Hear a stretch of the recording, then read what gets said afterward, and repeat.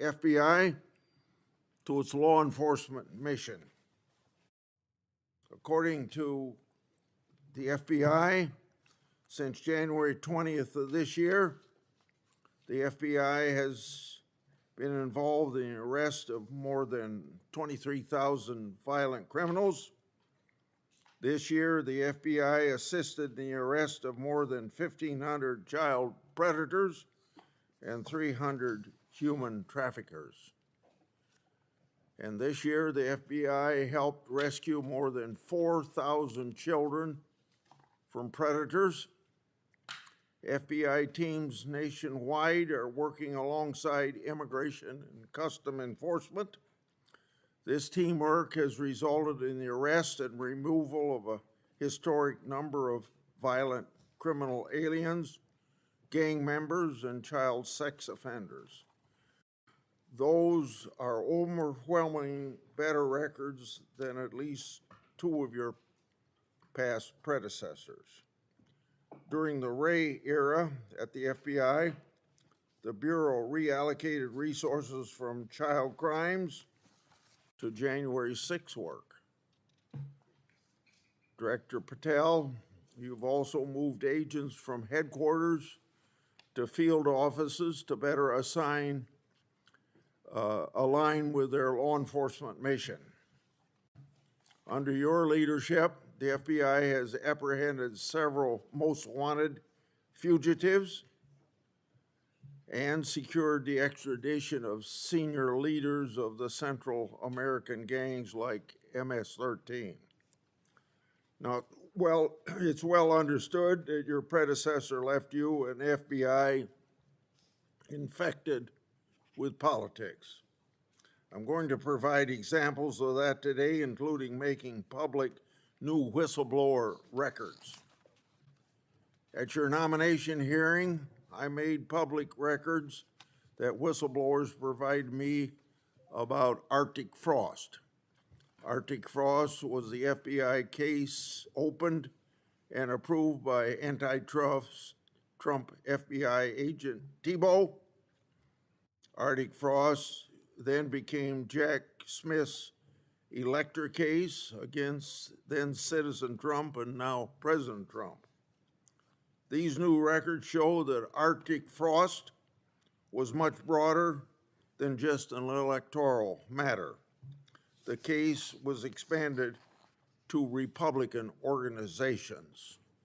Some examples of the group that Ray FBI sought to place under political investigation included the Republican National Committee, Republican Attorney General's Association, and various Trump political groups. In total, 92 Republican targets, including Republican groups and Republican-linked individuals, were placed under investigative scope of Arctic Frost. On that political list was one of Charlie Kirk's groups, Turning Point USA. In other words, Arctic Frost wasn't just a case to politically investigate Trump. It was the vehicle by which partisan FBI agents and Department of Justice prosecutors could achieve their partisan ends and improperly investigate the entire Republican political apparatus. So today, Senator Johnson and I are making these records public for the entire country to see, and I hope a lot of people are interested in seeing what government can do when various agencies have a political agenda. My investigative work has also exposed the political way in which Peter Navarro was investigated and prosecuted. When FBI agent Thibault found out that Biden's DOJ would prosecute Navarro, he said, "Wow, great." That's a quote, unquote. Through whistleblowers, I've obtained an audio recording of Special Agent Giordina and Special Agent Sebastian Gardner's delivery of a subpoena to Navarro. I'm making that audio public today. In a court document filed by the Department of Justice, Navarro's interaction with the FBI was unfairly described as, quote unquote, the word combative. That intervention with Navarro was just as the justification to later aggressively arrest him. Then we get to the Clinton Annex and the Durham Annex. The Clinton Annex showed that the Comey FBI had evidence necessary to complete the Clinton investigation, the one about her mishandling of emails and classified information, but the FBI never did its job because it never reviewed the evidence at that time. The Durham Annex showed that the Clinton campaign had a plan to falsely tie Trump to Russia, yet the Comey FBI failed to investigate that information. Instead, the Comey FBI used the discredited Clinton campaign-funded Steele dossier to advance crossfire hurricane against Trump. Director Patel, thanks in a large part to you, both annexes were finally declassified. That may be history, but it's history to make sure we don't repeat the history of the past. And the people ought to be concerned when the weaponization of government is used in this way, whether it's done by Republicans or Democrats. Last Congress, I made public an FBI document called 1023 form that alleged a bribery scheme with the Biden family. To date, the FBI has never answered Congress whether they investigated the text messages, the audio files, and the financial records referenced in that 1023. Whistleblowers have provided my office with 2 additional FBI 1023 documents. These documents memorialize statements from FBI sources. These 2 new 1023 documents are from separate FBI confidential human sources during different years. So in total, we now have 3 different FBI confidential human sources providing information about the Biden family and potential criminal conduct. Today, Senator Johnson and I are releasing these records. Let me say this for the partisan media, the people that are supposed to be policemen of our Republican form of government. We aren't saying the allegations are true. We want to know what the FBI did to fully investigate their veracity or lack thereof and what they concluded. Let's put this matter to rest one way or the other. Starting with my chairmanship, I've given one example after another of disgraceful partisan weaponization by federal law enforcement. Since the Trump administration took power, many FBI agents have been removed. The removal included agents and prosecutors who became partisan weapons that lost their way, and I've made records public to prove it. And many of my whistleblowers were aggressively retaliated against by some FBI agents who were subsequently fired. One FBI whistleblower publicly said of these terminations, quote, ensuring that they no longer work at the FBI isn't retribution, it's responsible leadership, end of quote. Which brings me to my final and favorite topic, whistleblowers. In August, 10 of my FBI whistleblowers secured compensation agreement because of your leadership. Director Patel. It included a mix of reinstatement to the FBI, reinstatement of security clearances, and monetary compensation. At the beginning of this month, another of my FBI whistleblowers got their job back. All told, across government agencies, almost 20 whistleblowers have received fixes to their retaliation. Today, you'll get a lot of grief from some members of this committee, but in the short amount of time you've been director, you've corrected whistleblower retaliation, increased transparency more than any other FBI director I've seen, whether that FBI director was appointed by Republicans or Democrats. And I've been around here more than anybody else on this committee. I yield to Senator Durbin. Thanks, Chairman Grassley, for holding this oversight hearing during a critical period in the history of the Federal Bureau of Investigation. During my 4 years as chair, I held 4 hearings with then FBI Director Wray. As a reminder to Republicans who claim the Biden administration weaponized the FBI, President Biden retained Director Wray, a lifelong Republican who was President Trump's nominee for the office. After his second election in an unprecedented move, President Trump forced out Director Wray and nominated Kash Patel, arguably the most partisan FBI director ever. Director Patel came to the FBI with a political mission, and he spelled it out in writing in detail.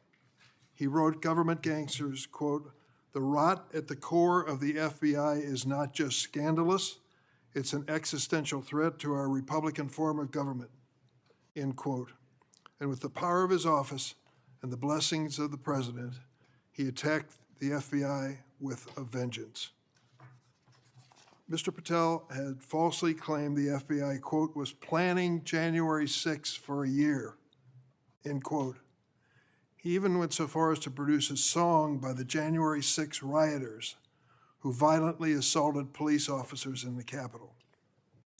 He compiled an enemies list of public servants he called government gangsters, like former FBI Director Mueller, whom Patel called, quote, an utter swamp creature.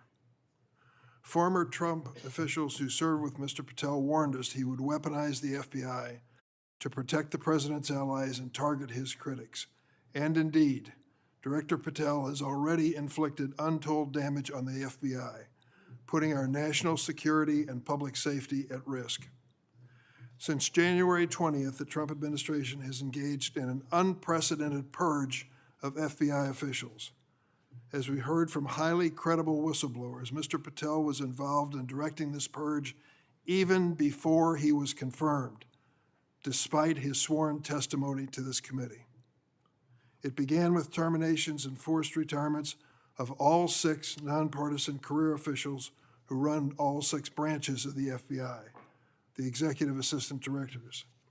Since then, at least 18 of the 53 special agents in charge of FBI field offices have been removed, along with many other senior officials. Individual agents have been targeted for termination simply due to the work that they were assigned, such as January 6th investigation.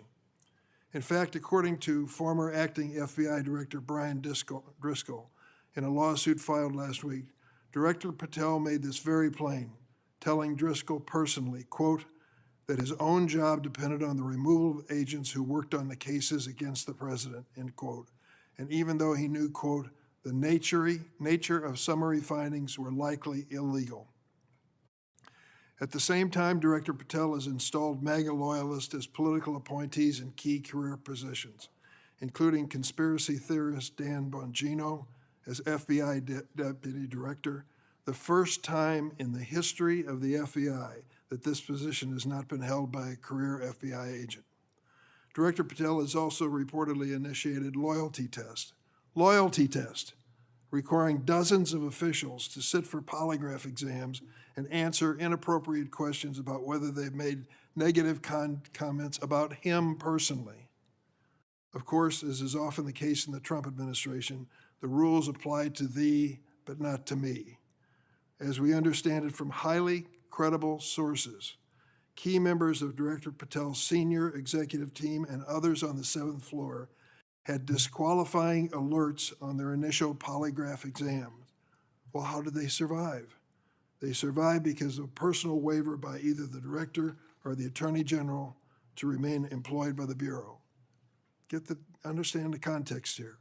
Political operatives in key positions, given the routine FBI polygraph exam, failed and had to receive waivers to continue their positions. They were lucky to keep their political appointments. They were. But the 5,000 career civil servants the director has so far forced out of the Bureau's ranks were not offered that same courtesy. 5,000. This mass exodus has created a disastrous brain drain, particularly in the fields of cybersecurity, counterterrorism, and counterintelligence. For example, my office has received information indicating that cuts to the Bureau's cyber division will cut personnel by half, despite the ever-increasing threats posed by adverse foreign actors.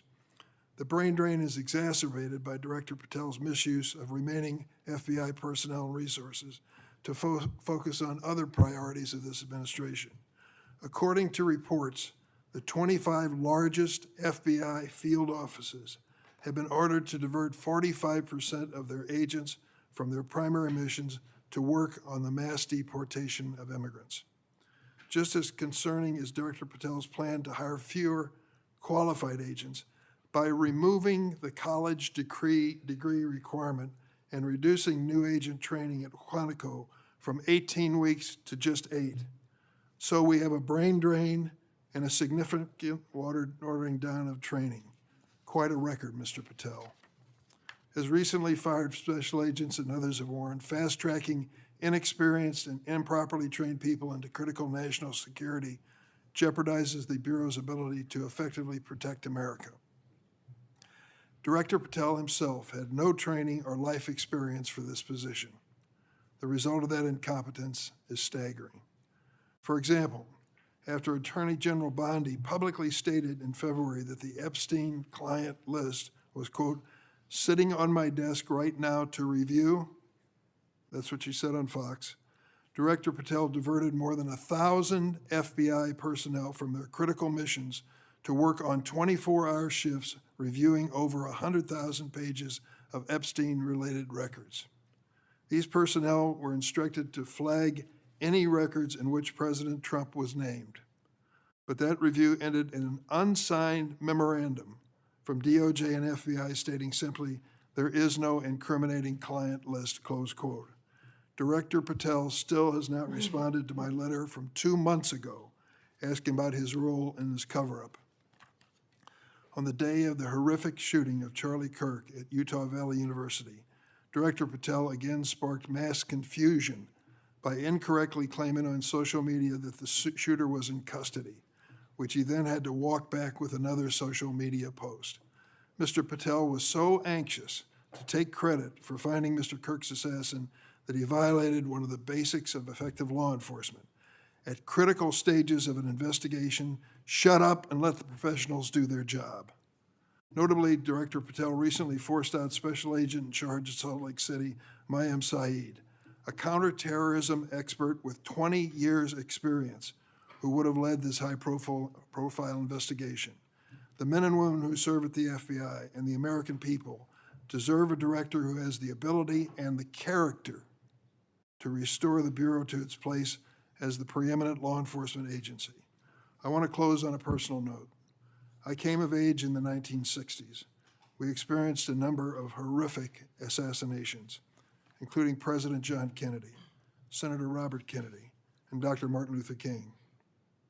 We are going through a similar period of division and political violence. All of us in public life, on both sides of the aisle, have a responsibility to bring down the temperature and to work to unite the American people. Let's be clear, Republicans are not Nazis and Democrats are not evil, as Mr. Patel has claimed. Democrats are not responsible for the murder of Charlie Kirk, and Republicans were not responsible for the murder of Melissa Hortman. Our political opponents are not our enemies. We are all Americans, and we should be working together to keep the American people safe and protect their constitutional rights.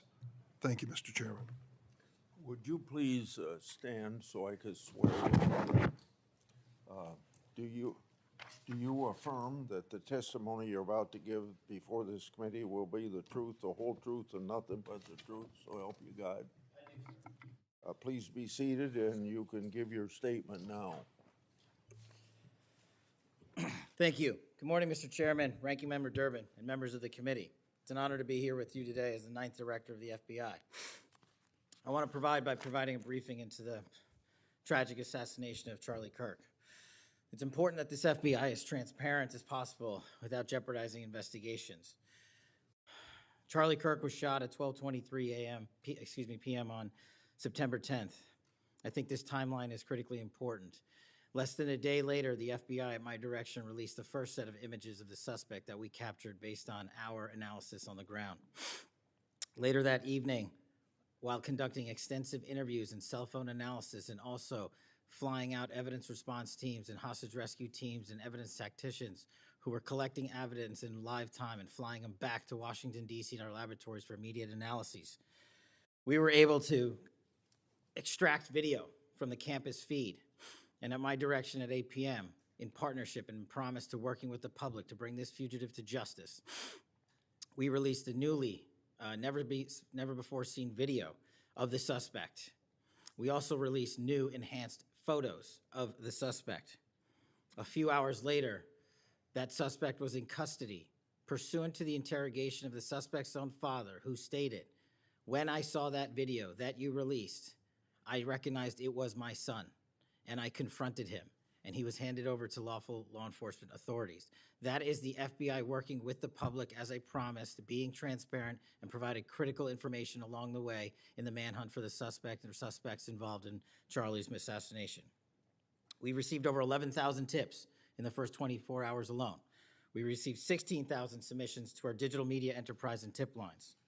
That is a large number of material to go through. I want to thank President Trump and the Attorney General, Pam Bondi, for their unwavering support and commitment resources to this and all investigations. I also want to especially thank our colleagues in Utah, the Governor's Office, DPS, and the sheriffs out there. State and local law enforcement partnership has been a cornerstone since I took over at the FBI, and it was no different here. And our teams in Salt Lake City, our SACs out there across the country, our lab technicians in Quantico who raced to complete the evidence analysis so the public could have the answers they need. These people worked through the night without sleep for days on end. They are to be commended. They are not to be attacked. And many, many, many more people I don't have time to thank here today. But I do want to thank the American people especially. The mission of the FBI is for them and with them and by, with, and through them. And it's that mission and that ethos that I brought to this investigation and so many others, and that's why that suspect is in custody. We cannot do our job without the American public and credible reporting in the media, and that's why Tyler Robinson is in custody today, about to face charges. The last time I appeared before this committee was in January for my confirmation hearing. I told you then that if I were confirmed, I would provide and do everything I can to provide a safe and secure America. I promise to provide the courageous men and women of the FBI the tools and resources they need to crush violent crime and defend the homeland. I pledge myself to commit to full transparency, oversight, and accountability so we could restore the public's trust in the FBI. And that's exactly what I've done. Under this administration, the FBI has arrested more than 23,000 violent criminals. That's more than twice for the same time period from last year alone. 23,000, more than twice from the same time period last year. We've taken over 6,000 illegal firearms off the streets. That number is an exponential increase. We've identified and located more than 4,700 child victims. More than 4,700 child victims have been found by this FBI. That is a 35% increase from the same time period last year. 1,500 child predators have been arrested. That's a 5% increase from the same time last year. 300 human traffickers have been arrested. That's a 10% increase from the same time last year. Over 350 members of Tren de Aragua, foreign terrorist organization, have been arrested, and we have 42 ongoing cases. That is a 250% increase from the same time last year. Those are just some of the things the FBI is doing differently and better because we are leading the mission to crush violent crime and defend the homeland. We have also captured four top 10 fugitives from the FBI's top 10 most wanted list. To put that in perspective, that's the same amount I've captured in 7 months than my predecessor did during the entirety of the Biden administration. Those are real results, and the credit is to the men and women at the FBI. We've been able to achieve these results because the FBI recognizes violent crime doesn't just happen in Washington, D.C. That's why one of my first decisions as a director was to get the people, the Bureau's professional staff, out to the field. And we've done that with great speed. And every single one of your districts and states has received a plus-up of FBI personnel, agents, and special operators to the tune of almost 1,000. We did that because crime had unexpectedly and unacceptably exploded across the country. In fact, one of the stats that the American people should thank the FBI the most for is we are on track to have the lowest murder rate in modern American history. The lowest murder rate by double-digit percentages. A major factor in the drop of this violent crime is the FBI's flagship Operation Summer Heat. We use this initiative at the direction of the President and the Attorney General, surging resources to our major and mid-major cities across America, conducting intelligence-based operations to target the worst of the worst, to target the gangs, to target the transnational organizations, to target the TCOs, and to target the drug trafficking cartels. And we have taken them out city by city. There's a lot of work left to be done, but we're off to a great start. Just ask the citizens of Seattle, Miami, Memphis, Charlotte, Chicago, and so many more places. Specifically in New Orleans and Nashville alone, there has been an increase in the number of violent crime arrests by an average of 250% for each of those cities. And there has been a drastic reduction in crime across the board in mid-major cities across this country, thanks to the men and women of the FBI. How are we doing that? We are attacking the drug epidemic. We've seized nearly 1,000 kilograms of meth and cocaine off the streets of America. We've taken over 1,600 kilograms of fentanyl off the streets.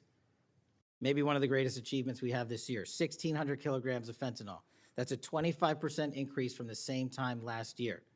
To put things in perspective, that's enough fentanyl to kill a third of the American populace, 115 million Americans.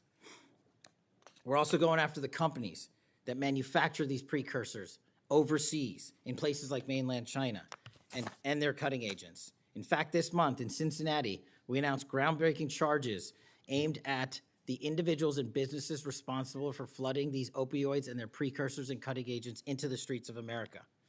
And for the first time that I can remember, we are charging these businesses and enterprises, not just in America, but in mainland China, and seizing their operational necessity to have money by seizing their cryptocurrency wallets.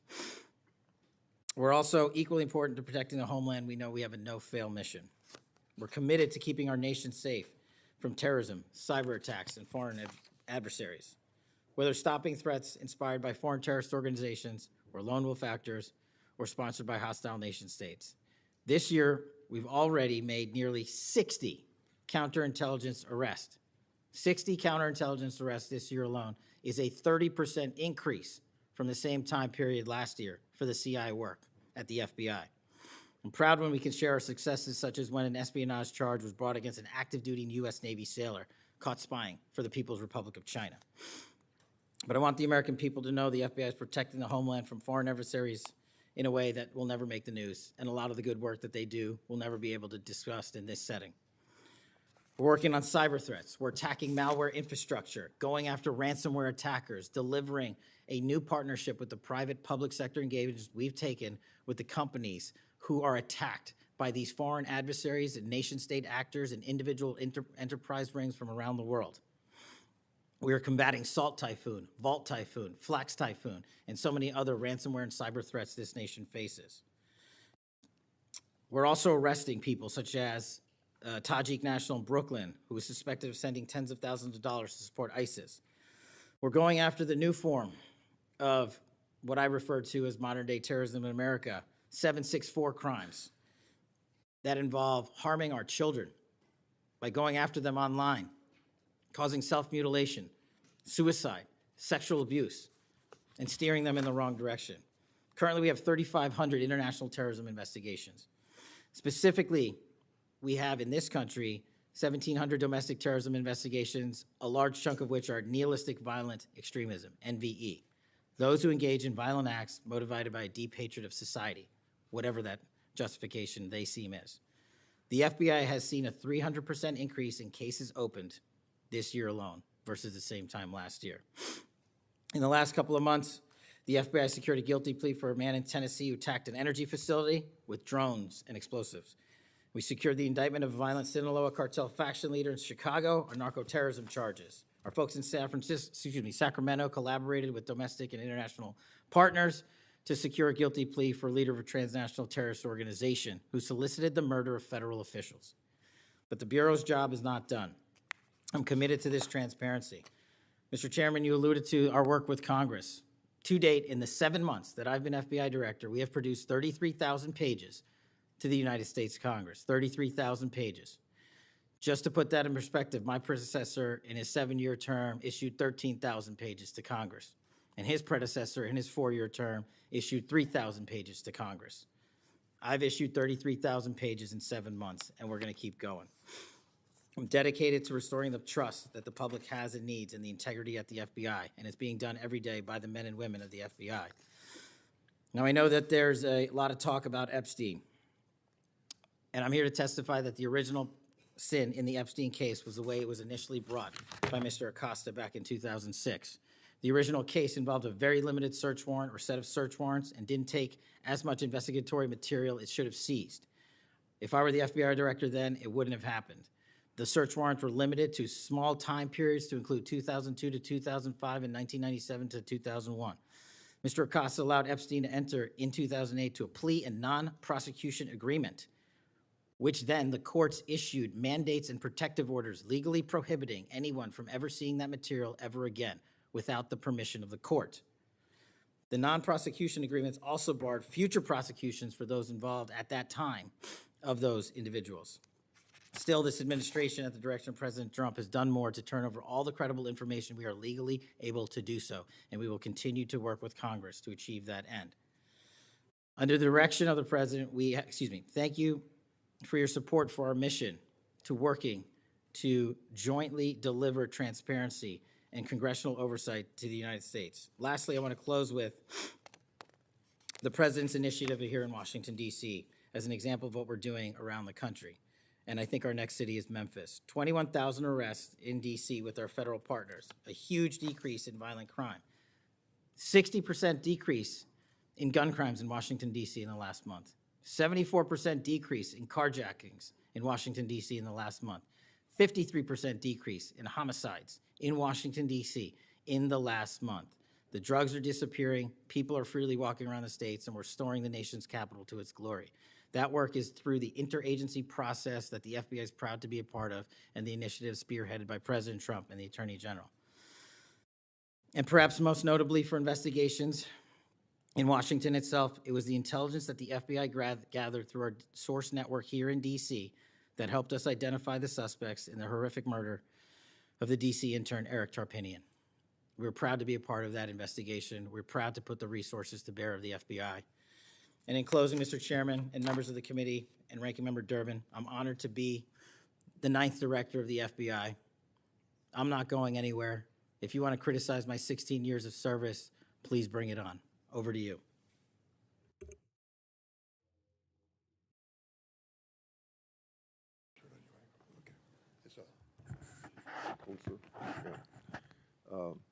I've observed when whether it's Republican or Democrats want a yes or no answer, that the witness and the senators talking over each other. So I thought what I'd do this time, rather than have that happen, if there's something you don't get a chance to answer because of the demeanor of a Republican or Democrat senator, before we, when we get done with that questioner, I'd give you a chance to fill in if there's something you didn't get a chance to say. Since 2019, I've sought greater transparency about Jeffrey Epstein and the government handling of the matter. I've continued to investigate during this Congress. Director Patel, was Jeffrey Epstein an intelligence asset for the United States government or the foreign government? And if so, which agencies or governments? Mr. Chairman, I can only speak to the FBI as the director of the FBI, and Mr. Epstein was not a source for the FBI. Okay. Would you commit to providing my office with all classified, non-classified records relating to the Epstein matter? I will commit to providing all records I'm legally permitted to do so under the court orders.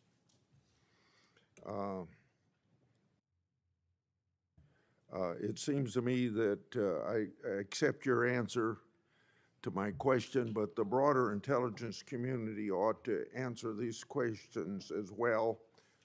Victims deserve an answer. Regarding the initial FBI 1023 document that I made public last Congress, that document mentioned 1, text messages, 2, audio recordings, and 3, financial records that allegedly proved a bribery scheme with the Biden family and foreign interests. Regarding those records, did the Ray FBI make any effort to determine whether they existed? Did the Ray FBI make any effort to obtain those records? Not to my knowledge, Mr. Chairman. Since this matter hasn't been fully investigated, the FBI has an obligation to the public to do exactly that and figure out why it wasn't investigated. Next question. I've done a lot of oversight relating to sexual misconduct by the FBI agents. In fact, I believe this is something I discussed with Ray, one of his appearances before this committee. According to the FBI Inspection Division, it opened nearly 300 investigations based on sexual misconduct referrals between 2017 and 2024. According to whistleblowers, the Biden-Ray FBI totally dropped the ball on this question. One credible accusation of sexual misconduct is too many, of course. Are you committed to reviewing the Bureau's policies to ensure responsible responses to credible allegations of misconduct, that they're swift and adequately protect victims? Yes, Mr. Chairman. Relating to a similar subject, during child crimes and sexual misconduct related investigations, are any private sector companies less than cooperative with you? What improvements in information sharing need to be made to catch those criminals? Mr. Chairman, we can always do better with our private sector companies. I've reached out to the leaders of most of them, asking them to provide more material so that we can be responsive and take legal action and protect the youth of this country. I'm happy to discuss, possible legislation that we can do to allow for these companies to continue. Yeah. Say maybe 1 inch up on the microphone. Sorry. I think you're close enough, but I think it's just a little bit lower. When you raise your head, it's difficult to hear. Director Patel, since 2021, I've raised concerns about the Biden administration failure to properly vet Afghan evacuees.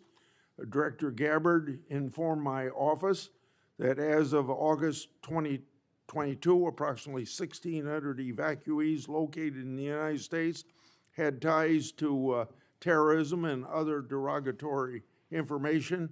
That's why I and many others have opposed bills giving blanket approval. Are you aware of what steps your predecessor took to investigate these evacuees? And what steps have you taken to investigate them? And what, if any, national security concerns still exist?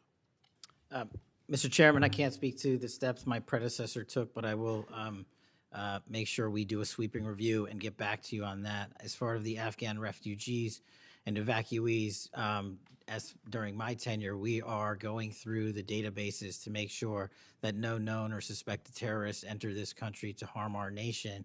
And also, as my resolve as FBI director, one of the first acts we undertook was a manhunt of one of the Abbey Gate bombers and leaders in that crime spree that killed 13 brave Americans. And within 2 weeks, we caught one of the leaders of the Abbey Gate bomber and brought him to justice here in 2 weeks from Pakistan. And so my commitment to you on Afghanistan in all matters is complete and without border. Through my and other investigations, we found that the Biden administration lost thousands of undocumented children. We never heard a peep from senators wanting to help find them, even after I invited them to do so. In September 2025, the Trump Health and Human Services announced the creation of an interagency crime coordinator cell to find these and other missing children. That interagency group reportedly includes your agency.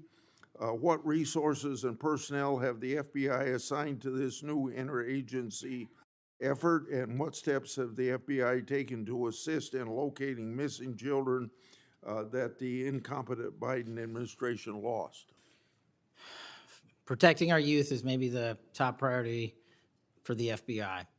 As it specifically relates to your question, Mr. Chairman, as I stated, we've surged resources not just to this cell, but across the nation to our FBI's field office to locate children who have been trafficked, who have been victims of sexual abuse. And we have located 4,700 children in the 7 months since I've been FBI director. And that is a 35% increase from the same time period last year. And we're not stopping, and we're committed to doing that work on our tribal lands as well. And we are finding victims of child trafficking and child abuse every county and every district, and we're not going to stop. Okay.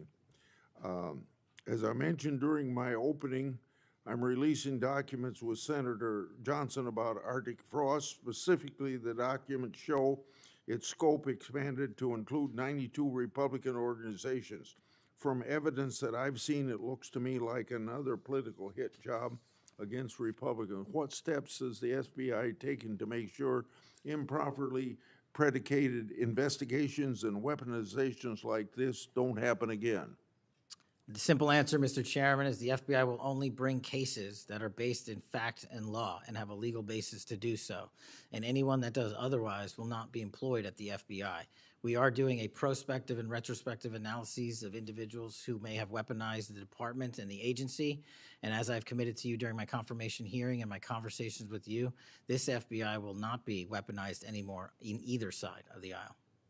In June of this year, I raised concerns about the FBI's use of restricted access and prohibited access systems.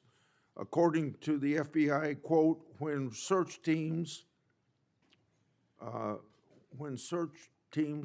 that exist in a prohibited access status cases are searched in Sentinel, the particular search will receive a false negative Sentinel search response, end of quote. Clearly, this is not only affects FBI agents, it impacts congressional requests and court cases, and the Biden administration used it to thwart oversight. How are you ensuring that restricted access and prohibited access files are produced to Congress during court cases? And have you identified any Biden family records in restricted and prohibited status? As I've committed to you with my transparency initiative, whether it's restrictive or prohibited, every single thing we can legally provide to Congress, we will. We've also restructured how these restrictive and prohibited cases are labeled and provided access to more people in the chain of command so that more people have knowledge of what these restricted and prohibited cases are, including myself and the deputy.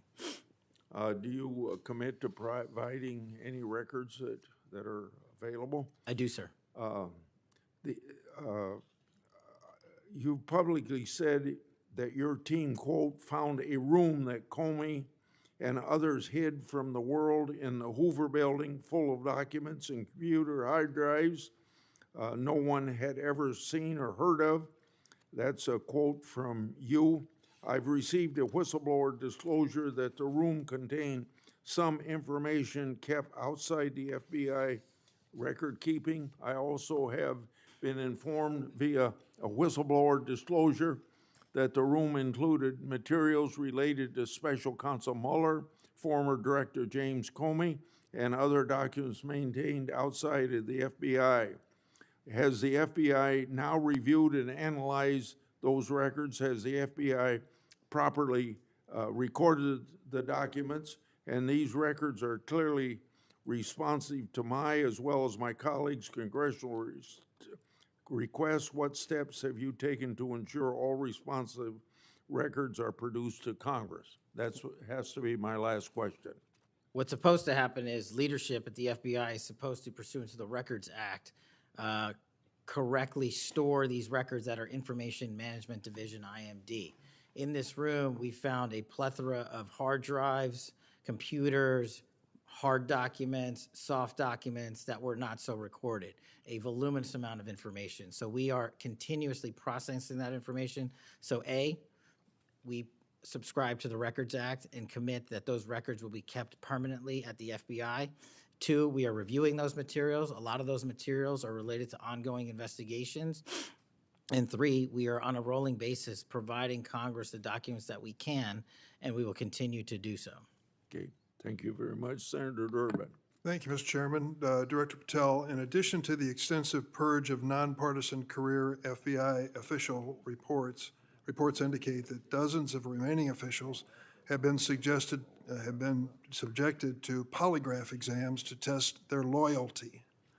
My understanding is that approximately 40 officials have been asked to sit for a polygraph during your administration, and several have been asked whether they have ever made negative comments about you. Director Patel, FBI agents pledge their loyalty to the Constitution of the United States, not you personally. What is the basis for requiring polygraph exams of your workforce and asking them if they've made negative comments about you? I don't know what reports you're referring to, Ranking Member, and I reject any reporting that has false information in it, so I'm not going to respond to that. As far as polygraphs go, generally they are always and always have been utilized at the FBI to track down those that leak sensitive information and have unauthorized disclosures to the media, and we will continue to use them to ensure the integrity of the FBI. Did any individual on your senior executive team, the director's advisory team, or who serve in the positions on the 7th floor receive disqualifying alerts on their polygraphs? Senator, I'm not going to get into the personnel discussions that were had on a polygraph. Those are private discussions, and many of them relate to ongoing investigations. Did you or Attorney General Bondi provide any individual with a waiver so they could remain employed after they received disqualifying alerts on their polygraphs? I'll have to get back to you. You don't remember that? No, sir. My priority is protecting the American public, not getting into the weeds of polygraphs. And to have a decent memory when you come before a committee. I'm happy to talk about all the good work the men and women of the FBI are doing, including provided the lowest crime rate in American history. If you want to talk about how to protect the citizens, Chicago has seen a 30% reduction in its murder rate because of the men and women of the FBI. You take credit for that? I'll happily do that. You The take credit? interagency partners and the men and women of the Chicago PD have never been more Include powerful. local law enforcement, please. Have you ever seen my testimony across this country where I always lead with our interagency partnerships with state and local law enforcement? It is the pillar of what I am doing. And on the 7th floor, for the first time in FBI history, I have installed police officers and sheriffs right on my 7th floor to report to us every day what's going around the country on the street level, because that is a priority of the FBI and is the only way we are going to work. I don't take credit for anything, but I will defend the men and women of the FBI and the cops that help us get it done. You should. Director Patel, to your knowledge, did a whistleblower ever make a disclosure to Attorney General Bondi indicating that the New York field office was withholding Epstein-related records? I'm not familiar with that whistleblower. You know that there was such a whistleblower? I'm not familiar with that whistleblower. In response to the blowback she received, Attorney General Bondi also pushed the FBI to review approximately 100,000 Epstein-related records on an arbitrarily short deadline in March, and the FBI was directed to flag any documents that mentioned President Trump. Nothing came of that review until July, when DOJ and FBI released an unsigned memorandum stating there is no incriminating client list. Why was this July 7th memorandum unsigned? Would you prefer I've used AutoPen? Why was it The unsigned? memorandum had the insignia of the Department of Justice and the Federal Bureau of Investigation, And in our effort to secure transparency for the American people, because the 3 prior administrations had not done so, we conducted an exhaustive search of everything related to the Epstein cases, and we produced what was legally and permissibly able to be produced to Congress and the American public. So And did there's you a congressional did you- subpoena, and we're continuing to do so. Personally direct that investigation so that you would sign such a, Did I personally direct what investigation? of the Epstein records for any reference to President Trump? Again, you are citing reporting that I think is baseless. We conducted an investigation of the Epstein case files pursuant to the direction of the President of the administration to provide all credible information, and we are working with Congress pursuant to a congressional subpoena to turn over all the documents we can. All individuals. Who were at cited. DOJ and FBI was responsible for its drafting and conclusions? Many individuals at the Department of Justice and the FBI are There was responsible. no lead person? The Attorney General leads the Department of Justice, and I lead the FBI. So the Attorney General is responsible for that? The Attorney General leads the Department of Justice. Director Patel, much like you, Deputy Director Dan Bongino was a conspiracy theorist who built a lucrative career making inflammatory and unsubstantiated statements about the FBI that would be disqualifying in any administration that cared about nonpartisan law enforcement. For instance, Mr. Bongino called the placement of pipe bombs outside the DNC and RNC headquarters on January 6, quote, an inside job, and went on to say this was a setup. I have zero doubt, and whoever goes into the FBI, you better get an answer about why. Director Patel, you and Deputy Director Bongino are now leading the FBI. What is the evidence to suggest the pipe bombs placed outside of the DNC and RNC on January 6 were an inside job? I appreciate the opportunity to discuss Director Bongino's mind record. So many on this committee and the media jettison our 31 years of public service Can prior you to answer taking. the question, sir? I'm answering the question. You're questioning the integrity of the Deputy Director of the Asking FBI you and if mine. you found And any I'm going to evidence. answer the question. I'm The pipe asking- bomb investigation is ongoing, and I'm not going to discuss the Ongoing? details of the pipe bomb investigation. Mr. Bongino was a Secret Service agent for 15 years, a police officer for 5. I served this country in multiple administrations for 16 years. We were also private citizens, and we are now back in government service. And what we have the ability to do is set aside our personal beliefs to deliver the mission of justice for this country, and we're doing it day in and day out. And I find it disgusting that everyone and anyone would jettison our 31 years of combined experience that is now at the helm of the FBI, delivering historic results at historic speeds for the American people. So you have no evidence? I got a lot of evidence, and I'll give it to you when I can. Yeah, I'm looking forward to it. There's a New York Times story this morning about Chris Meyer. As I understand it, he was your personal pilot, at least for some period of time. Mr. Meyer has quite a record himself. Flew over 350 hours as an Air Force pilot on 3 aircraft types in Afghanistan. Mr. Jardina, another former FBI agent, a 1999 graduate of U.S. Naval Academy, commanded 100 Marines in combat during the 2003 invasion of Iraq, participated in several firefights, followed up with 2011 deployment as reservist to Afghanistan, where he interrogated senior Taliban officials. It appears that you terminated these 2 agents. Why? I'm not going to get into personnel decisions that we made. So you're not accountable for your decisions to take people who served our country so admirably and terminate them without any cause? That's a one-sided story. Anyone that has Well, been then terminated from so the tell FBI, your generally side of speaking, the story. fail to meet the needs of the FBI and uphold their constitutional duties. And you providing a one-sided story from your perch is absolutely disgraceful, because the men and women of the FBI deserve better. And your attack on the current leadership of the men and women of the FBI is equally disgraceful, because now you're attacking the leaders that are our brave SACs in the Let me tell you field what's who are disgraceful. doing the job that this Disgraceful. country needs. It's And we disgraceful. will continue to do it. Excuse me, it's disgraceful when Mr. Meyer and Mr. Jardina, who served our country so well, are terminated apparently because of the rants of a broadcaster. That is all your it- opinion. It is not a fact. Well, it's certainly my opinion. I can back up with fact. Let me ask you to explain the situation in Baltimore, if you will. Did you read the story about the termination of the project in Baltimore? Which story? 764 Group? Sorry. Which story? 764 Group, the Baltimore agents were investigating. Are you familiar with that? No, sir. Well, I'm not going to go into detail. It would take too long to do it. but apparently that this group, 764, a nihilistic, violent extremist group, seeks to blackmail children to perform vile acts on a camera under investigation by Baltimore, which was terminated by you. I'd like you to respond in writing, if you will, as to the circumstances of that termination. Sure. Our operations against NVEs, as you're referring to, has been historically high, and we've taken down multiple NVE rings, including 764 rings, who are harming children and causing them to be mutilated and Last commit question, suicide. can you explain why you are eliminating the requirements for a college degree for your agents? I appreciate the opportunity to address that. You said in your opening statement, we are reducing the training requirements at Quantico. We are not, we are expanding them. You are referring to an 1811 crossover program because I believe the men and women of places like the DEA, the ATF, and the Marshal Service and the Secret Service who want to work at the FBI should deserve that opportunity in a shortened bridge program, which we provided. We are also keeping the 18-week BFTC as is traditionally being held at the FBI. So we're not reducing any requirements. We are increasing those that we bring into the FBI. Did you change any of the requirements on college degrees? We are allowing police officers who have served for a number of years to come into the FBI who did not obtain the requisite college degree to apply to be federal agents because we feel they have the street level experience we need to conduct this mission. I yield, Mr. Chairman.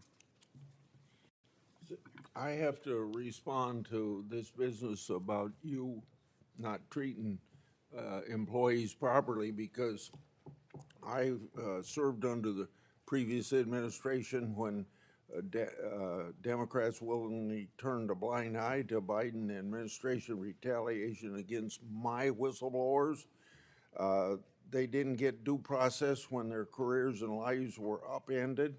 I'm talking about people like Dina Perkins, Jeffrey Veltri, Timothy Dunnan were removed from their positions. Several whistleblowers were reported that they targeted FBI employees for their political beliefs by suspending and revoking security clearances. One FBI whistleblower said that Perkins, Vetri, Dunnan, and other FBI leaderships were, quote, responsible for what happened to me and my family. Ensuring that they no longer work at the FBI isn't retribution, it's responsible leadership. Another whistleblower that is a registered Democrat said they spoke out against abuses in security clearances processes committed by FBI senior leaders, particularly Veltri and Perkins. Then Perkins and Dunnan suspended their security clearances and put them in unpaid leave. I'm going to put some more examples like this in the record so I don't take up a lot of time for my colleagues. Senator Graham. Thanks, Senator Graham. Welcome to the committee. The numbers sort of speak for themselves. You've done a lot in a small period of time. So all those folks out there making this happen, thank them for me. Well, sir. As to how to be an FBI agent, you've made a decision that local law enforcement folks, people who have served in law enforcement without a college degree are able to apply now. Is that correct? Yes, sir. Makes sense to me. So experience out in the field might be as valuable as a college degree, believe it or not. Venezuela. We're blowing boats out of the water in the Caribbean because they're connected to international narco-terrorist groups. Is that correct? Yes, that mission is being led by the Department of Defense, sir. Okay. What legal authority do we have to do that? Sir, I would defer the questions on legal authority to the Attorney General and the department. Fair enough. Do you believe that Maduro runs a narco-terrorism state in Venezuela based on? I believe based on the intelligence and prosecutions and investigations we are currently running, a large portion of the cocaine that exits out of South America, its origination point is in Venezuela, and using transshipment points through Haiti, they're using the navigable waterways in the Caribbean to the end state delivery, which is the United States of America, and we will hunt down every single one of those narco traffickers with the authorities. There's some actual indictments of Maduro as an individual for being involved in that. Is that correct? Senator, I think you're referring to the DEA indictment on that one. Right. So I guess the point is, would it be fair to say that Venezuela is a good candidate to be labeled as a state sponsor of terrorism under U.S. law? Senator, from my perch, we will provide the intelligence necessary for anyone who meets the threshold to be a state sponsor of terrorism, and this administration has I expanded think it. they are, so we'll be going down that road. China, on a scale of 1 to 10, 1 being nothing, 10 being great, how is China helping with the fentanyl problem here in the United States? Under this administration, we have taken, as I highlighted the Cincinnati case, the precursors are the problem. The fentanyl is the end state that kills American Well, citizens. the precursors are made in China, right? They're made in China. And so for the first time in a decade, I had a call with my counterpart in the MPS, the Ministry of Public Services, to attack the precursor chemical companies and have those chemicals Is it labeled. too early to rate the success? We have indicted multiple businesses in China. We've also cut off the transshipment points of those precursors. They switched. Once we got on their track about their delivery routes to the Mexican drug cartels directly, they started going to India. We called the Indian authorities, and they shut down those transshipment points. So we're continuing to work with our So partners China overseas. is helping, would you say? They are starting to help, and we are hoping, under this administration's leadership, we can get more of Let their me help. know, in the coming months if that continues, because if they are helping, that's a good thing. Yes, I think sir. we need to celebrate the breakthrough. If they're not, that would be a bad thing. So after the assassination of Charlie Kirk, there seems to be one refrain from everybody, and that's about the effect of social media. Do you believe that social media is one of the instruments radicalizing America and inciting violence? Well, it's not, my belief is based on the data, and the data shows that social media is wildly out of control when it comes to You're radicalizing. dead right. So what did you just say? This guy's the FBI director. He says that social media is wildly out of control. Now, free speech, we all agree with that, but you can't yell fire in the theater, right? Yes, sir. Free speech doesn't allow you to go online and groom a child for sexual. No, it does not. Okay, free speech doesn't allow you to go on the internet and basically incite somebody to kill another person, right? Absolutely not. So if it's illegal offline, it should be illegal online, agreed? Whatever the law is. Yes, sir. We Just had because you're online doesn't give you a get out of jail free card. no, sir. So if a parent is worried about a child being bullied on a website, what rights do they have under U.S. law? We have to balance the rights, as you said, Senator, of free speech versus those that encroach Is there upon any violence. law that can shut down one of these sites for bullying children or allowing sexual predators on the site? We are able to attack certain sites on the dark web. When it comes to the open internet infrastructure system, we have to reach a threshold to attack a company's position that only subscribes to violence. Can the parents sue that company? They can. They can? They can sue not the social media companies. That's what I'm talking They about. can sue the companies. No, I'm talking about the social media company that gives lives to this behavior. No, you're referring to Section 230, sir. Would you advocate a sunsetting of Section 230 to bring more liability to the companies who send this stuff out? I've advocated for that for years. All right, we need to do this, folks. These companies are taking content that it makes you sick, that could get you killed, get you poisoned, and there's nothing we can do about it under our law. A person can do about it because of Section 230. So if your child is being sexually groomed online or bullied online, and you go to the social media company and ask them to take it down, they refuse, you have like zero rights. How many images of sexually exploited children are purveyed every year on social media sites? The number is astronomical, and Senator, if I can just add one step to that analysis. Please. It's not just what's on social media that is quote-unquote real. It's the introduction of artificial intelligence and Right. generative AI that is creating even more child sexually abuse material and even more sexually violent acts online and mimicking people. Would you say that the way social media is structured today, really no accountability, 36 million images in 2023 of sexually exploited children, that this is a public health hazard? It is. Would you say that it's a mental health problem, particularly for younger people? It absolutely is. Do you agree that some of these sites are designed to be addictive? I think not only are some of these sites designed to be addictive, unfortunately, the reality is some of these sites are designed to generate income. And many people are generating income based on this illegal trade. Do you think it's now time for America to deal with this problem? I'm all in, I have been all in, and I'm happy to work with Congress to do so. Well, I tell you what, having the FBI director all in is great news for me, and I hope the committee will respond and that we'll be all in, trying to fix a problem that I think is doing a lot of damage to our country. When it comes to John Bolton, was there new evidence involved in the raid on his home? Sir, that investigation is very much ongoing. As you know, there was a raid of his house pursuant to a legal Was there a search warrant obtained to go in? Absolutely, sir. Okay. All right. We're looking to have that search warrant unsealed Okay. at the Yeah, appropriate I time. think that would be good, quite frankly. In December 2023, Director Wray said he sees blinking lights everywhere regarding to foreign terrorist threats against our homeland.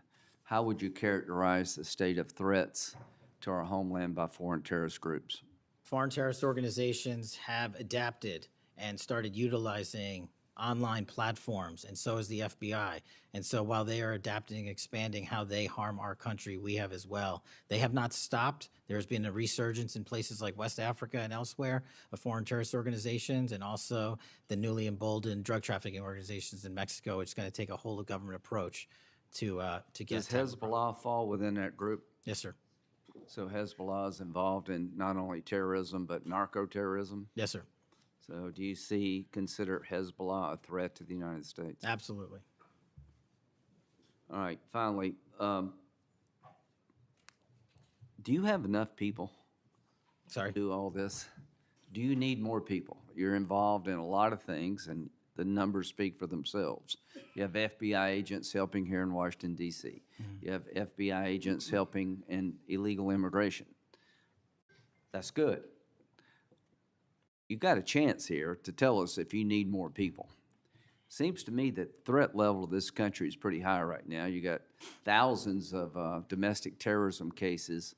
How many are being investigated? I think 3,500 off the top of my head. 3,500, okay. Anyway, it seems your plate's pretty full. I would urge you to get with your people, and if you think you need more people, now's the time to do it. It would be a shame to miss an opportunity to plus up the FBI if the threats justified it. Will you look? I will look, sir. Okay, but are you comfortable you have enough people right now? Right now, I'm comfortable with the reallocation of agents and personnel outside of Washington, D.C. and plussing up states like South Carolina in double-digit numbers, and I'll get back with my team on this one. Thank you for your service. Senator Whitehouse. Boy, is my timing good. It is very good. Director Patel, welcome. Thank you, sir. When you were here for your confirmation, we talked about your so-called enemies list. It appears to me that there have been adverse actions of various kinds taken against about 20 of the 60 people on your enemies list. You've been in office for 7 months. At that rate, you've got 14 months until you've hit all 60. Can you explain that? Again, that is an entirely inaccurate presupposition. I do not have an enemies list. You can continue to characterize it as you wish. The only actions we take, generally speaking, for personnel at the FBI are ones based on merit and qualification and your ability to uphold your constitutional duty. You fall short, you don't work there anymore. Well, there was a list. You don't like it to be called an enemies list, and it had about 60 names, and about 20 have had an adverse action. So those are, I think, pretty clear facts. Let me move on to your grand jury testimony, which we also talked about when you were here. I think you indicated that you understood that a witness in the grand jury is free to discuss afterwards whatever they told the grand jury. And you then went on to suggest, saying, I can't go into court orders granted by the DC District chief judge, and you want me to violate a court order. In those remarks, you fairly plainly suggested that there was a court order of some kind that somehow restricted or limited your ability to discuss your own testimony to that grand jury.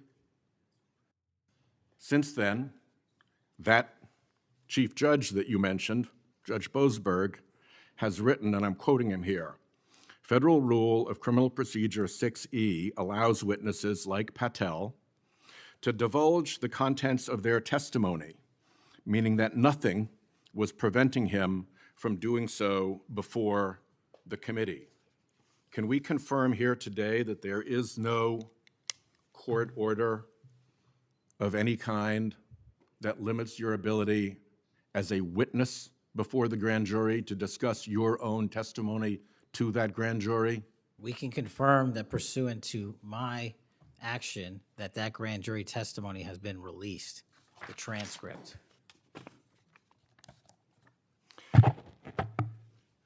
Let's, in what forum was it released, may I ask? Publicly. Okay, we'll check on that.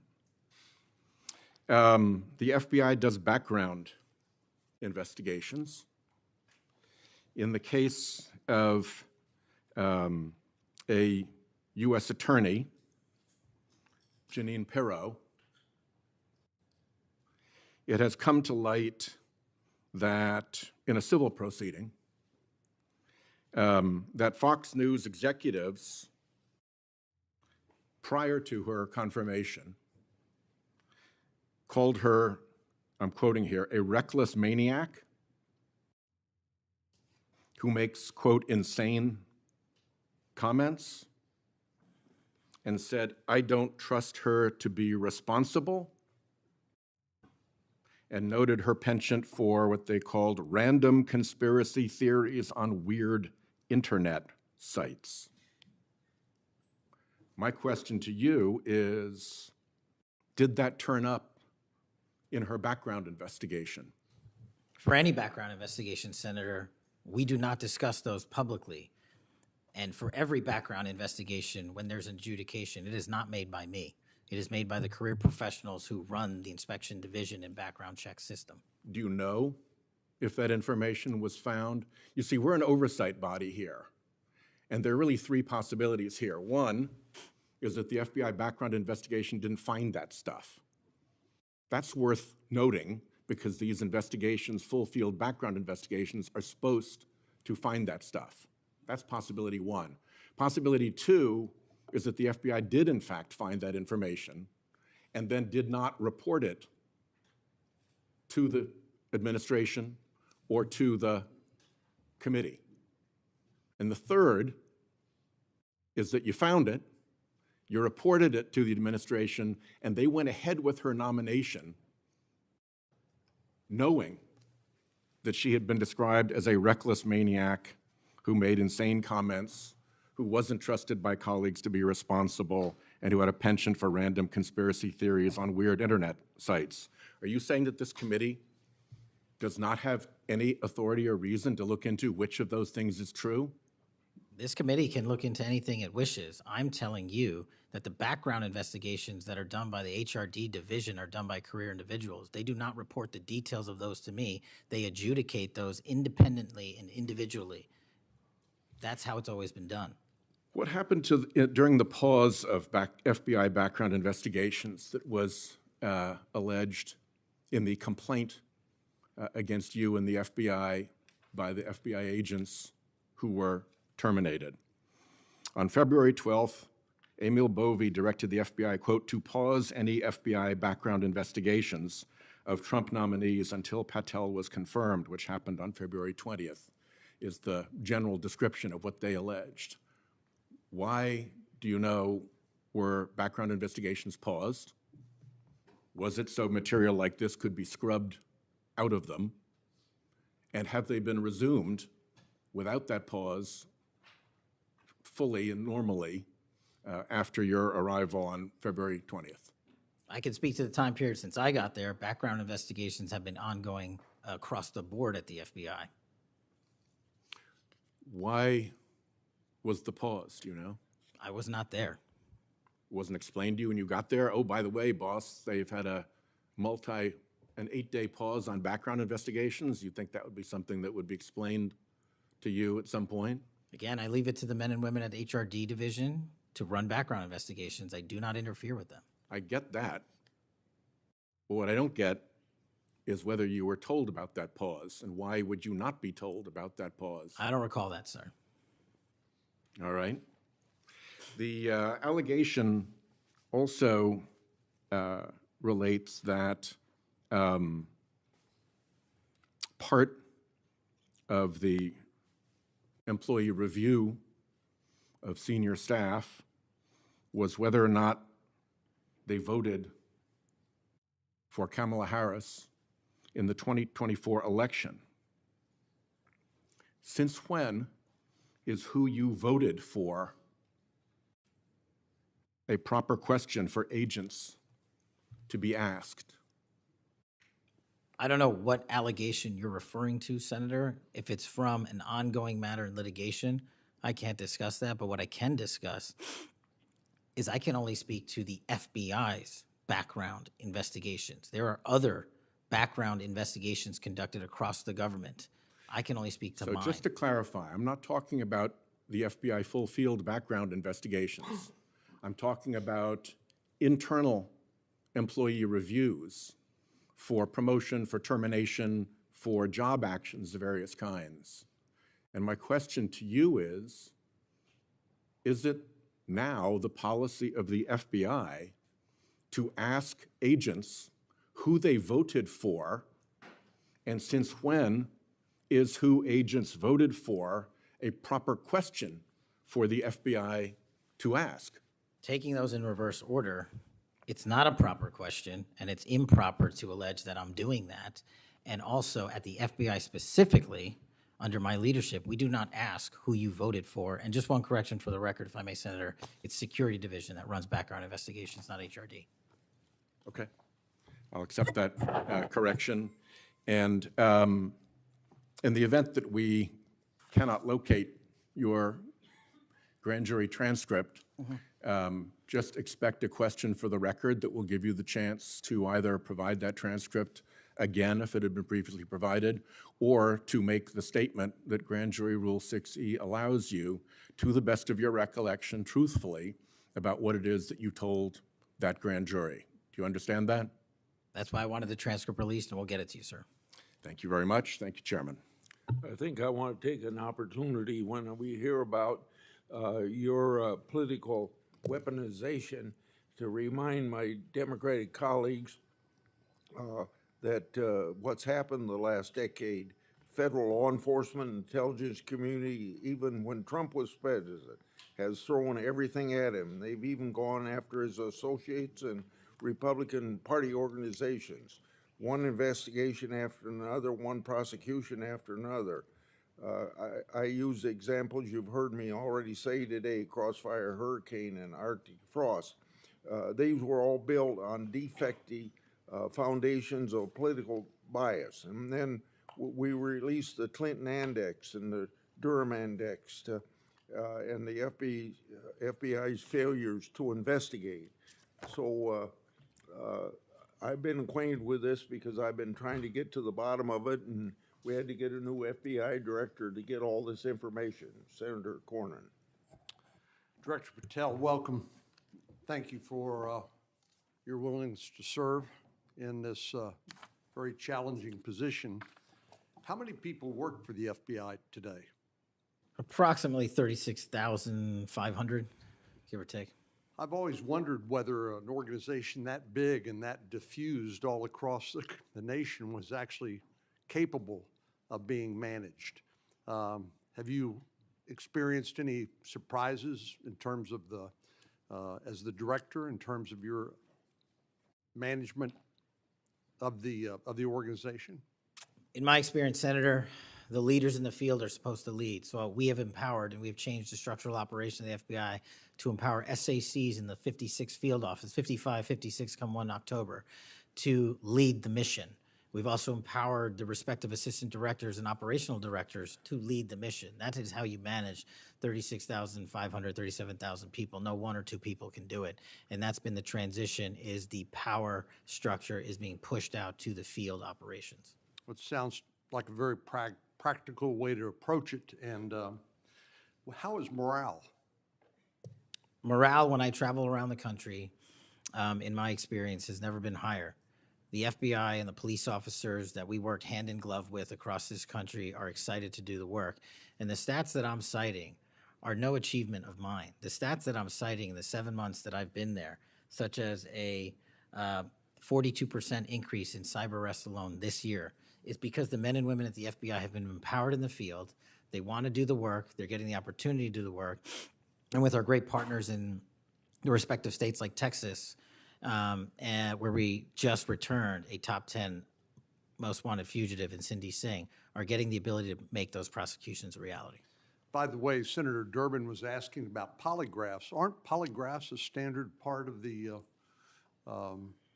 standard test given to people with security clearances across the intelligence community They are. as a condition to maintaining your security clearance? I believe they are. Speaking of intelligence, one of the things that I've wondered about over time is, you know, the FBI is a premier law enforcement agency in the nation, but you also have other important responsibilities in counterintelligence. And there's been different debates or people wondering whether, including me, whether that's an appropriate role for the FBI to play. And I guess the most challenging part of that is if it's not at the FBI, where would it go? But can you, given your background, I know as working on the HIPSI and your intelligence background, can you talk a little bit about what you think about the counterintelligence role of the FBI agents and how that's working, whether you think it's performing the way it should, or whether there are other changes or reforms need to be made in order to improve its functioning? As you know, the threats from our adversary nations are just proliferating every day. So what do you think? The espionage activities of our adversaries have never been so high, and I think the counterintelligence mission is properly housed within the FBI because we've been vested with those authorities for Congress, and I believe that mission set is working. And if I can, sir, since January 20th of this year, the FBI has made 55 arrests on the counterintelligence mission alone. That's a 30% increase in CI arrests from the same time year-to-date last year. We've arrested 33% increase in PRC counterintelligence arrests, an 83% increase in Russia counterintelligence arrests from the same time last year, then a 60% increase on Iran counterintelligence arrests from the same time period last year. So we are already on total exceeding the entirety of the number of arrests from the previous year on counterintelligence matters across the board. And in my opinion, the FBI is the only agency that can do it. Now, we work with the interagency to do it, and we need them, but we have the mission set. Thank you. You know, sometimes I wonder whether we sort of repeat the way we do things because we've always done it that way. And I'm getting up to building up to this issue of the narco trafficking and what President Trump has ordered the Defense Department to do in terms of to take out some of these transnational criminal organizations that are importing poison into the United States and responsible for killing tens of thousands of Americans, maybe hundreds of thousands of Americans over time. Do you think a law enforcement model for dealing with these narco traffickers is adequate to deal with the threat? Or do you think we need to start thinking about this in maybe new and different ways? Obviously, we're not engaged in a war per se, although it is a war metaphorically. And the law enforcement model seems to be not working from the standpoint of dealing with the volume of the threat and the magnitude of the threat. Do you think we need to start thinking about how do we deal within constitutional legal parameters to deal with this problem in a different way to be more effective in protecting the American people? Absolutely. And the way to analogize this and why I've advocated for the designation, and I'm thankful that the Trump administration has designated these cartels and narco traffickers as foreign terrorist organizations, is because we must treat them like the foreign terrorist organizations post 9/11. We must treat them like the Al-Qaedas of the world because that's how we're operating. And just treating them with law enforcement capabilities alone was wholly insufficient to wipe out the targets in their entirety. They always had the next man up philosophy. If you take out the leader, they got 10 guys behind him. But in order to eliminate, and that's the key, eliminate the drug trade, and eliminate the pouring into this country of narcotics, we have to use our authorities at the Department of War and the intelligence community to go after the threat like we did terrorists when we were manhunting them. And now we have that ability, and we're seeing that in live time, whether it's on the strike on the boat or going down into Mexico and working with our Mexican authorities with these intelligence assets to say we've located not just the person in charge, the cadre in charge, but the entire network. And we are now able to dismantle that entire network. It's going to take time. The manhunt after 9/11 took some years, and this is going to be a years-long mission. Well, I'm glad you mentioned the counterterrorism mission because we've had a lot of experience, the U.S. government writ large, with dealing with terrorism in the Middle East and elsewhere. And obviously, some of our friends and allies, like Mexico, for example, are very sensitive about sovereignty and being able to control what happens on their territory. But yet we're beginning to see more and more cooperation, as you point out, in that regard. And so in your opinion, has the counterterrorism model, have the lessons learned by the U.S. government writ large, are they being aggressively applied? Are there other things we need to do to make sure that those skills, those lessons learned are applied more broadly to the threat of narco trafficking? I can only speak to the FBI. We are applying all of them to our the CT mission set to the CN mission set, and we're using the new authorities given to our intelligence community partners in the Department of War to combine these collective efforts and in a new way, meeting together and creating an interagency process that gets after the threat dynamic. And whether that's a kill operation, a capture operation, a surrender operation, or a host nation takedown, like we did with the counterterrorism mission sets in Afghanistan, in Iraq, and Pakistan, and elsewhere, we are applying that to the drug traffickers in Mexico and Venezuela and Colombia. Thank you very much. Thank you, Mr. Chair. We have seen too much political violence in this country. We all know that. Just last week, Director, your friend Charlie Kirk was gunned down on a college campus. I'm sorry for your loss. In Minnesota, only 2 months ago, a madman took the life of my friends, Melissa and Mark Hortman, shot Senator John Hoffman and his wife Yvette a combined 17 times. And evidence indicates that he would have killed a lot more if law enforcement hadn't intervened. Just last month in my state, we were again shook to the core when little kids were shot down through stained glass windows in Annunciation Catholic Church in Minneapolis.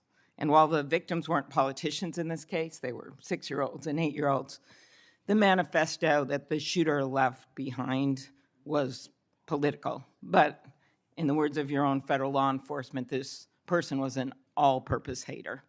Went after blacks, Hispanics, the president, Muslims, Jews, nearly everyone. And this happened during the first Mass of the year for these kids. They were excited to see their friends, meet their new teachers, and 2 children, 8-year-old Fletcher Merkel, 10-year-old Harper Moisky, were murdered. 21 other people injured, some of the kids, 18 kids, severely. Fletcher was just starting 3rd grade. He loved his family, his friends. He loved fishing and cooking. In his dad's words, any sport he was allowed to play. Harper, the other child, we celebrated her life this Sunday, thousands of people. Her parents described her as bright, joyful, and a deeply loved 10-year-old whose laughter, kindness, and spirit touched everyone that she knew. We've heard the words of young children who were saved because 12-year-olds laid on top of them, or a kid with disabilities who was paralyzed, whose teacher pulled him out of the wheelchair, threw him under the pew, and laid on top of him. We do thank the local FBI Director and the local U.S. Attorney's Office for their work in both of these cases, the Hortman case and this. But I did want to focus on one local law enforcement moment that I'm not sure has made with all the news going on in Minnesota. When the first 911 call, and you've heard about other places where this waited and waited, the first 911 call was made at 8:27 a.m. The first officer was on the scene just 4 minutes later, local Minneapolis police, at 8:31 a.m. The Chief O'Hara, shared with me the actual numbers. Listen to this.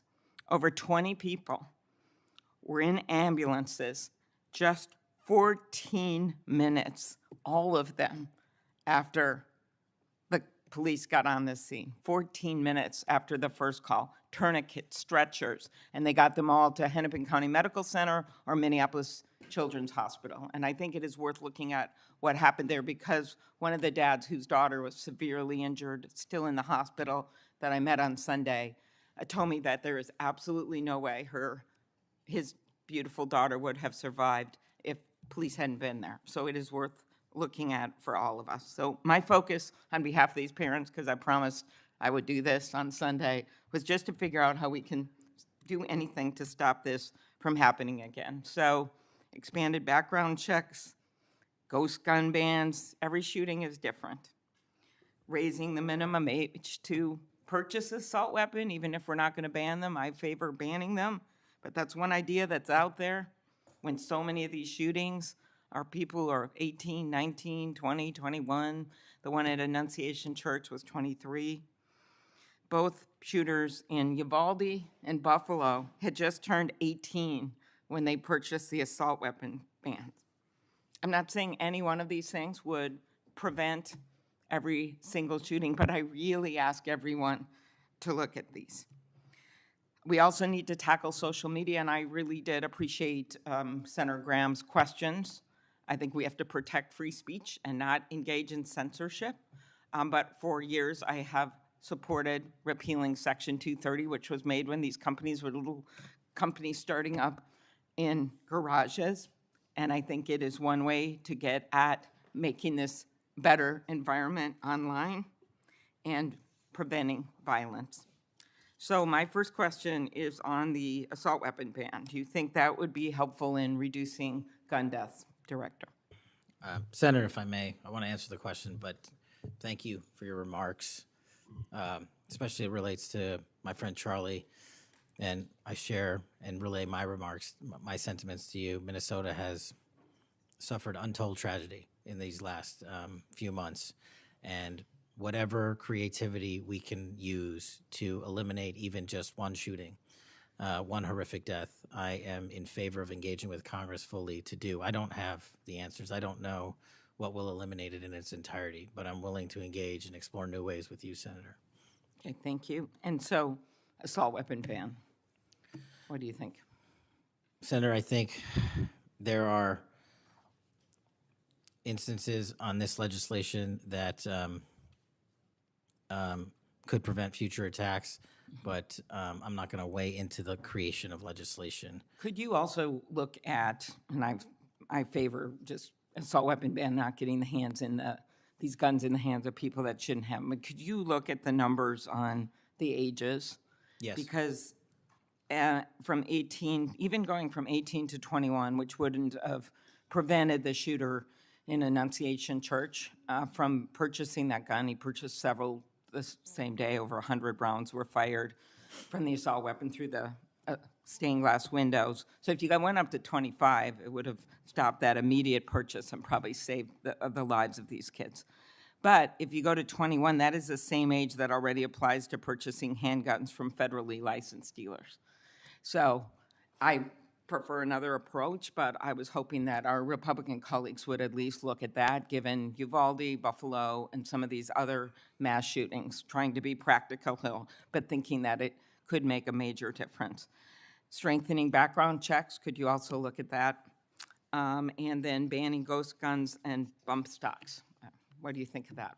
So, Senator, you're talking to my heart here on one of the core missions at the FBI, which is our CGIS facility in Winchester, Virginia, which is our hub for our NICS checks, our NCICs, our capabilities on when we have, I think it's 19,000 state and local community law enforcement come to us for these background checks. We're trying to make that processing as fast as we can so we can get them real-time information. I think we have a 93% clearance rate in 15 minutes as it relates to ghost guns, but we can do better. All right, well, just if you could get back to me on all those and talk to the White House. Threats against elected officials have increased exponentially. Members of Congress received more than 9,000 threats last year, up from 1,600 in 2016. There's been a lot of talk about the rhetoric and the like. And if we want to move forward on things like Section 230, or even look if we can do anything on guns, I do think we're going to have to be honest about this all-purpose hater issue, and it has bothered me, this thing, we're going to go after this group, we're going to have to go after this group. I just want to, for the record, show that the murder of Speaker Hortman and her husband, it was Democratic lawmakers on his list. He went to the ones whose addresses he had, by the way. Planned Parenthood was on the list, as were businesses and law firms, doctors. I already mentioned the ones with the Catholic Church shooting. So it is not just, as the radicals on the left, what's a quote from the president, are the problems or destructive movement of left-wing extremism that Vice President Vance said. According to the Anti-Defamation League last year, all the murders were committed. And I'm not actually going to say this because I don't even want to go left-right with this, but you can imagine it wasn't from the left. Cato Institute, conservative think tank, published a study just last week that found terrorists from the right were responsible for 6 times more deaths than people from the left. I actually don't want to go tit for tat on this, but what I am asking for is that this rhetoric of blaming one side or the other stop, if you could convey that to the president, and that we actually work on things that are solutions. So could you commit to me, Mr. Patel, Director Patel, that you will do that? Absolutely, Senator. Okay, thank you. Last, you were asked about social media, and I will put some more questions on the record about that. I think we could make major movement on that. The local FBI helped when the city of St. Paul was a victim of a cyber attack, and I'm concerned about some of the cyber attack cuts. I'll ask you that on the record. AI, I'm glad you raised that. I think we have to do more, but also including election interference because they're using AI videos. I just had one happen in this very committee on me, and I just think they're going to start using it in democracy, election. They could be foreign. Do you think some of this is foreign entities, Mr. Patel? Generally speaking, we have traced a lot of this to loose groups overseas that don't have any sort of central cluster. There's going to be a lot on you then. And then last, I'll put on the record just my concern about protecting journalists. The new guidance that came out of the department. Have you deployed any FBI resources to investigate members of the media for activities related to news gathering, reporting, or reporting on government whistleblowers, something near and dear to the chairman's heart? The only time we would involve an investigation of a journalist if they've conducted or committed an allegation of separate criminal activity, most prominently leaks of classified information. Thank you. Senator Hawley. Thank you very much, Mr. Chairman. Director Patel, good to see you. Thank you for being here. You're leading the FBI at a very critical time for that agency and also a critical time for our country. And I want to start by talking to you about the tide of violence that we have seen, ideological violence against people of faith, particularly Christians. You just think here, take a rough catalog. Just in the last couple of years, we've seen shooting at the Covenant School, Christian school in Nashville. We've seen school shooting at the Annunciation School. We've seen church shootings multiply. We've seen acts of crime and violence, vandalism, arson against churches and parishes all across the country. And then, of course, last week, Charlie Kirk, who said, "I want to be remembered for my courage, for my faith," was shot on a college campus. Let me just start with the assassination of Charlie Kirk. Is the FBI, and I appreciate the tremendous work the FBI has done in this investigation, is the FBI investigating the Kirk assassination as part of this broader pattern of anti-religious, anti-Christian violence? We are investigating Charlie's assassination fully and completely and running out every lead related to any allegation of broader violence, and we're producing results on that we'll disclose when appropriate. Good. I'm glad to hear that. Let me just ask you a few questions about that, if I could. Sure. Reports have suggested that the FBI is investigating a broader network of groups that may have had some knowledge of the shooter's plans.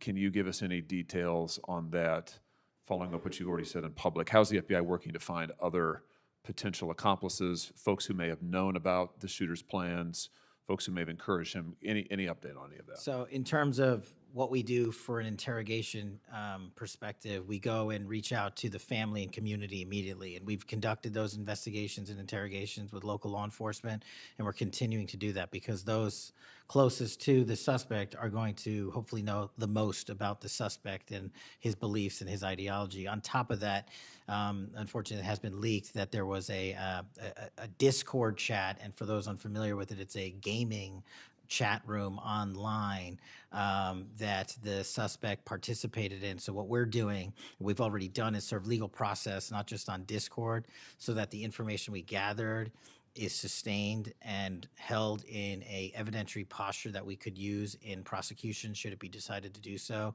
And we're also going to be investigating anyone and everyone involved in that Discord chat. Okay, very good. I see the public reports that the Discord thread had as many as 20 additional users. It sounds like you're trying to run down all of that to see if that's accurate, who else may have been on that thread, what they may have known. Is that fair to say? It's a lot more than that, and we're running them all down. It's a lot more than 20? Yes, sir. And you're running all of that to ground? Every single one. Yeah, fantastic. Let me just turn to the broader question here of anti-religious, anti-Christian violence. Let me just give you a few stats that I'm sure that you're all too familiar with. Every person of faith in America certainly is. Major report this past year found that there have been over 400 instances of hostility against churches in the United States in the year 2024. Those included arsons, bomb threats, shootings, and firearm incidents. Another organizational report found that there were 500 attacks on Catholic parishes alone. So that number, 415, that's all Christian churches in 2024. Another organization found 500 separate attacks on just Catholic parishes since May of 2020. Of course, we have the Covenant school shooting, the Annunciation school shooting in Minnesota, where 2 children were shot dead as they were praying in a pew. Here's my question. What is the FBI doing to take on this rising tide of violence that seems to be motivated by anti-religious hatred? Specifically, sir, we have 60 anti-Catholic hate crime incidences reported to us that are being investigated. Publicly, I can tell you we have 5 hate crime investigations with anti-Catholic bias ongoing currently in the in the cities of Kansas City, Louisville, Houston, Nashville, and Richmond. That's what I can say publicly, but any ideologically based attack against any faith, as a man of faith myself, will not be tolerated, and the full resources of the FBI are committed to all of it.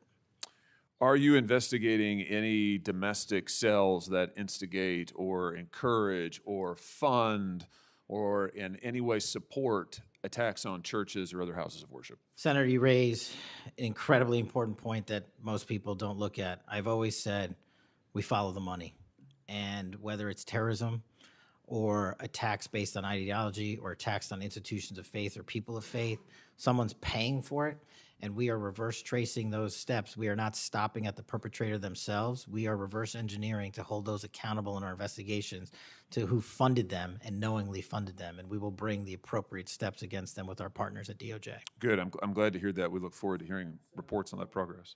Yeah. Sorry about that.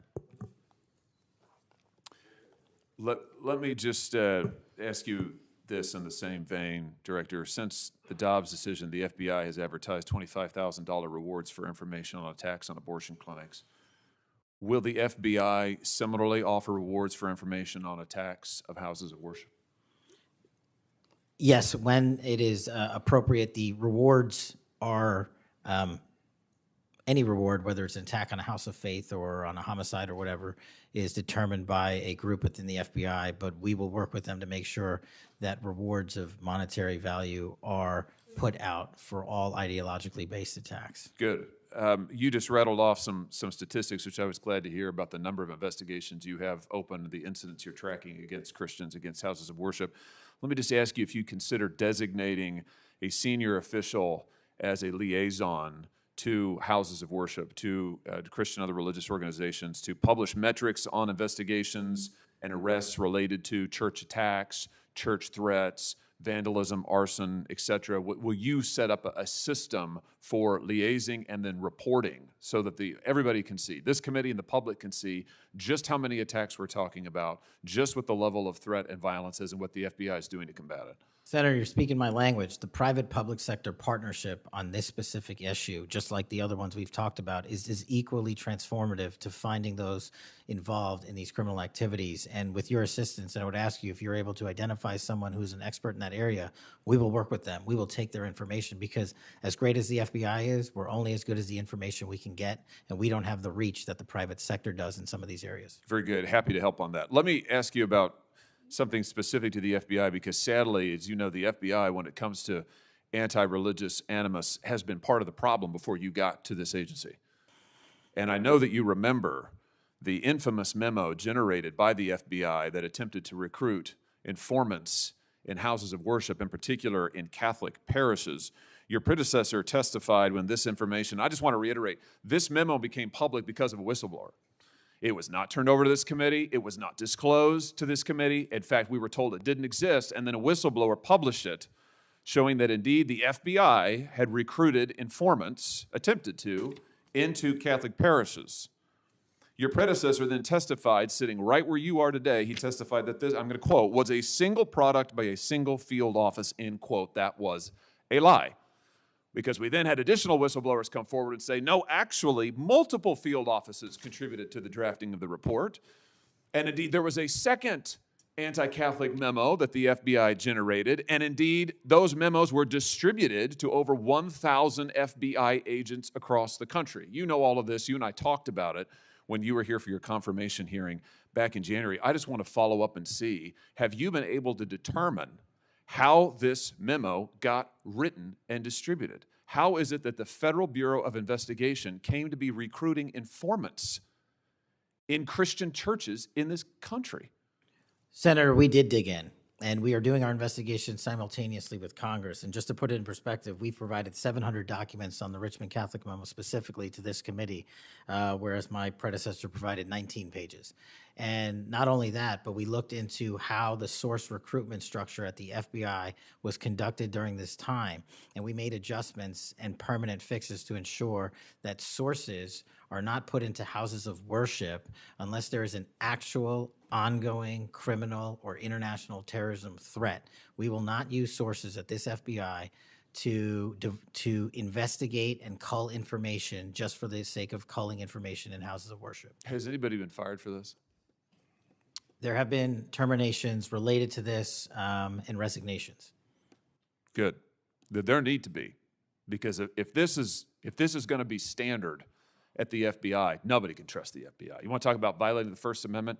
This has got First Amendment violation written all over it. It's one of the most revolting chapters in the FBI's history. And considering what we're seeing more broadly in terms of the acts of violence against people of faith, this has absolutely got to end. The FBI has to lead the way. So I count on you to do that, Director. Let me just, in the minute or so that I have remaining, let me just shift gears and ask you about something else you said earlier. You said that protecting our youth is maybe the FBI's top priority. It's great to hear. Let me ask you about the role of AI chatbots in that, which you've talked about a little bit already today. Are you investigating any cases of AI-generated child sex abuse material? You issued a PSA earlier this year warning that synthetic child sex abuse material, that's where the AI generates it using maybe a real kid's image, but then generates sex material, sex abuse material. You warned that that was illegal under federal law. Is the FBI investigating any instances of this synthetic CSAM material generated by AI that you can speak to? We are investigating dozens of those matters because, let me just say this, as far as the FBI is concerned, generative AI that produces CSAM, child sexual abuse material, under our investigative authorities is treated as equally as if it were actual child sexual abuse material. There's no difference for me in the FBI on this. Let me just ask you one other thing in this vein. I'm sure you've seen the reporting that Meta's AI rules, their own internal guidelines, allowed their chatbots to have sensual, that's their word, sensual conversations with children. We've had instances, multiple instances of children, minors, taking their own lives at the behest of chatbots that instructed them with specificity on how to do it. What's the FBI's role here in investigating what is going on with these chatbots, with these AI companies encouraging? I mean, listen, if an actual person did that, we would say that's grooming. We would say that's child abuse. These companies are doing it. Their own guidelines allow it. What can we do about that? You're referring to NVE, nihilistic violent extremism, and the 764. It has been made a priority of the FBI because they are targeting children, and these chatbots and these generative AI are getting coupled with actual humans who are using them and releasing them because they can do the work faster and quicker than humans can and get into spaces like social media where humans have a difficulty in engaging. And what we're doing is treating any extension of generative AI as the criminal themselves. And we have, I think, I've got to get the number back to you, but over 1,000 investigations related to NVE. We've had numerous takedowns and arrests of 764 individuals. And we are educating, this may be the most important part, I'm directly engaging with the social media and media companies, the internet service providers, to find a way to shut down. There's nothing I can do at the FBI to force them to shut it down, but work with you in Congress to find a way to work with our partners to get that shut down permanently. Thank you. Senator Coons. Thank you, Chairman Grassley. Thank you, Chairman, for calling this hearing. I'm grateful we're continuing this committee's long tradition of oversight, and in particularly today, oversight of the FBI. Director Patel, thank you for being here. There's a number of issues I hope that we can speak to. I want to start by reading something you said to me during your confirmation hearing under oath.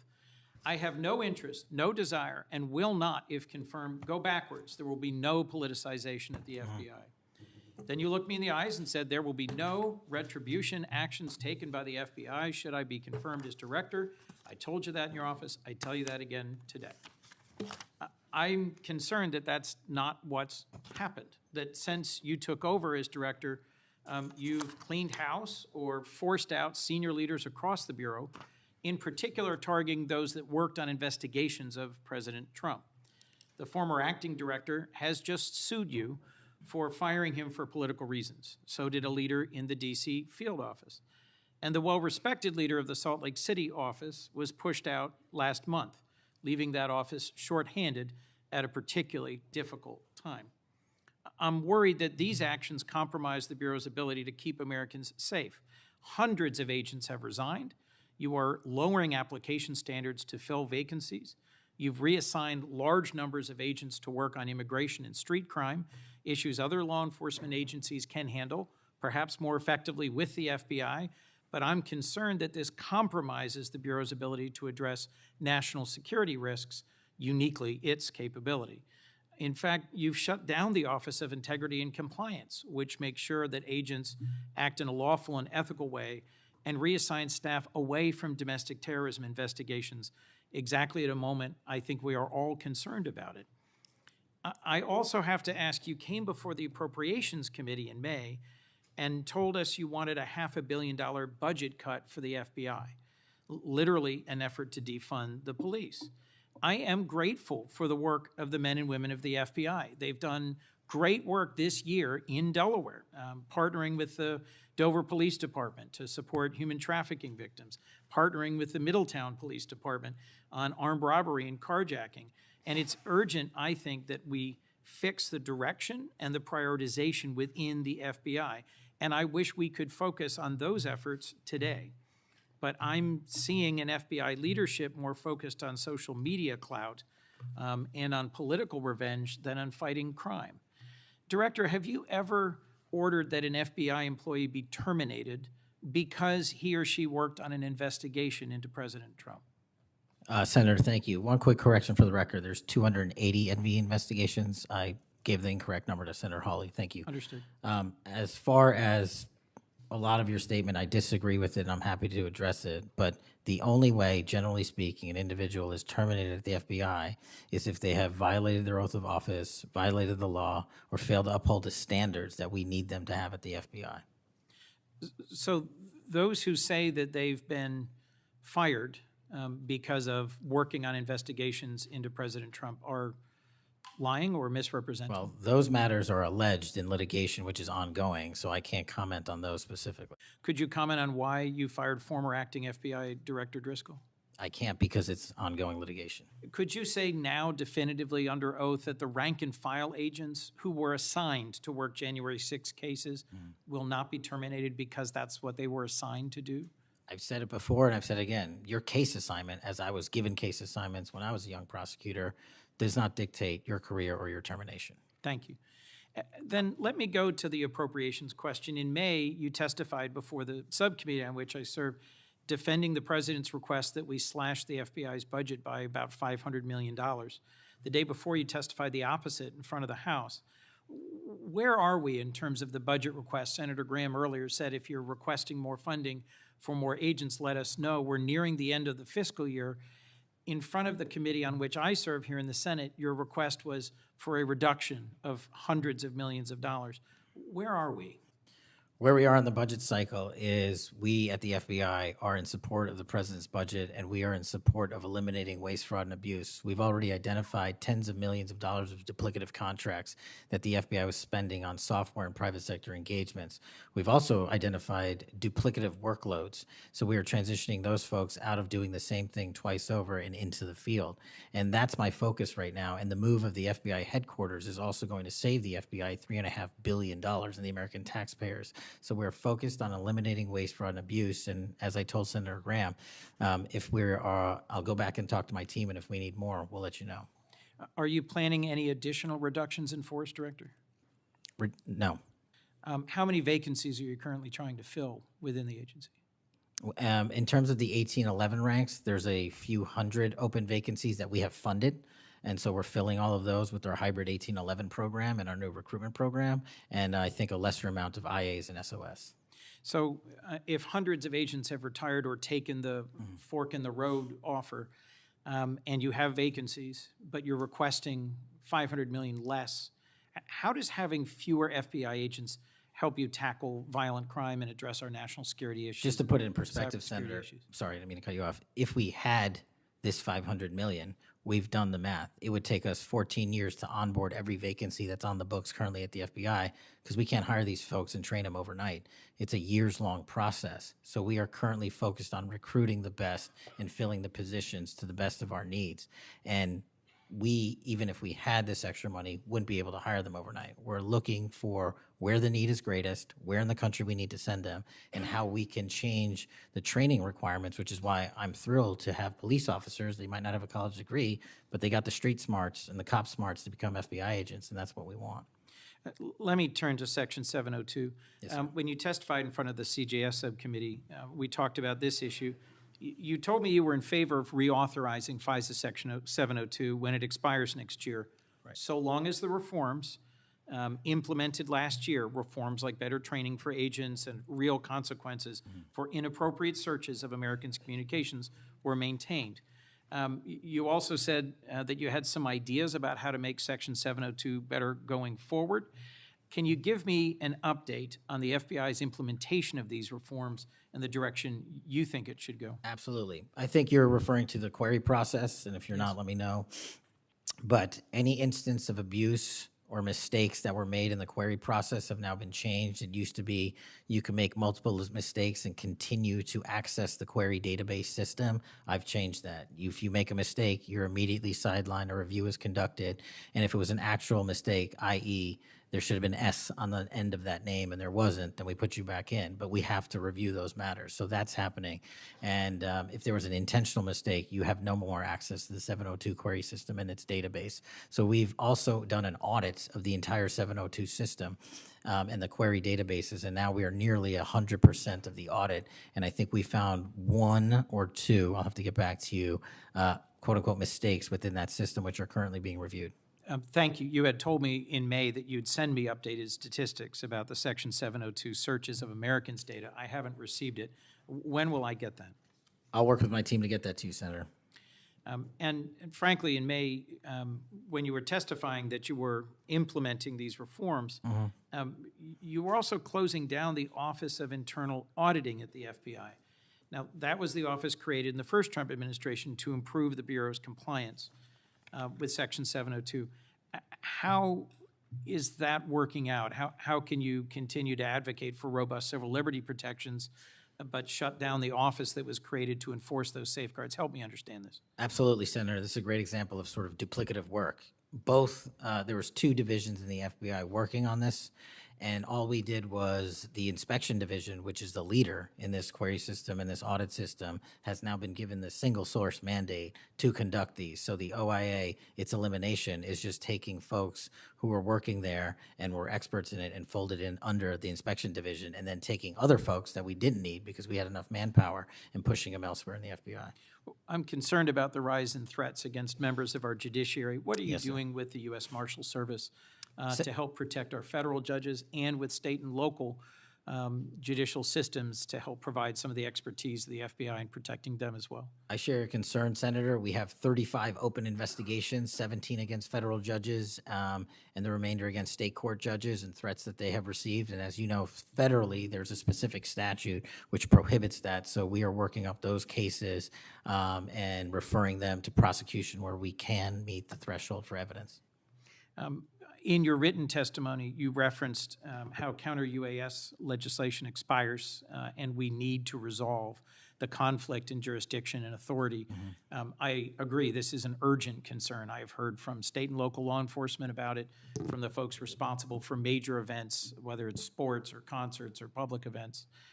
Given the tragic increase in political violence, I'm very concerned about the misuse of drones and the potential of there being a catastrophic event. What could we do to address this challenge? Well, obviously, reauthorizing the capabilities that we have under the Counter-UAS program. But just to highlight what the FBI is specifically doing, we've been given the mandate to work with DHS to secure not just the Club World Cup that we had, by the way, which occurred in 32 matches across the country without any significant incident, which we're proud of, and we're taking that model for the next World Cup and also the Olympics. But the reason I bring that up is because we pushed out our counter-UAS programs to address the security needs, and that's where our focus is on events like that. Mr. Director, thank you for your testimony. I look forward to working on actually solving criminal problems and reducing the extent to which what we're going back and forth about is more political and partisan point scoring and more actually solving crimes for the American people. Yes, sir. Senator Kennedy. Mr. Director, you and the FBI working with state and local law enforcement officials in Utah have caught the assassin of Mr. Charlie Kirk. Is that right? We have a suspect, yes, sir. And you did that within 48 hours, did you not? 33 hours. 33 hours. Congratulations. We've had other political assassinations. Back in June, an assassinated Representative Melissa Hoffman, Mr. Hoffman, Senator John Hoffman, and Mrs. Hoffman in Minnesota.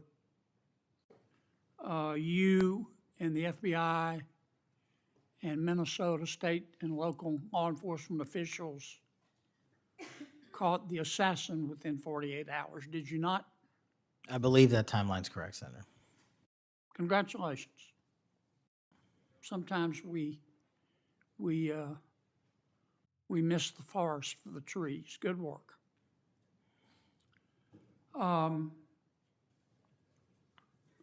Did Mr. Kirk's assassin act alone?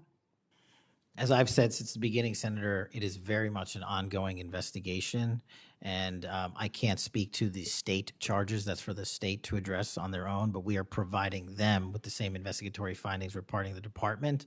And as I noted to Senator, I believe it was Cornyn or Hawley, that there are a number of individuals that are currently being investigated and interrogated, and a number yet to be investigated and interrogated specific to that chat room. So we are very much in our ongoing posture of investigation. So others could have been involved. Yes, sir. Okay. I asked you this last time you were here. Cash, you remember Mr. Peter Strzok and Ms. Lisa Page? Yes, sir. Mr. Strzok was an FBI agent. Ms. Page was an FBI lawyer. They were both very aggressive anti-Trump political activists who allowed their political opinions to affect their work at the FBI. Is that a fair statement? I believe their text messages and their testimony that was secured by the OIG and DOJ speak for themselves. In fact, Mr. Strzok and Ms. Page were having an extramarital affair, and at one point, Ms. Page texted Mr. Strzok, quote, "Trump's not ever going to be president, right? Right?" And Mr. Strzok replied, "No, he won't. We will stop it," end quote. Ms. Page resigned from the FBI. Mr. Strzok was fired. They promptly sued the federal government and the FBI and Justice Department for releasing their emails, which revealed all of this. The FBI settled that lawsuit for $1.2 million, gave Mr. Strzok $1.2 million cash, gave Ms. Page, who resigned. She wasn't fired, she resigned, she quit. Gave her $800,000. Who at the FBI made that decision to give them money? That settlement was reached in the Biden administration when my predecessor was the director. Who? Are you saying that Chris Wray did? The only people that can decide that settlement are the Attorney General in conjunction with the director and the administration. Okay, so you're telling me that Attorney General Garland and Director Wray decided to give them the money? Is Yes, that sir. right? Yes, sir. Okay. Now, when you took over the FBI,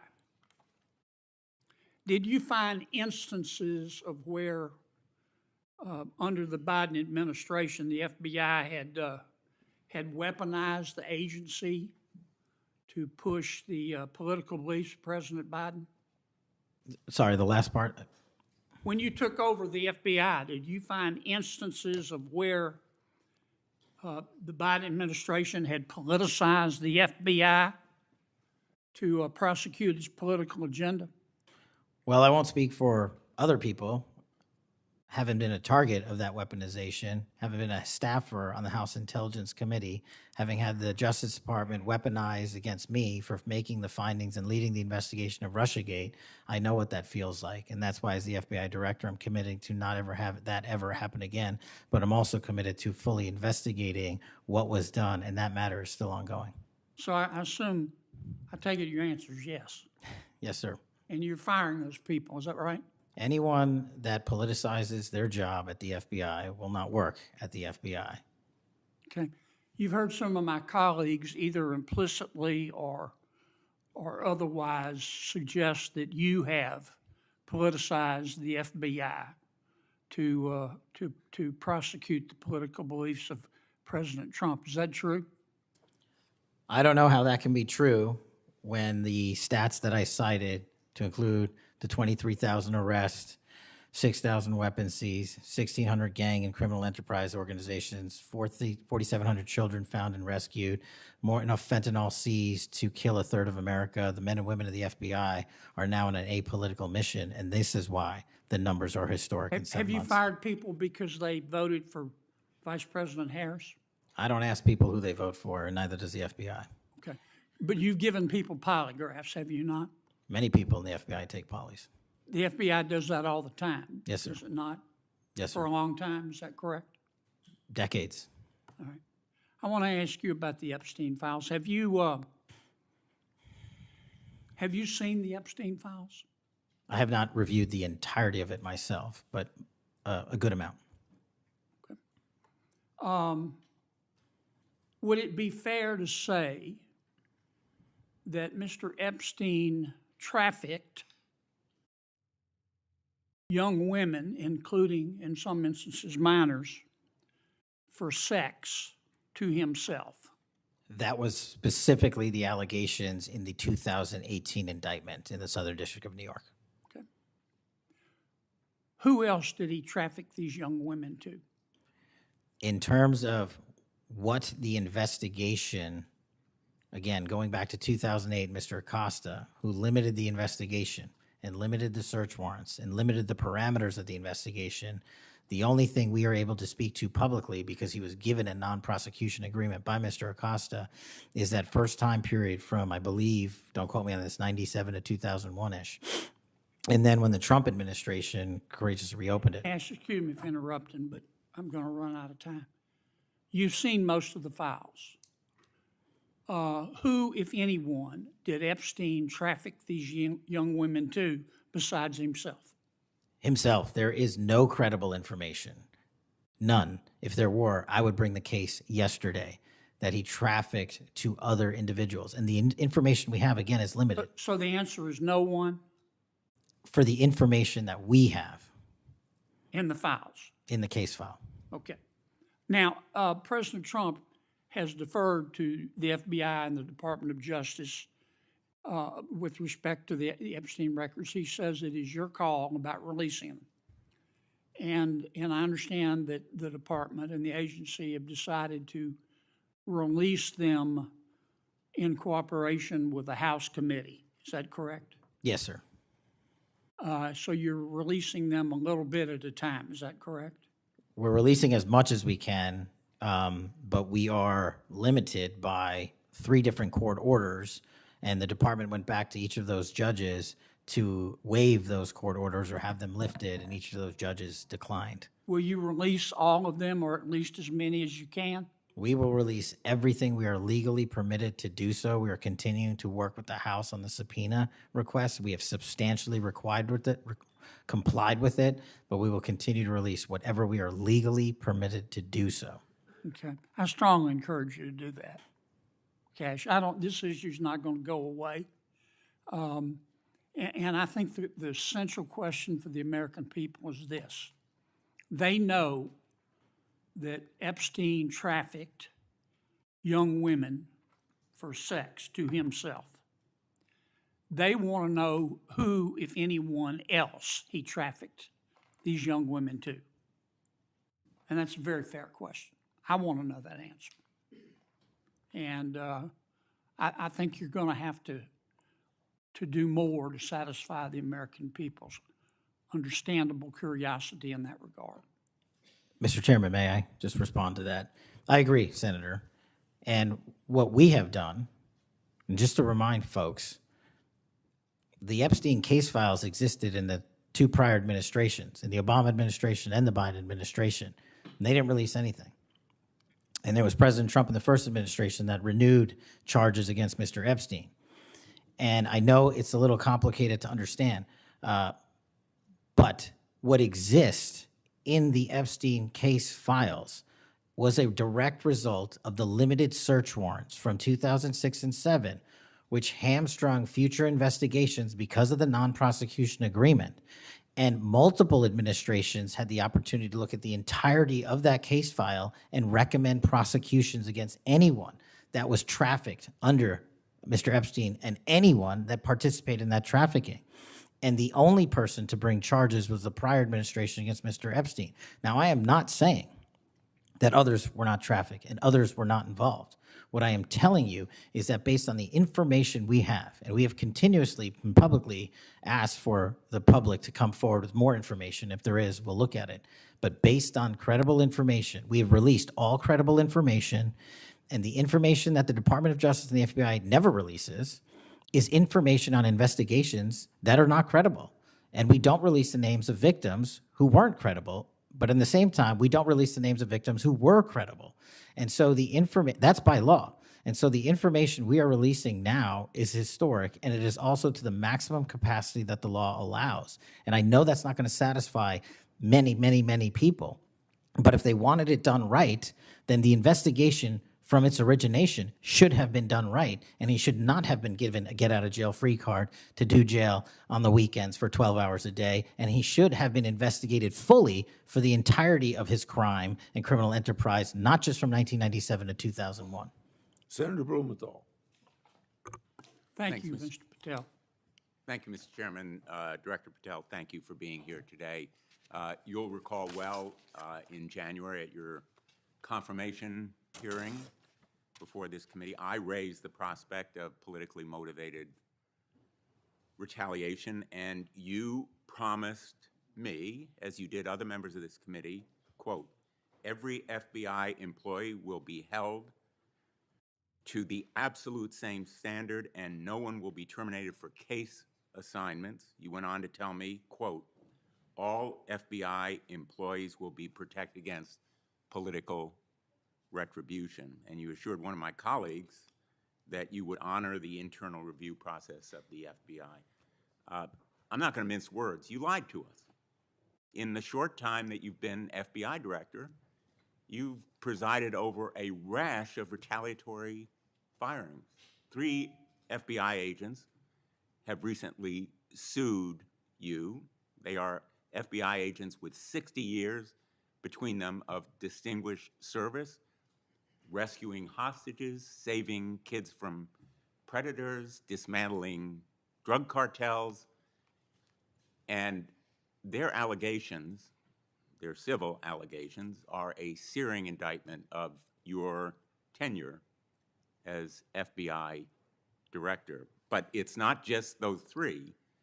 The FBI Agents Association has said that your actions, quote, distract agents from their work, foster fear that their assignments could cost them their careers, either now or under the next administration, and increase the risk of criminal and national security threats by undermining unity and morale within the Bureau, end quote. This association, as you know, is voluntary. It represents 14,000 members, 90% of all the active agents. These are your employees saying that your performance has been unqualified and unfit. And there is mounting evidence that these retaliatory firings were the result of direction from the White House. There have been instances in the past history of the Bureau of political interference and political direction from the director's office, but not the kind of institutional interference that we're seeing from the White House right now. I'm going to ask you, has anyone from the White House contacted you about personnel decisions? I completely disagree with your entire premise that I have lied or am misleading the FBI. If I were, the results that I announced today by the men and women of the FBI and the historic records we are doing to keep this country safe would not be possible. The men and women of the FBI are responding to our leadership and this administration's priorities. The only way people get terminated at the FBI is if they fail to meet the muster of the job and their duties, and that is where I will leave it. And you accusing me of lying is something I don't take lightly, but I'm not going to get into a tit for tat with you. Well, let me just ask you to answer my question. Has anyone from the White House contacted you about personnel decisions? Generally speaking, we always discuss with the White House, OMB, during the budget process, how many personnel we need, who we need where. Answer is yes. For Have budgetary you been purposes directed and to real fire people, agents, because they participated in investigations of the president? I don't receive directions to do that. Has anyone I make the suggested it? decisions. Has anyone asked you to do it? The best information is, yes, you've taken suggestions and direction from the White House in firing qualified agents. Any termination at the FBI was a decision that I made based on the evidence that I have as a director of the FBI, and it's my job, and I'm not going to shy away from it. And as you stated, those are allegations, and that is an ongoing litigation. So they'll have their day in court, so will we. The allegations are not just in that lawsuit, Director Patel, and I think your testimony confirms that, in fact, you've taken direction from the White House I don't. in It those does not. retaliatory firings. It literally does Because you've not. acknowledged that, in fact, they have been in contact with you about personnel decisions. The Let me- White let me House move has on. been, do not put words in my mouth, we're on the record. The White House, like any administration, contacts its agencies on the budgeting process and where it needs personnel and where the mission priorities are. That always happens. If they didn't do that, they would be abdicating the responsibility to law enforcement. I will always work with my partners in the chain of command at the Department of Justice and the White House to ensure that this FBI is delivering the results we are delivering, to include the lowest murder rate in modern U.S. history, to include the most fentanyl seizures in modern U.S. history, to include the most lives saved and the most children found in Just modern ask U.S. you, history. That is a working FBI. That is not a failing FBI. Let's move on to a related area. In White House discussions, have you been asked or directed by the White House or others to engage in a crackdown on political groups or organizations, nonprofits, after the murder of Charlie Kirk? To direct at political organizations? No. I've been asked by my chain of command to properly root out criminal activity wherever it is in whatever investigation we are conducting, and that's what we're doing. Have those distinctions about whom you're going to target been based on direction from the White House? Nobody gives me a list on who to target. My targeting list is from the men and women at the FBI. Have you talked about investigating certain groups, nonprofits, or foundations or institutions? Whatever those investigations are, they're ongoing, and I'm not going to get into those. Have you used polygraphs to determine loyalty of agents? No. Have you committed that you will respect the First Amendment rights of agents? I have wildly committed to respecting the First Amendment rights of agents, but at the FBI, you have to balance your First Amendment rights with your mission. Have you imposed any sort of loyalty test in the course of using polygraphs or in any of the other personnel decisions? Polygraphs have been utilized at the FBI for decades. They will continue to be utilized in the fashion by the professionals that administer them. Have you asked, under the polygraph test, about individuals' loyalty or about their voting records or any kind of past statements? Just to make it abundantly clear, I don't tell the professionals how to conduct polygraphs or what questions to ask. They make those decisions. And I, as the director of the FBI, never ask anyone who they voted for. Have you investigated donors to a political party simply because they are donors? Simply based on that fact alone, no. Have you investigated donors for another reason? Many donors may be involved in criminal enterprises and criminal activities, and those individuals will be investigated. Can you commit to make public the Epstein files that so far have not been released if this committee is able to review them on a classified basis? I think this is an important distinction. The Epstein case file is not classified, to my understanding. So we are providing what we legally can, and we are going to give Congress what we are legally permitted to do so to the maximum extent of the law. Will you enable the chairman and the ranking member to review them on a classified basis? That doesn't make any sense. If the material in the Epstein file is not classified, there is no basis for a Well, it classified would review. protect the confidentiality of them if they were able to review them on a classified basis. If anyone in this room can get the multiple district court judges to lift their court protective orders in the ceilings, we will happily provide you with more information. Are you in favor of merging the DEA and the ATF? That's not something for me to comment on. Well, those agencies work with you, don't they? with me, not for me. Are you in favor of orienting the FBI toward a national police function as opposed to the enforcement of federal law? The FBI does enforce federal law across the country. That's what we do. But isn't it a fact that you have told the leadership of the FBI that you view it as moving toward a local and state police function? No, we are prioritizing working with our local and state partners, and they will tell you that that has never happened with this much engagement in the history that they have been serving as local law enforcement officers. I believe local cops are the best intelligence source and the best understanding of their communities, and I folded in my FBI agents under that direction to work with them to get the job done.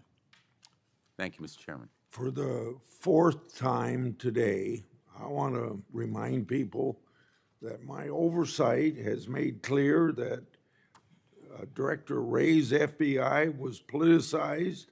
I've released a trove of records to prove it, not only today, but in past days.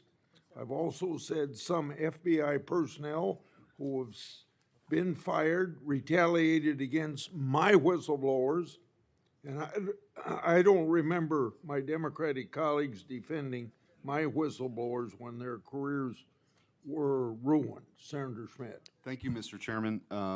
Before I get into the thrust of my comments and questions, Director, I want to thank you. In our meetings prior to your confirmation, during your confirmation, we talked about your desire to get more agents out into the field, out of Washington, and take on violent crime. And you fulfilled that. St. Louis received the largest permanent per capita infusion of FBI agents anywhere in the country. And I know it's not only an isolated event, but we certainly appreciate your honoring your commitment to do that. And I know there's a lot of great opportunities ahead to take on violent crime, which you've highlighted many of the successes in your introductory comments. It's obviously no secret that this hearing takes place in the wake of a horrific American tragedy, the assassination of Charlie Kirk. For those of us who knew him, I know you did too. It's still sort of difficult to put into words what a tragic loss that is, not just for his family, but for our country, for free speech, for a belief that we can have a free exchange of ideas. And he was quite literally shot in the throat in an attempt to silence him and take his life. And so you have this task now of this investigation. There's been an arrest. But I think that we face an even larger crisis that law enforcement alone can't tackle alone. It's a crisis that has culminated in the assassination of Charlie. But it doesn't end there. It's I think every bit present right now, and the challenge is greater than quite frankly, I would have imagined. Seeing some of the comments that have taken place after the assassination, and something that I think as a country we have to reckon with. And it's something deeper, much deeper than a rejection of law and order or the norms of civil society. We've entered a very dangerous time, I think, in our country. And that should be clear to everyone. Political violence is a sign of a deep and corrosive sickness in any society.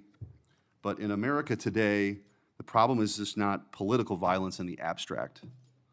It is the specific kind of political violence which is overwhelmingly driven by a specific set of actors and groups. None of this emerged out of thin air.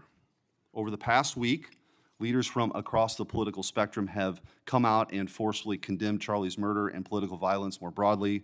For that, we're all very grateful. We should be grateful. There have been calls to unite and come together in the wake of Charlie's murder, and I want to do that. I do. Someday I pray that we can be united as a country again and go forward together as a one people and under one flag, but we are not united. Upstream from the dehumanization and demonizing political violence and rhetoric tearing apart our country is a divide on how we view America and Americans. Is America good? Is America evil? Is there something inherently special about Western civilization, or is this 2,000-year project rotten to the core? And if it is something worth fighting for, which I believe, how do we do it? With words and ideas like Charlie did, or with firebombs and assassins' bullets? Political violence is always wrong. Period, full stop. It doesn't matter which side, in the name of any ideology or cause, it's wrong. But in America today, political violence is not a problem that falls equally upon both sides. We have to be honest about this. We must reject an attempt to paint it as some kind of random phenomenon with no particular creed or ideology, a kind of spontaneous insanity which takes place outside of any broader social context and has no pattern at all. That's wrong. So free speech, yes. Political violence, no. But we have to be honest about what's happening.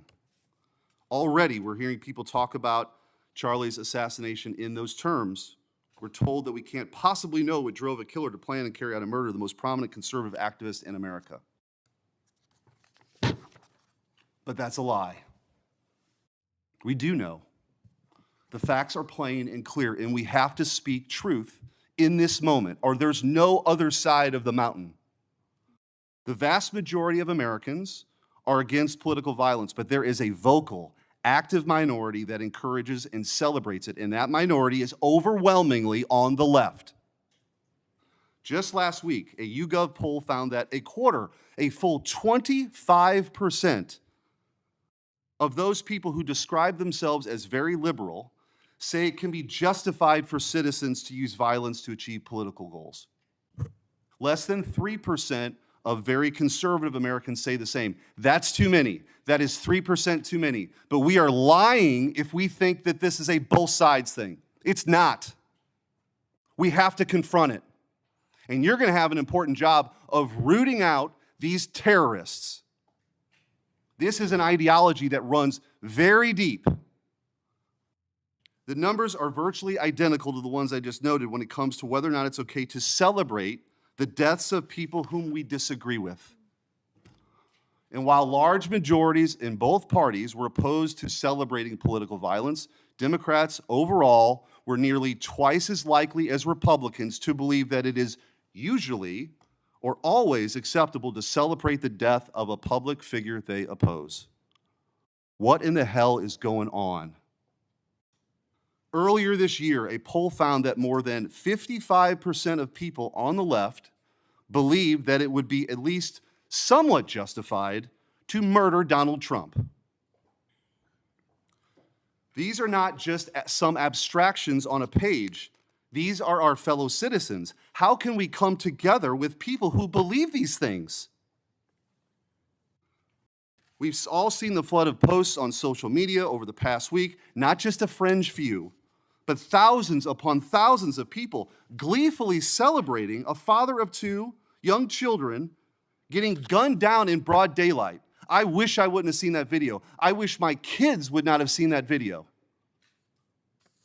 Blue Sky, the left-wing alternative to X, was so overwhelmed with these posts that the platform was forced to issue a statement warning its users to stop glorifying the murder. And it wasn't just random social media trolls. It was journalists, elite college professors, and even politicians, all but saying Charlie's assassination was justified because of what he thought, because of what he said. We saw the flood of hit pieces, the most powerful media outlets in the nation dishonestly attacking and villainizing Charlie for the most vicious possible terms. How can you ask us to unite under that? There can be no unity between good and evil. Somebody has to win this thing. And as a country, we have to absolutely reject it. And don't tell me it's both sides. It didn't happen in a vacuum. Over the past decade, we've seen an explosion of political violence, not just one-off lone wolf attacks, but organized, systemic political violence at a mass scale. It is not organic. It is the offspring of a dark and clandestine system funded in part with our own tax dollars, winning with a large network of foundations, NGOs, activist organizations, and front groups. This system lurks behind every radical leftist movement in our nation today. The George Soros empire has financed a vast ecosystem of radicals, all working together, dropping off bricks at riots to unleash a tidal wave of violently anarchists on our streets and to prop it up in an army of researchers and experts and journalists and propagandists who downplay the political violence. What he's doing is serious. I'm going to ask you, because I don't have a ton of time, The opposite of what we should be doing as a committee. and I would point out, we've heard years of the left, their loudest voices calling anyone on the right extremists, MAGA Republicans, fascists, Nazis, an existential threat to democracy. Check yourself, and don't give me this both sides bullshit. Mr. Director, I want to ask you, tell me if each one of the following perpetrators or alleged perpetrators were acting from a left-wing or right-wing political violence. The man who tried to kill Republican congressman at the congressional baseball practice, nearly killing House Majority Leader Steve Scalise, left-wing or right-wing violence? Sir, I believe it was a left-wing ideology. Okay. Burned down cities during the Summer of Love in the George Floyd riots, left-wing violence or right-wing violence?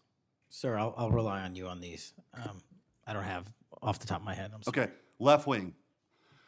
The Waukesha Christmas Parade massacre, left-wing or right-wing violence? Left-wing. The Lee Zeldin stabbing attempt, left-wing or right-wing? Left-wing. The Covenant school shooting in Nashville, left-wing or right-wing? Left-wing. The Butler, Pennsylvania assassination attempt on President Trump, left-wing or right-wing? Left-wing. The Trump International West Palm Beach assassination attempt, left-wing. The Abundant Life Christian school shooting, left-wing. The United Care CEO's murder, left-wing. Tesla's burned, keyed, damaged, firebombed, left-wing. The murders at the Israeli embassy, left-wing. The ICE facilities firebombed, left-wing. The Minnesota Catholic school shooting, left-wing. The anti-white Charlotte and North Carolina stabbing, left-wing. The attempted Utah News State firebombing, left-wing. And now, of course, the culmination of this vile trend, a left-wing assassination of Charlie Kirk. So don't give me this both sides. If we want to get to unity, let's be honest. Let's be honest. Free speech, yes. Political violence, no. But let's be honest. Senator Hirano. Thank you, Mr. Chairman. Director Patel, just like the rest of the federal government, there have been significant personnel changes at the FBI since President Trump took office.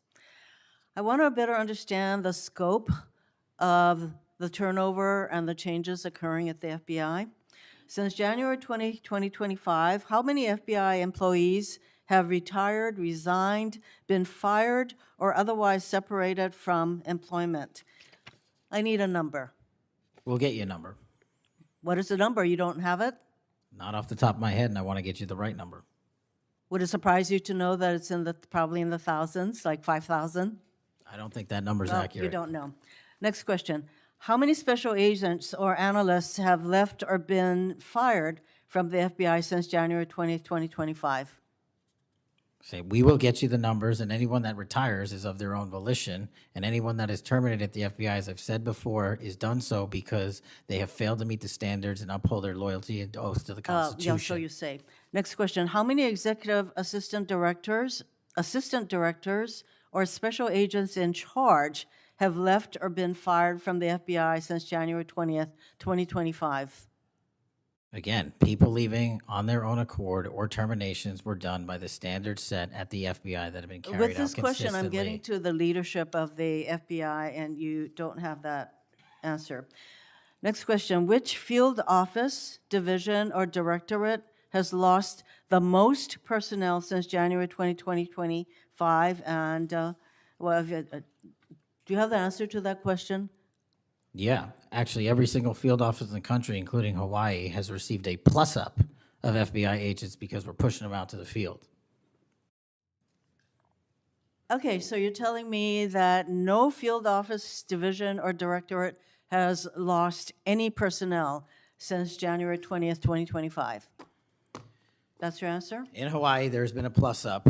In every single state that I'm looking at, we have allocated a plus up for field offices across the country so that the FBI can continuing the historic achievements it's done in these last 7 months. When you're talking about firings, you're looking for a media hit and a fundraising clip, and I'm not going to give it to you.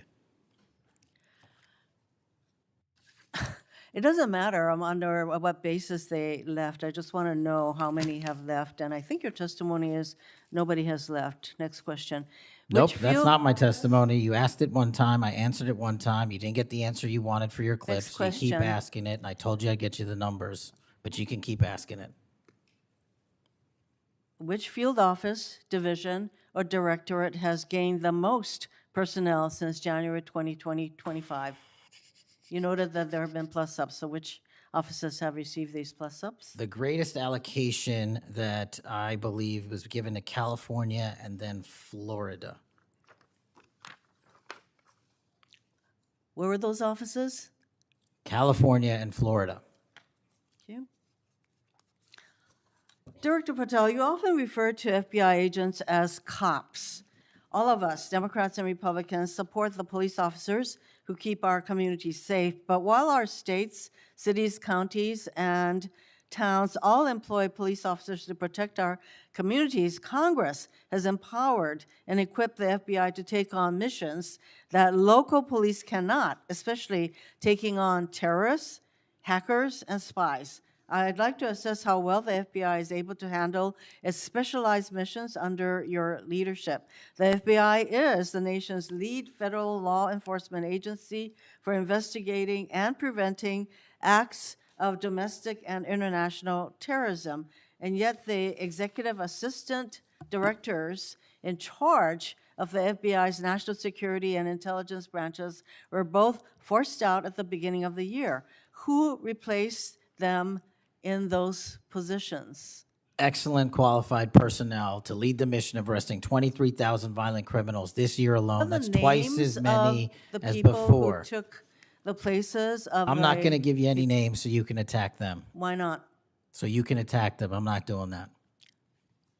The You're not people gonna sitting give in me the those seats names are of- extremely qualified to handle the job. You're We not would gonna not give have me the the names results. of We would- personnel who We would should not be have the on your- reduction Right, of fine, violence in the moving state on. of Hawaii if we did not allocate the Earlier resources we this did. year, FBI counterterrorist special agents and investigators were reassigned to assist with immigration enforcement. Reportedly, these counterterrorism experts were returned to the jobs they trained for in late January after Iran threatened to retaliate for our strikes on their nuclear facilities. Have those experts remained in the jobs they trained for since that time? Yes or no? FBI agents' primary responsibility is exactly what they are assigned to do. We always work with our So since they interagency part. returned to their positions, If you're not are going to they let still me in answer, those why don't you positions? just do your soliloquy in the 4.5 minutes you have I left? am not asking for a soliloquy. It's just a yes or no. Are those people who were returned to their jobs still on those jobs? Yes or no? They never left.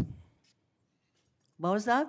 They never left their primary job. It is a surge of resources in law enforcement working with the interagency to combat violent crime and reduce They were violent never- crime in okay, they were never historic reassigned to do immigration. proportions. That's your testimony. Okay, Director Patel, the FBI is also the lead federal agency for investigating cyber attacks and Yes. cyber intrusions, both by foreign nation states and by non-state hacker groups. Since President Trump's inauguration, the executive assistant director in charge of the criminal and cyber branch and the head of the FBI's cyber division have both left the FBI.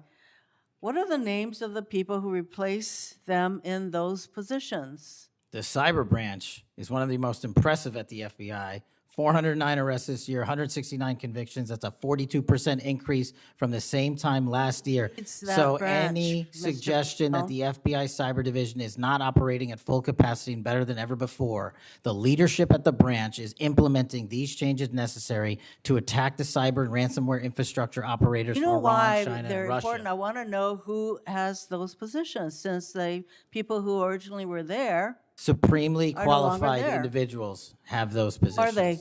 Supremely qualified who individuals. are they? What are the names? You're not You getting don't them. know. Special agents who investigate cybercrime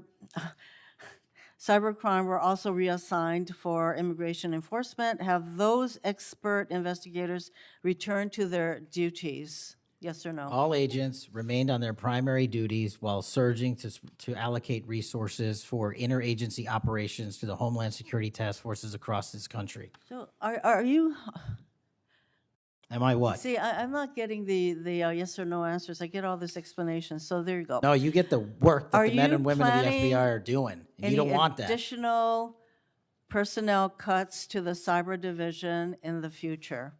The only people that will be terminated at the FBI will be those that violate their oath of office or fail to meet the high standards at the FBI. Director Patel, the FBI is meant to be the tip of the spear in combating terrorism against the United States from both foreign and domestic sources. It's also our lead agency in fighting the hackers who target our businesses and critical infrastructure. But instead of a specialized role fighting these kinds of terrorists, hackers, and spies, you have the FBI playing the role of local police and helping with immigration enforcement. I'm going to move on to my, you've been asked some questions about changes to your hiring standard, and including college degrees and possibly the age. But, one question I had is,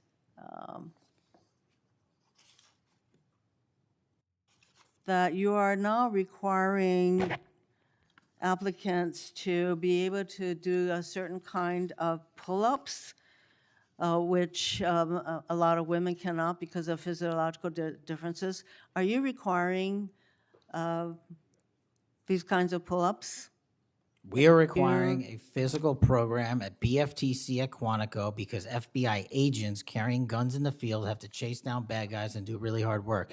The physical fitness standards of those agents So are are being you requiring appropriately these assessed. kinds of pull-ups? We are requiring everybody to pass the 1811 standards at BFTC. If you want to chase down a bad guy Excuse me, and put the him in reason I handcuffs, you ask- better be able to do a pull-up. The reason I ask is that there are concerns about whether or not being able to do these kinds of harsh pull-ups is really required of FBI agents. Doing Anyway, one pull-up Mr. is not Patel, harsh, I and there are am always gravely medical concerned. exemptions to that. I am gravely concerned by the state of the FBI under your control. And in fact, you are willing to take a cut on your agency of almost $500 million. So the FBI is losing dedicated employees, decades of expertise and specialization, leading to loss to early retirements, firings, and reassignments to immigration enforcement or conducting local police work. Thousands have already left. For as long as you remain as the head of the FBI, I fear the number of departures and summary firings will continue to grow. Mr. Patel, before the vote on your nomination of this committee, I noted that your most significant qualification, this is not just something that I noted, but others, your most significant qualification was your 100% loyalty to President Trump. And I fear that that continues to be the motivating factor in your position as FBI director. Thank you, Mr. Chairman. Mayor, Mr. Chairman. Director Patel, did you have Yes. anything you wanted to say now? That is an entire falsehood. You can delete my 16 years of government service to multiple administrations all you want. The fact is that I was a public defender. I was a national security prosecutor. I was a House intelligence staffer. I was a deputy director of intelligence. I was a chief of staff to the Department of Defense and the Secretary of Defense. I led the counterterrorism missions for the White House. Those are just some of the jobs I held in my 16-year career. There was no loyalty then. There's no loyalty now to anything but the Constitution. Senator Brett. Yes. Well, before I begin, I want to thank Senator Hirono for what she said, acknowledging that there are physical differences between men and women. Talking about that women wouldn't be able to do as many pull-ups, and I think that she was making a case here that there should be different standards. There's a thing called Title IX, and this is why we continue to say we should have biological men and men's sports and biological women and women's sports. And so I look forward to utilizing that to talk to all of my colleagues on the other side of the aisle. Maybe they will stand with us in helping us protect women's sports. I think she made a great argument there for it. Moving on to today, Director Patel, thank you for being here. Thank you for your commitment to making sure that America is safe again. Thank you for doing that coast to coast and within our cities. I certainly look forward to talking about that and talking about your historic gains in these areas. But I would be remiss if I didn't begin my questioning with you about the horrific events that we have seen over the last week. Obviously, our heart breaks. Not only for Erica and Charlie's 2 children and for parents and families, but for America and for those of us who knew him, you being chief among those. So just my sincere condolences and thank you for the steps that you and the FBI have taken to make sure that we have someone within custody and we're going to be able to move forward with that. But if you look over the last, since last summer alone, we had 2 assassination attempts on the president. We've had an arson attack on the governor Shapiro there in Pennsylvania. You have the murder of the state representatives, Melissa Hortman and her husband in Minnesota, along with the shooting of State Senator John Hoffman and his wife. Several anti-Semitic attacks, several attacks on Christians that were noted by Senator Hawley. We had the killing of 2 Israeli embassy staffers here in D.C., the June firebombing in Colorado. We could go on, and we saw a culmination, as Senator Schmidt said, with the brutal assassination of Charlie Kirk last week. I appreciate you committing to both Senator Hawley and Senator Kennedy, talking about making sure that all that are involved are held accountable. I think that is critically important, and I think that America needs that transparency. I want to read you some words of Vice President J.D. Vance. He said, "If we want to stop political violence like what happened to Charlie Kirk, we have to be honest about the people who are celebrating it and the people who are financing it." My question to you is, in light of Charlie's murder and all of the things that we have just referenced and have been talking about today, what steps is the FBI taking to more aggressively crack down on those who promote, encourage, finance, fund these types of engagements and this type of political violence? Thank you, Senator, for your kind words. So in terms of how we crack down on the root cause of this violence, for now putting aside the ideological motivations and how they got there, the monetary issue is a real issue. And as I've said before, we follow the money. So we work with our partners at the Treasury Department to trace where the money came from, how these individuals paid for the training they received or the platforms they were using, and also how these individuals collectively got together in whatever groups they were on whatever social media sites they were on, to utilize clickbait to make money Bingo. For their ideology. And so to trace all of those, we are using, not just in in Charlie's investigation, but others, lawful process and serving 2703D orders on any entity that is related in any way financially to any of these criminal acts of violence. And we are going to hold them accountable with our partners at the Department of Justice. Excellent. I would love to stay abreast of that, and just we must get to the bottom of it. We must follow the money. Someone is funding this discourse. Do you believe, obviously there are people here, unfortunately American citizens, that may be engaged in that, but do you also believe that some of this may be coming from overseas? Yes. Okay, let's get to the bottom of it and let's make it stop. Yes, ma'am. I want to ask you about the Dobbs decision. So we know that it was leaked in May of 22, and then we had the Marshal Service say we found nothing in January of 23. I find that absolutely mind-boggling, that we can't figure out who leaked that opinion. We know it was done in attempts to undermine the process, and then the intimidation of the justices occurred after that. Tell me what you can do as FBI director to help us get to the bottom of what happened and actually hold someone accountable for their actions. So I can't speak to what the marshals did and how they conducted their investigation. I can tell you, generally speaking, the FBI has taken over the investigation on the leak because it was such a detrimental leak. So you commit to getting to the bottom of it? We are utilizing the full resources of the FBI as we usually do on leak investigations, and we will make sure our results are public at the appropriate time. We need answers.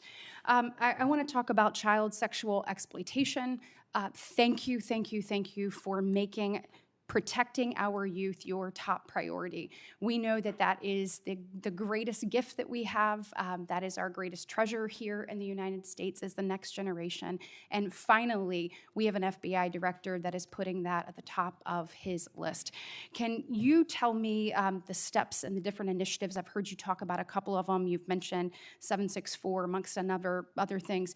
Tell me what you're doing, and specifically, I want to know about when it comes to sextortion. So as a parent who is raising children right now, teenagers, and you're looking at what's happening, whether people are snapping photos and then what's happening online. I have had a number of parents sit in front of me telling me terrible, heartbreaking stories about their children ultimately taking their own life because of being blackmailed.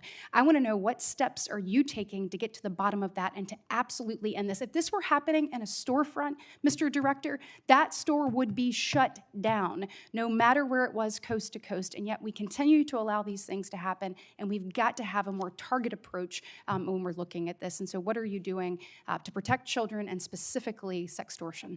So in our VCAC initiative, our Violent Crimes Against Children is our umbrella enterprise operations hub for things like Operation Enduring Freedom and Operation Not Forgotten and Operation Justice. And in things like that, those are producing the results that I told you about. 1,500 child predators arrested, 300 human traffickers arrested, 4,700 children identified and saved, a 35% increase from year to date last year alone.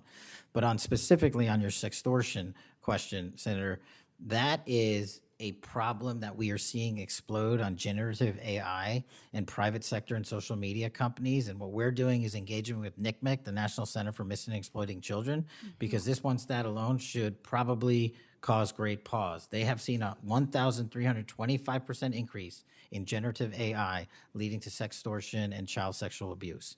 That cannot be countermanded by the FBI alone. We have embedded people at NCMEC and have a great partnership with them. But what we need to do is what we did in the month of May, and we're doing it over and over again. We arrested 400 individuals in 1 month and 1 month surge. Wow, These thank you. individuals have prioritized. The agents and intel analysts have never left that mission. They're doing multiple missions at the same time. That's what the FBI is called upon to do day in and day out, and we won't stop doing two things at once. But we need help from social media companies. We need help from the private sector and the internet service providers that allow this generative AI to be hosted on their platforms. We have got to get a resolution on that with our partners in Congress and the private sector. Well, we are definitely committed to working on that. I know the people up here, so you let us know what tools you need, and I know we've got several ideas that we look forward to pushing forward. In my remaining 2 minutes, I want to talk to you about your historic results when it comes to crime. In particular, we've seen here in DC just a total transformation. You mentioned earlier 60% down in gun crime, 70% down in carjackings. You said 50% down in homicides, to name a few. We have a success story, and we appreciate President Trump's leadership on all of this. We have a success story in Alabama, where the Alabama Law Enforcement Agency, so ALEA, they just marked their 1-year anniversary of the Metro Area Crime Suppression Unit.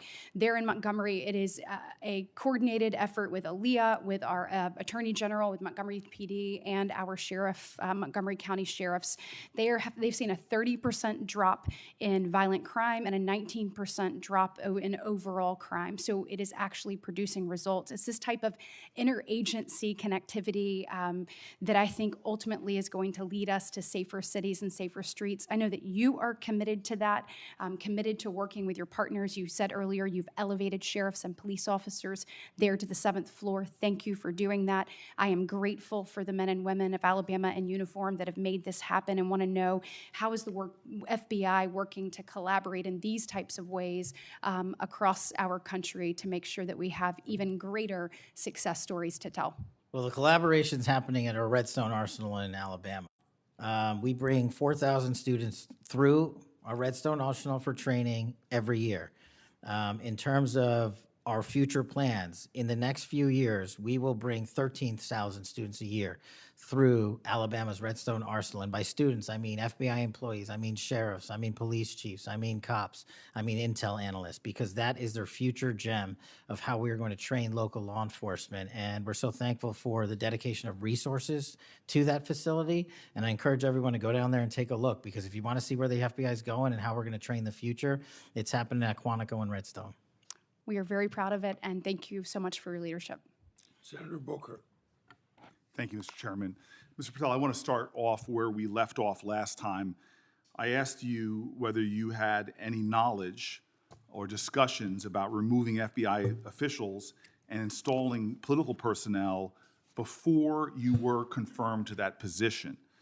And I wonder, did you then understand or have conversations with the White House about the intentions to do so?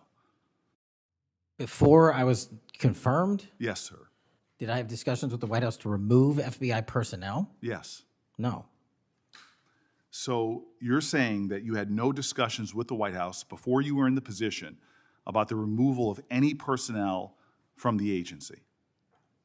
As I was preparing for my confirmation hearing, I had numerous discussions involving the type of people that would be employed, and that those that were failing to meet the mark at the FBI would no longer be employed if I were And confirmed. I'm assuming that mark had to do with loyalty to the Trump administration. No, you're wrong. Okay. I'd like to revisit another subject from that hearing. Did you testify, excuse me, you did testify before the grand jury that President Trump had declassified the documents at issue in the Mar-a-Lago classified documents case. Is that correct? I don't have the grand jury transcript. That's why I released it. Whatever it says is the best evidence. You know, that's what you said to Senator Whitehouse, that your grand jury testimony was publicly released. It has not been. In fact, in July, a court denied a news outlet's bid to get that transcript. But the court said quite clearly that you are free to discuss your grand jury testimony. So I ask you again, did you testify before the grand jury that President Trump declassified the documents at issue in the Mar-a-Lago classified document case? And that is why I took your invitation to work with the department and the court to have that transcript released. And the transcript is the best evidence of what I said then. So you're saying right now this committee can have access to what you said before the grand jury? To whatever was released. Under my understanding, Senator, So that the hold Department on, of hold on. Justice You and I both released. understand the law. Let me finish. I understand under Rule 6 of the Federal Rules of Procedure, a grand jury witness, in this case you, is not barred from sharing their grand jury testimony. This is an oversight hearing. This is germane to your integrity and credibility. You know right now whether or not you testified that President Trump declassified the documents at issue in the Mar-a-Lago classified documents case. Why are you refusing to answer that simple yes or no question right now? Because the premise of your question is inaccurate, and There is no premise to my question, but trying to get to an order of what is truth or not. How do you How do you know what was asked in the grand jury if you weren't there? Mr. Patel, this is a mockery you're making of this hearing and simple questions. It's a So let simple me move on. question. If you have a Mr. Patel, transcript, you during can your read the question, nomination but you don't have hearing, it.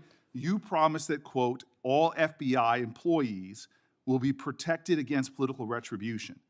When I asked you, are you aware of any plans or discussions to punish in any way, including termination, FBI agents or personnel associated with the Trump administration, you explicitly said under oath that you were not aware of any plans to punish FBI agents associated with criminal investigations of Donald Trump. I don't believe you were truthful. Firing FBI employees based solely on the cases that they are investigating, their case assignments, is illegal, and you know that. A new lawsuit that's been discussed numerous times, filed by 3 FBI officials, alleges that you carried out Donald Trump's campaign of retribution, in quotes, against FBI employees for, quote, failure to demonstrate sufficient political loyalty. One of those plaintiffs has been discussed today, Brian Driscoll. Now, we know 20 years of distinguished service to the FBI before you terminated him. Special agent in charge of FBI's Newark field office, where he operated with distinction. Medal of Valor winner, Shield of Bravery awards. He's a patriot. You terminated Driscoll via a letter dated October 8th, 2025, and in that letter you said that you were firing him pursuant to Article 2 of the Constitution. Well, you're not the President of the United States, and so I'm wondering under what authority you were allowed to terminate him. That matter is under litigation, and I'm not able to discuss it. Okay, well, discuss this. Did you have discussions with Stephen Miller about firing this particular person or about his continuance in the FBI? Not that I recall. how often do you speak to Stephen Miller? Frequently on our Homeland Security task forces. You frequently talk with Stephen Miller about subjects other than Homeland Security task force issues, correct? I frequently talk to Mr. Miller about Homeland Security task forces. Has Stephen Miller ever given you his opinions on how to run your agency? Mr. Miller's interagency operations are invaluable to the FBI. That's what we talk about. So you frequently discuss your job and your responsibilities with Stephen Miller and Pam Bondi, I imagine, as well. Absolutely. She's the Attorney General. Understood. Okay. Donald Trump promised to make us all safer. You have pushed out senior FBI agents with decades of knowledge and experience. In fact, this is the first time in FBI history that neither the director nor the deputy director have any experience with the FBI. You've shifted the agency's priorities primarily to pursuing Donald Trump's immigration enforcement agenda. According to ICE data, the Cato Institute, which is a conservative think tank, found that 20% of all agents have been diverted from their work to assist ICE immigration enforcement. 20%. Part of this operation is the work of mass law enforcement who jump out of cars, snatch people off streets at churches, schools, and their jobs and hospitals. Have there been any FBI agents who investigate crimes against children that have been assigned to immigration enforcement, yes or no? The premise of what you say is entirely Have there been false. any FBI agents who investigate no. foreign domestic terrorism? You don't get to say America is not safer under this I am leadership. not saying America that. is You're safer making because of the work of the presumption- FBI. You're making a presumption of premise. 4,700 children. Sir, we have you seized 6,000 weapons and you are not 23,000 violent denying felons have that been FBI arrested. agents who investigate human trafficking have been reassigned to immigration enforcement. You are not denying that FBI agents who are on the task force that fight against Russian oligarchs have not been reassigned. Public Corrections Squad reassigned. People who defend us, defend children reassigned. You're not denying that. I've seen you FBI time and agents time don't again get reassigned. attack my colleagues' premises of questions as a way to not answer the question. So let me end with this. I believe you have made our country weaker and less safe. I believe that we are more vulnerable to a major event, and I pray to God it doesn't happen. You've gutted the Bureau of Institutional Knowledge and Expertise. You fired or pushed out seasoned FBI officials, many with more than 20 years of experience, and were working on cases that were critical. You've been purging thousands of serious law enforcement officials who spent their careers keeping us safe, only to lower hiring standards in order to find anyone to replace them. And shockingly, you admitted in this hearing to Senator Coons that it would take 14 years to fill the vacancies at your agency. Many are the result of your purge.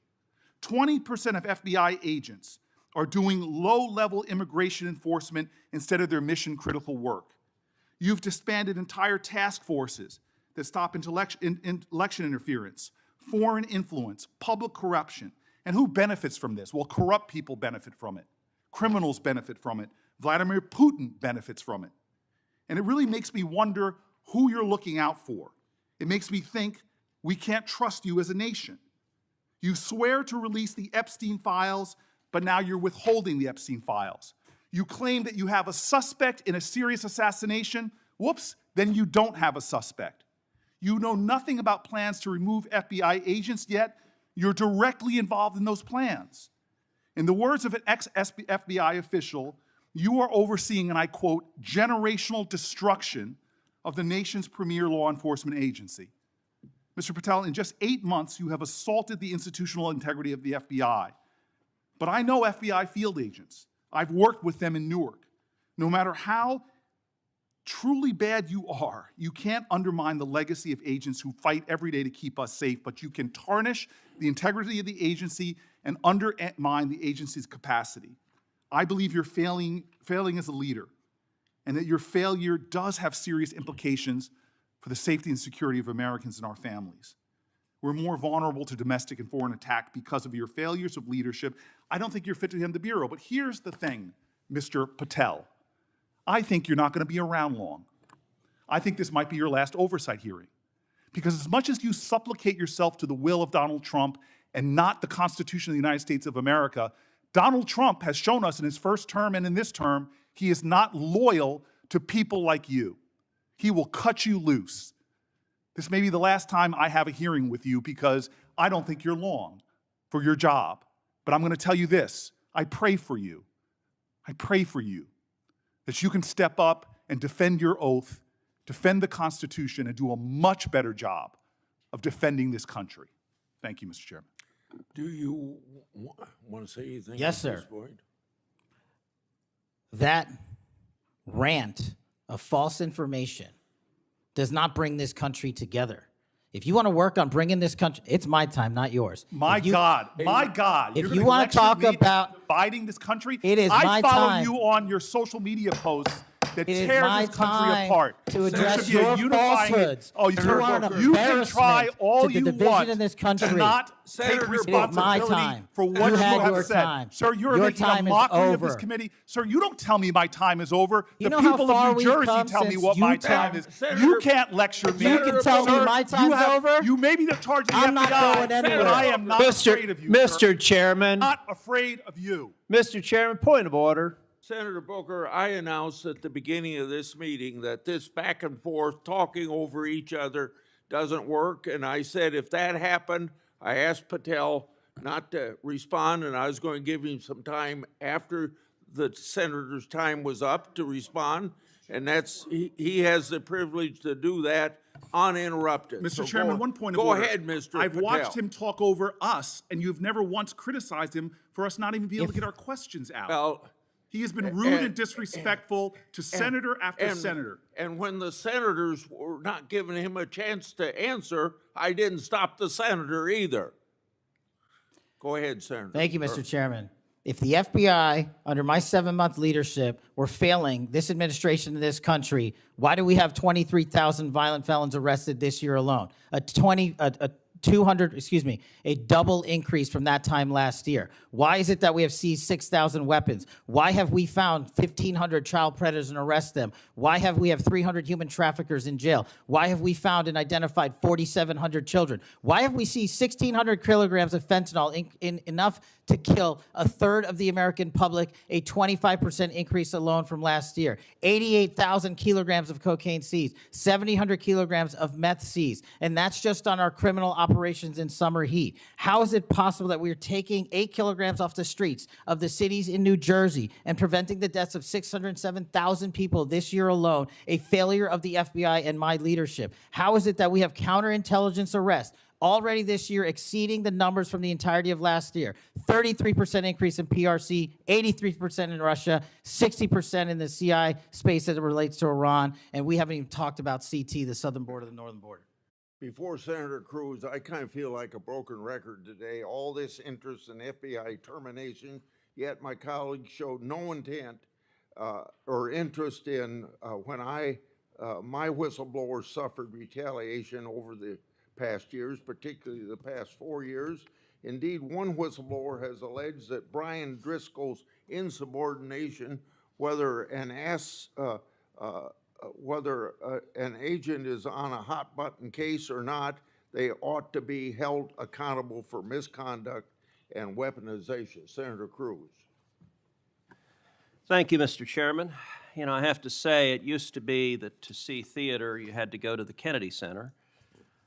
Now, apparently, you need only go to the Senate Judiciary Committee and see our Senate Democrats berating the director of the FBI, which, okay, it's not, partisan politics is not new in the United States Congress.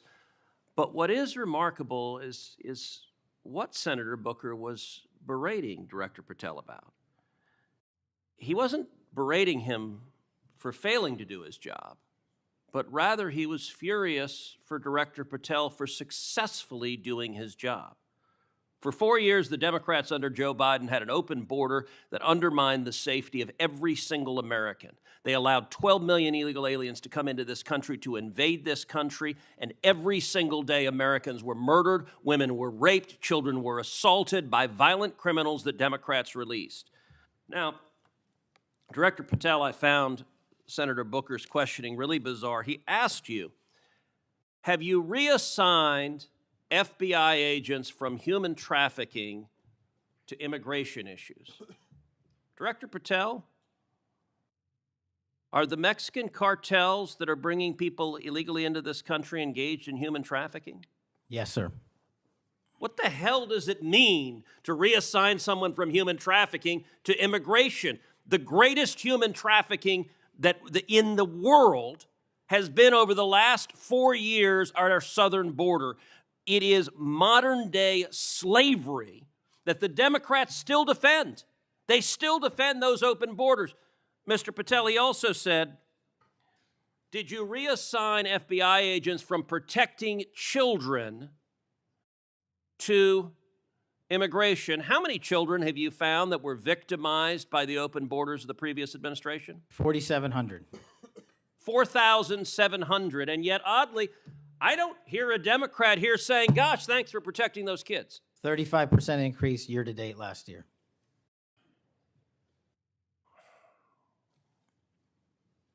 All right, I want to shift topics. And I want to shift topics to what happened last week. Charlie Kirk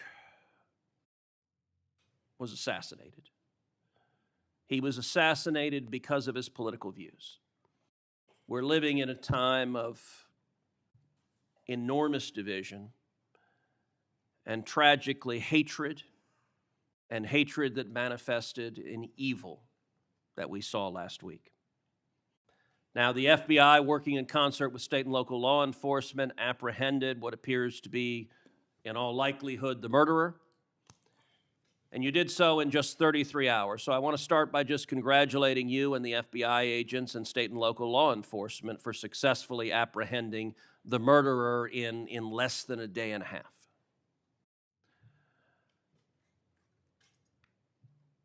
In the wake of that assassination, we have seen far too many people on the left celebrating the assassination.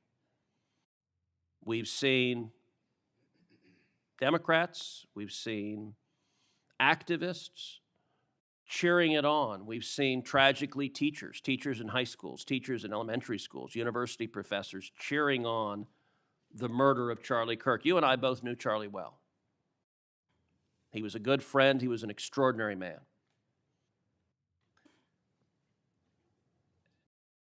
And I will say there's a great deal of discussion about what to do about it.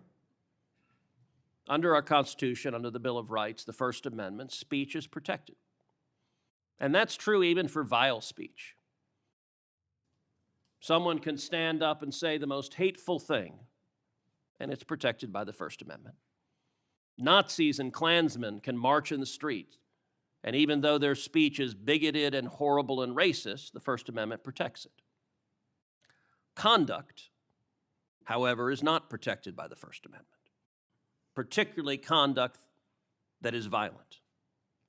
Violent conduct that is threatening others, that is harassing others, that is injuring, or in this case, murdering others, is most assuredly not protected by the First Amendment. And so I would encourage you and the FBI to focus on conduct. Now, speech can guide you to those engaged in conduct. And I will say one question that I have and many have, and I recognize this is an ongoing investigation, so I don't want you to say anything that would compromise the investigation. But what can you tell us at this point about what evidence there exists of other individuals who may have had prior knowledge of this assassin's plans to murder Charlie Kirk on September 10th? Generally speaking, we've interviewed numerous people, family members and friends, including the partner, to provide us with a detailed history of the knowledge he may have had, the suspect may have had prior to. We're still mapping out who, if anyone, was involved as an accomplice. As I said, the investigation is ongoing. We're also speaking to and going to interview numerous individuals online who were part of a chat group that was involved in this heinous assassination. And we're also going to work with our state and local partners out in Utah to find out what community organizations, if any, participated or had any foreknowledge of this information. But it's very much ongoing. I remind everybody that it's not even been a week since Charlie's tragic death. Is it accurate? It's been widely reported that the assassin's roommate was a transgender man who was transitioning to be female, and it's also been reported that they may have been romantic partners. Is that accurate? Yes, Senator. And I assume the FBI is investigating. It has also been reported that there were transgender chat rooms that may have had some awareness of the plan to commit this murder. Is that accurate as well? I'm sorry, can you repeat the question? It's been reported that there were chat rooms of transgender activists that indicated some degree of potentially of foreknowledge of this murder. We're still developing that. Do you have any information the bullet casings had on them both Antifa and LGBT wording on them? Do you have any indication of the source of those engravings and what inspired them? As to the actual source, we're still developing that.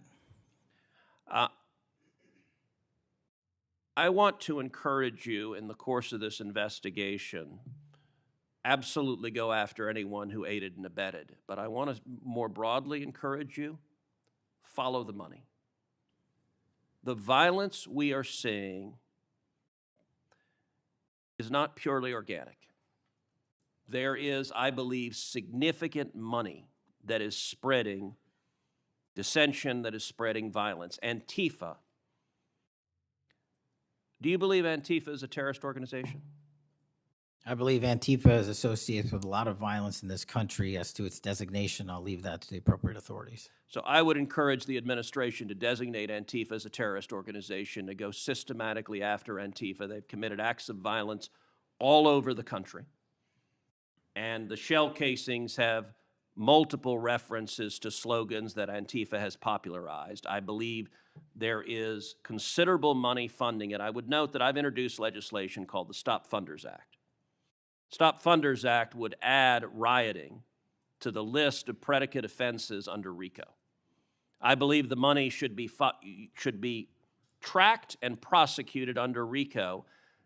And both the Antifa and Black Lives Matter riots of a couple of years ago and the pro-open border riots in Los Angeles and other cities of this past year, I believe there was significant money behind those riots. I'm not the only person who noticed at the anti-Semitic protests and violent protests on college campuses that many of the tents all matched.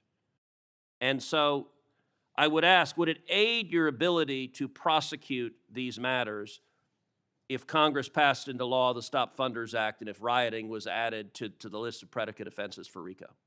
Yes.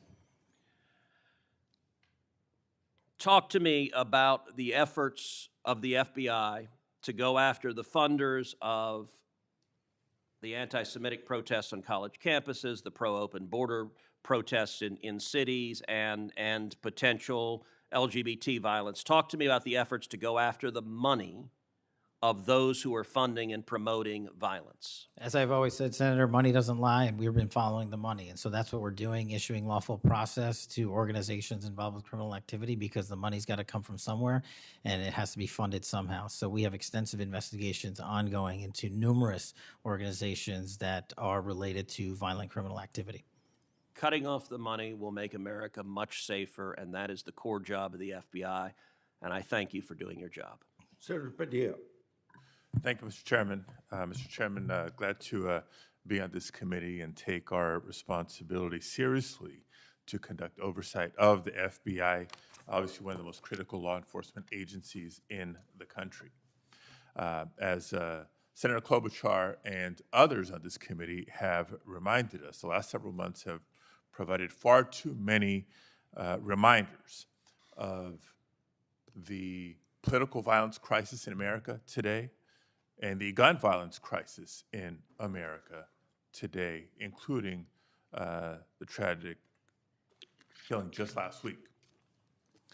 Director Patel, this committee takes seriously its not just oversight role, but recognizing the FBI's important role in protecting the public from gun violence while respecting constitutional rights. If you recall, this was a significant subject area of my questioning during your confirmation hearing. The Bureau plays a central role in enforcing federal firearm laws ensuring the accuracy of background checks and monitoring trends like machine gun conversion devices and lost or stolen firearms. Now, during your confirmation hearing, you pledged that the FBI would enforce firearm laws fully and fairly, consistent with the Second Amendment. Yet we continue to see a sharp rise in lost and stolen firearms reported by federal licensees. Can you point to any measurable enforcement results like arrests, not just arrests, but also prosecutions or task force expansions since you became director? I'll get those to you, Senator. Nothing you can share here today? No, I'll get the full list to you. You came unprepared today to respond to questions which you knew were important going back to your confirmation hearing. Now, the Bureau has warned about the public safety threat posed by machine gun conversion devices, which convert semi-automatic weapons to automatic ones. Can you at least reference what resources you're dedicating to this threat? Absolutely, Senator. Part of tracking ghost guns, as you alluded to, is having a sustainable database, which is hubbed out of our CGIS division in West Virginia. And we've allocated more resources so that FFLs can track and trace firearms that are stolen and make sure they don't get into the population. That's one of my primary concerns, that we don't want stolen weapons anywhere near anything. But the numbers continue to go up as reported by federal licensees. Let me get to my next question on this topic. You previously stated that you hadn't reviewed Fix NICS, a federal law that improves reporting to the National Criminal Background Check System. 8 months into your job, what concrete steps have you taken to ensure that NICS records are complete, accurate, and timely? That's actually a great question that we have dedicated a lot of resources to, again, at CGIS. The NICS system has been trying to get to 100% within 15 minutes. We are currently at 93%, with 87% of those being responsive in less than 60 seconds. So we got more work. Do you think additional resources would be helpful in getting to 100%, or do you still argue that less resources are necessary to get from 93 to 100? No, I just think we have to work on how fast our actual infrastructure processes these things. On to a question about resources. The FBI's core mission is to counter terrorism, espionage, and major criminal threats. Now, recent large-scale reassignments to immigration enforcement or politically motivated investigations cause me concerns that other critical missions are being neglected. One example, in March of this year, you created a Tesla-related task force and diverted personnel from the domestic terrorism operations section to work on that task force. What risk analysis justified that decision, and do you still consider domestic violent terrorism to be a lower priority? Any form of terrorism, domestic or international, is the highest priority at the FBI. And But when why you say, divert resources away from those missions? I don't believe that's accurate. We did not divert resources away. When cars were exploding and people were being set on fire, I directed resources to address it. Well, then I'll suggest in your follow-up, and we can make this more explicit in our questions for the record, that you provide the accurate information about the diversion of resources. Because, again, when I understand that you authorize large-scale agent reassignments from counterintelligence and cybercrime to not just immigration cases, but others, it has an impact on the other priorities like nation-state threats and ransomware investigations. Moving on to a different subject area. Safeguarding our elections is a core FBI responsibility. The public needs confidence that election security work is driven by facts and free from political influence. Mr. Director, do you agree with Attorney General Bondi's decision to disband the FBI Foreign Influence Task Force? The disbanding of that task force did not in any way reallocate or take away resources from that critical mission set. So then how are you mitigating the risk of foreign actors interfering in U.S. elections heading in? As I've highlighted through our cyber programs, which have seen a 40, 50, 60% increase in arrests for cyber threat actors looking to not just harm our critical infrastructure systems, but also interfere in our elections. We've had multiple arrests this year of individuals who are interfering in that process. Did the Department of Justice's Election Integrity Task Force seek statewide voter lists and driver's license data? I can't speak for the Department of Justice. You're a member of the Department of Justice. I can Did speak the for the FBI play a role in those requests? Whatever request that we had pursuant to the department's direction were provided. So then you can speak For the to FBI. those actions. For the FBI. So you can speak to those actions. For the FBI. So what role did you play in those requests? Whatever requests we get from the department, I don't have those details in front of me. We provide whatever requests they have. I have not many details in front of you on a lot of the questions coming from this side of the aisle. So I do hope that there are substantive and accurate responses to our questions in writing. In my time left, Mr. Chairman, I just want to call out a couple of observations. The director before us has tried to explain, I won't say explain, tried to explain how he doesn't need another $500 million to do the job. And specifically that even if the FBI had an additional $500 million, it would take years. I think he referenced 14 years to fill the vacancies. But in the meantime, relying on partnership with local law enforcement to fulfill the mission of the Bureau. As we've discussed in other hearings and in other committees, by the way, given this immigration mass deportation agenda of the administration, the FBI is not the only one leaning on local law enforcement to do the job. ICE has made it clear that they're doing the same. Other law enforcement agencies within DHS is doing the same. So much so that ICE's recruitment, because they're not only not advocating for cuts, they're actually requesting additional dollars and have issues about policy with them. But if ICE's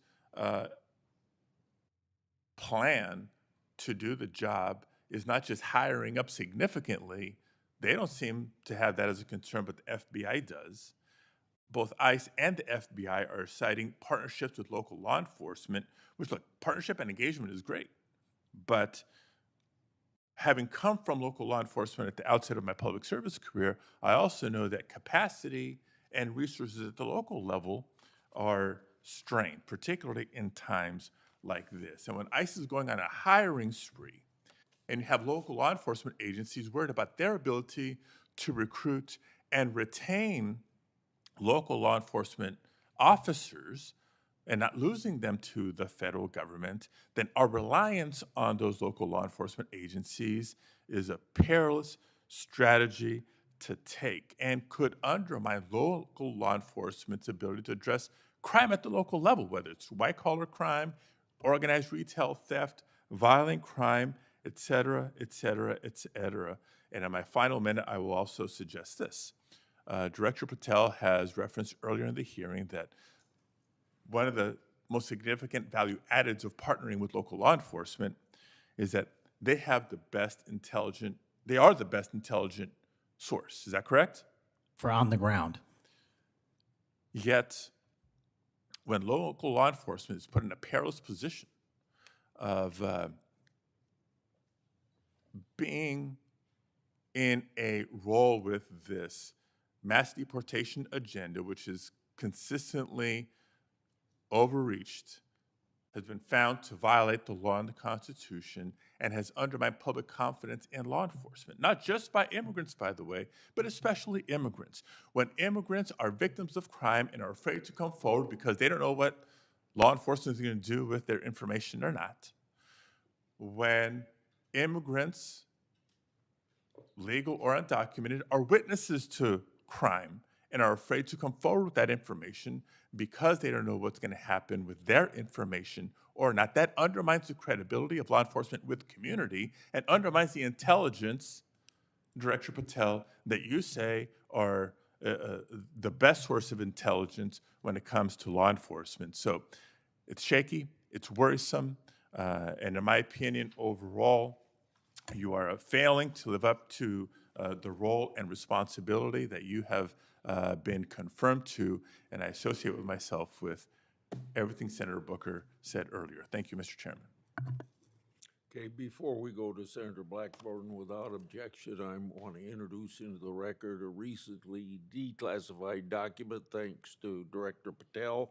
The document is a Director Ray FBI analysis of Nellie Orr's false statements to the Congress or never suffered consequences for advancing the phony Trump-Russia narrative and attempting to cover up her involvement in the hoax with false statements.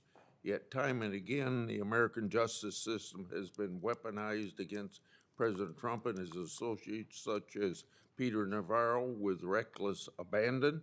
The DOJ's inaction on Nellie Orr's criminal referral, despite the obvious incriminating evidence provided in the FBI's own analysis, undermines public trust in the rule of law thanks to Director Wray's utter failure. Senator Blackburn. Thank you, Mr. Chairman. And Director Patel, thank you ever so much for being with us today. And I want to thank you for your commitment to fight violent crime in Memphis. And when you first came to meet with me before your hearing here, I gave you the stats on Memphis, Tennessee, and their crime rates. And then you committed then and again at your confirmation to help us. You have been true to your word, and we are very, very grateful. Operation Viper has been such a success. The 500 arrests are important. These are gang members and gang leaders out of Memphis, Tennessee. There are over 100 gangs in Memphis. So the impact of these arrests, the impact of 100 indictments of these gang members. And now we have a U.S. Attorney's Office that will actually prosecute violent crimes and actually take up and prosecute federal gun crimes. This is helping to make Memphis safe again. And yesterday at the White House, to have the president announce the second phase of this with bringing in the Guard, and we've got ATF and DEA and the U.S. Marshals and Homeland Security, and the work that you and General Bondi and the president have done is so appreciated by the people of Memphis, Shelby County, West Tennessee, and I am ever so grateful for the work you've done. You know, one of the things as we talk about Memphis and what a vibrant and wonderful historic city it is, it's important to realize Memphis is one of the logistics hubs in our country. You have I-40, which goes East Coast to West Coast.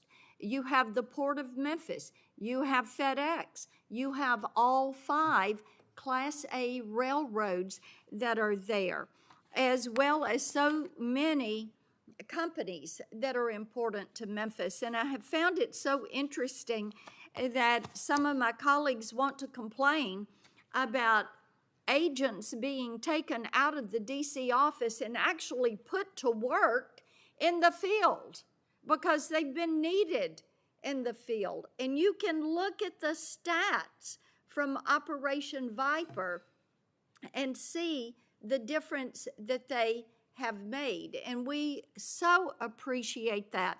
I do want to drill down just a little bit on the issue of cargo theft, which ties into the logistics hub in Memphis. We've got a lot of companies that go through there.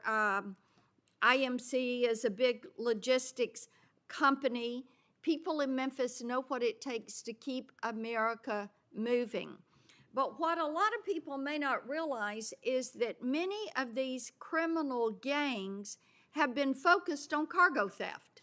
This is how they pay for their activities. So in addition to the carjackings and the home robberies and the smash and grabs and some of the human and sex trafficking, they've gotten into cargo theft. And cargo theft in Memphis has increased over 5,000%. 5,000%. That's what you saw with a Biden administration who wouldn't drill down on this. So having these agents out in the field, having an interagency approach is something that is going to help us with getting our hands around this cargo theft. So talk for just a minute about what your team has done there and the importance of having that interagency approach. Absolutely, Senator. So Operation Viper nests under Operation Summer Heat, and in multiple cities and mid-major cities across the country, we have surging resources based on crime. And Memphis, as you know, Senator, had the highest per capita homicide rate in the country, and that was simply unacceptable. And so what we did was what we call Phase 01 of operations at the president's direction. We went into some of these cities quietly to collect the intelligence that was necessary to start these operations, to start seizing these firearms, which we've seized, I think, over 115 firearms off the streets, to start taking narcotics off the streets, and also to infiltrate the gang network, this criminal street gang network that is providing these guns and drugs to the public in these communities, allowing for these shootings. And so what the FBI is good at, what the FBI is great at, is partnering with our local authorities in places like Memphis and Miami, and Chicago, and so many other cities across the country to start the work, because you can't do the work on a dartboard basis. You need ground level intelligence, and that's what we do working with our state and local law enforcement. And the results, I think they said over 100 indictments federally just in this 3-4 month surge, and now we're going to go in there with more resources to finish it. And we are grateful for that, and I think it's so important for my colleagues, what we have seen in Memphis. You mentioned something very important. Your agents go in and they go in quietly. There was no press conference. There was no fanfare. You went in there to work. And very importantly, you gathered the intel. Who are these gang leaders? Where are they? Figuring out who was doing what, and then setting up the process to apprehend these individuals. And it requires infiltrating those networks and having that data to work from so that you are working in partnership. And as I have talked with elected leaders in Shelby County and Memphis, as we have talked with those in law enforcement, they have been so grateful to have this support and this additional education that comes, because local police are learning from your agents when they are learning how to track these gangs and infiltrate these networks. We know that phase 2 of this operation is going to kick off. The Guard is going to be there to support the Memphis Police Department to help them kind of catch up, because they still have a lot of people on their board. They know who they are, where they are, what they're doing. They want to apprehend them and bring them forward. So talk a little bit about how phase 2 is going to continue to work to support the law enforcement efforts in Memphis. Well, it's just like what happened here in Washington, D.C. It takes a whole of government interagency approach where we're working with the Attorney General, the DEA, the ATF, the U.S. Marshals, the Department of Homeland Security, because each one of those agencies has specialized capabilities. And when we surge together to work off of the ground level intelligence that was collected, you see what happened in Washington, D.C. here. And that's the next phase of it, because you are able to utilize the National Guard to set up border perimeter operations. So when you go into an area, you have the secure workspace to get in there and stay in there. The key here, Senator, is sustained criminal investigations and sustained prosecutions that clear Memphis, like we did Washington, permanently, and leave behind a blueprint for what local law enforcement can do with our federal partners to sustain that. We don't want to go backwards, and that's critical, but we're in the next step. Sustaining it will be the last one. Well, and we certainly appreciate that. I do want to touch on Operation Restore Justice. And Senator Britt mentioned some of this very briefly, and I know that you and A.G. Bondi have done a tremendous amount of work in protecting children. I appreciate that. And we passed my Report Act last year. and President Biden signed it. And this does require social media to report to NCMEC so that we can have these perpetrators followed up with and apprehended. That's a good start. We're still trying to get the Kids Online Safety Act passed. That has been a bipartisan effort. We have looked with disdain at what has happened with Discord and Charlie Kirk's alleged killer.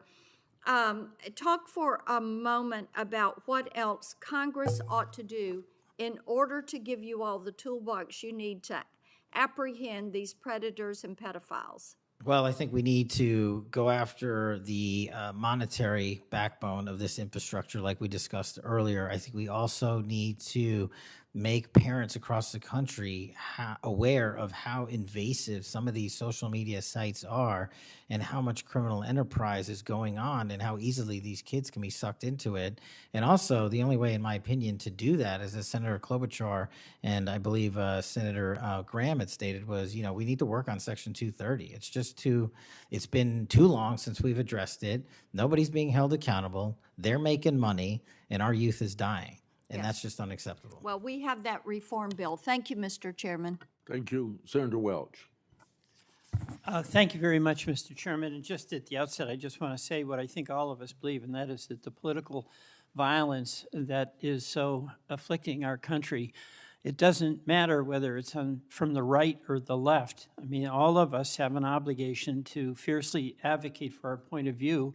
All of us have an obligation to respect people with whom we disagree. The folks we disagree with are our opponents, but they're not our enemies. And I hope all of us keep that in mind and do the best we can to set that example. I want to congratulate the FBI. I want to congratulate the Utah state and local law enforcement for the very good work that it did in apprehending the violent assailant of Charlie Kirk, and that is a terrible, terrible tragedy. Director Patel, at one point you made an announcement that the suspect was in custody. We got our man. It turned out that was not true. In fact, I think that was about 27 hours before the person now in custody was apprehended. Why did you make that statement? Thank you, Senator. Appreciate you letting me address this. What the FBI does is not just locate and find suspects, but we also participate in eliminating subjects. And what we had at the time was a subject in custody in relation to this investigation. So in my commitment to work with the public to help identify subjects and suspects, I put that information out. And then when we interviewed him, I put out the results of that. And could I have been more careful in my verbiage and included an A subject instead of subject? Sure, in the heat of the moment, but I was doing the best I could. In all candor, I don't quite get that, because if we have our man, that would suggest to the public that everybody can rest and relax and not then continue to provide information to local law enforcement and to you. Well, so that was a mistake. I don't see it as a mistake. I see it as something working with the public to identify that there was a subject So if in you custody. if you put out a statement that says we've got our man, and in fact it turns out that you didn't have your man, that's not a mistake? But that's not what I said. Well, I'll go on. That's my understanding. A second thing that is really important in the FBI, but it's important in every agency, is that the folks who are doing good work get supported for the work they're doing. And a number of highly successful FBI agents have been let go. And I want to just ask you a little bit about that. You know who Brian Driscoll is, right? Yes. Yeah, okay. And my understanding is he served at the FBI for over 18 years. You agree? I believe that's accurate. Special agent in charge of the Newark office. He was commander of the FBI's hostage rescue team. That's a very prestigious and responsible position, correct? It is.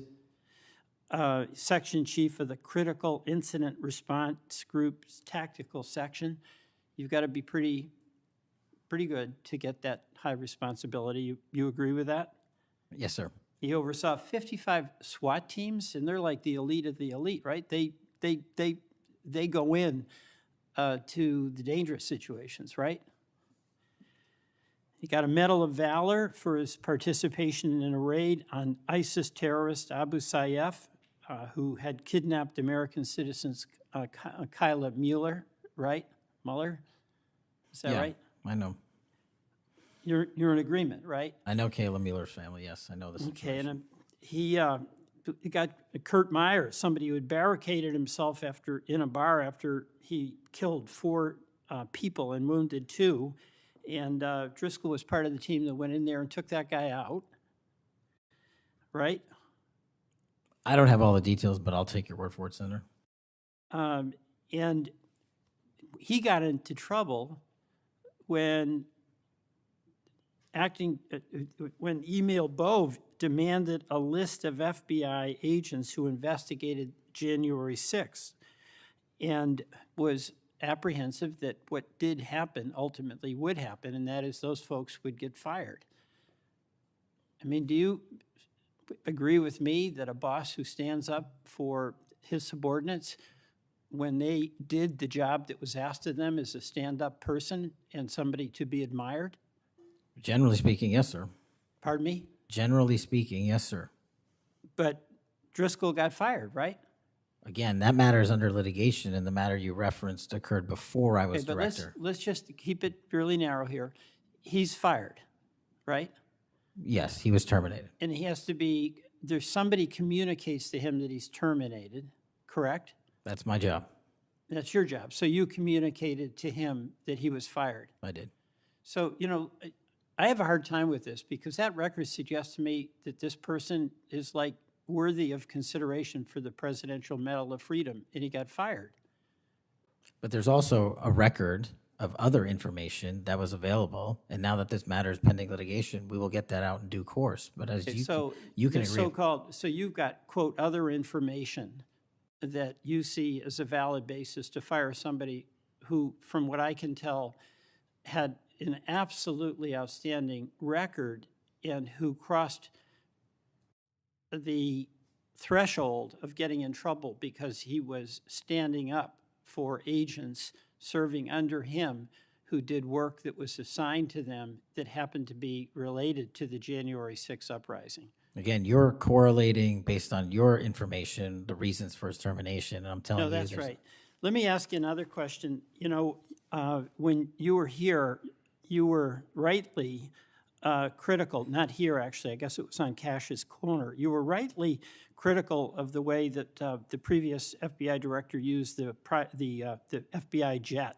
And you said you wanted to ground Chris Wray's private jet travel that he pays for with taxpayer dollars to hop around the country. Let me ask you this. You know, on the weekend of, according to flight tracker data, on the weekend of March 7th, an FBI plane flew round trip from D.C. to Las Vegas, and you attended a UFC fight with Mel Gibson, and I'll show you that. Is that you, and is that true? Yeah, you want to know the difference? I live in Las Vegas. I'm allowed to go home. I didn't leave a congressional hearing early on an FBI jet to dodge questions. All right. Then on April 5th, you attended a hockey game in New York City. You don't live there, right? No, I don't. By the way, everyday FBI agents who are assigned in Washington don't get to fly home on a private jet. Well, this is a great point. Do you know why I have to use a private jet? Because Congress made it mandatory. Okay. In April 5th, well, we didn't make it mandatory that you go to UFC games with Mel Gibson. Are you telling me I can't go home? You know, you got to use some judgment here. So when I'm at Beth, home, you I would- can't do what I'm doing when I go home. Everybody else is allowed to go home, Let just me not keep me. going. No, I'm glad you go home. I love to go home, but I don't go home on a private jet. On April 5th, They're not you mandated to do so. You attended a hockey game in New York City with Wayne Gretzky, and Flight Tracker says the FBI jet took you to and from New York City, where you don't live, right? That's correct. And on April 12th, on the following weekend, you attended a UFC fight, a fight in Miami, also on the FBI jet, right? That's correct. So what's the cost to the taxpayer for those 3 flights? But I pay the commercial equivalent per the regs and the law. And so just so you know, when you are comparing me I to just asked prior what directors. I asked what the cost was, and you don't know. I take it. Yeah, and what I've done with the use of the private jet is use Andrews Air Force Base versus Okay. Reagan National as what the other directors have done Bottom line to here. save the taxpayer Bottom dollars. line here, you flew home to Las Vegas. There's nobody else in the FBI who gets paid. They have to pay their own way if they want to go home, right? I mean, right? Well, that's not accurate. Depending on where you're stationed, the FBI covers the bill to get home. So are you telling me that FBI agents who are assigned in Washington, but who may live in Charlotte, they get paid by the FBI to go Sometimes home? they do, yes. Right. Another thing I want to say is this. You know, our local law enforcement has been stiffed. About $500 million in cop grants have been taken out of the budget. Those really help us in Burlington. They help us in Rutland. They really are important. And why in the world would we be cutting those cop grants when we need that local law enforcement, in part to partner with you? Well, I Do think you you're support that? I think you're speaking to the Department of Justice grants, which I don't adjudicate, but also Vermont, just like every other state, has received a plus-up of FBI personnel. Well, I'll tell you, that's not what we're seeing. The other thing, my understanding is that there's a requisition or an effort to get another plane for the FBI that would cost about $72 million. Is that right? That's inaccurate. The FBI, because the jet, as you call it, is not my jet. We use it for operational needs. We use it for FTOCs. We use it for HRT. But that's the one you fly in, and right? we have multiple fixed-wing assets, and one of them is on a wildly expensive lease that I deemed a waste of money, and I'm looking for a replacement in which the government can procure assets permanently. Well, I would welcome you submitting to this committee the cost information about the jets that are under consideration. And according to our research, the specifications that are included in this request would result in an expenditure of between $72 million and $80 million.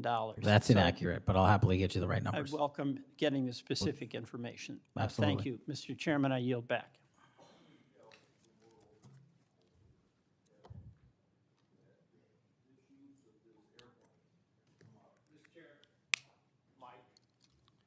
It's on, but I can get closer. Comey became FBI director 2013, and then something like when I became ranking member in the middle of a Congress, or I was ranking member, Comey needed an excuse to come to Des Moines, Iowa, or someplace in Iowa for a family reunion. He wanted to meet with me in Waterloo, Iowa. I think nothing more than an excuse to say he did something official on that trip. Now, I can't accuse him of that because I don't know, but I can't recall that we discussed anything very serious that had to be meet him in Waterloo or Cedar Rapids at the airport before he went to the reunion. And then 2 or 3 years ago, Ray was sitting where you were, and we had 2 Republicans wanted to have second round of questioning, and it would have taken about 10 minutes, and he refused to because he got on this airplane that you're talking about going to the Adirondacks. So I find it interesting that my Democratic colleagues seem to bring up about your use of the Justice Department planes, yet my Democratic colleagues didn't seem too interested about my oversight of Ray's use of the plane. I didn't hear a peep. So my Democratic colleagues need to be consistent. Can I just add, Mr. Chairman, that when you compare the flight logs and the percentage of work travel to personal travel for the prior 2 FBI directors, over a third of their travel was personal on those same jets that I'm being accused of improperly utilizing. My mark is far less than that. Also, both of those directors use Reagan National Airport, which has landing fees of $5,000 to $10,000 because they didn't want to drive 25 minutes to Andrews. We take off and land in Andrews every single time because it's cheaper, and we do so because it saves the taxpayer dollars. Those are the things we are doing to make sure that we are good stewards of taxpayer dollars. And also, any new acquisition of an airline or a fixed-wing asset for the FBI will specifically meet the needs of the demands of the foreign FTOC operations and hostage rescue operations and our critical infrastructure programs. Senator Moody. Thank you, Chairman. Appreciate it. You're very patient. I am very patient. You're very patient. I'm new here to the Senate, and I watch what you have to go through as chairman, and we thank you.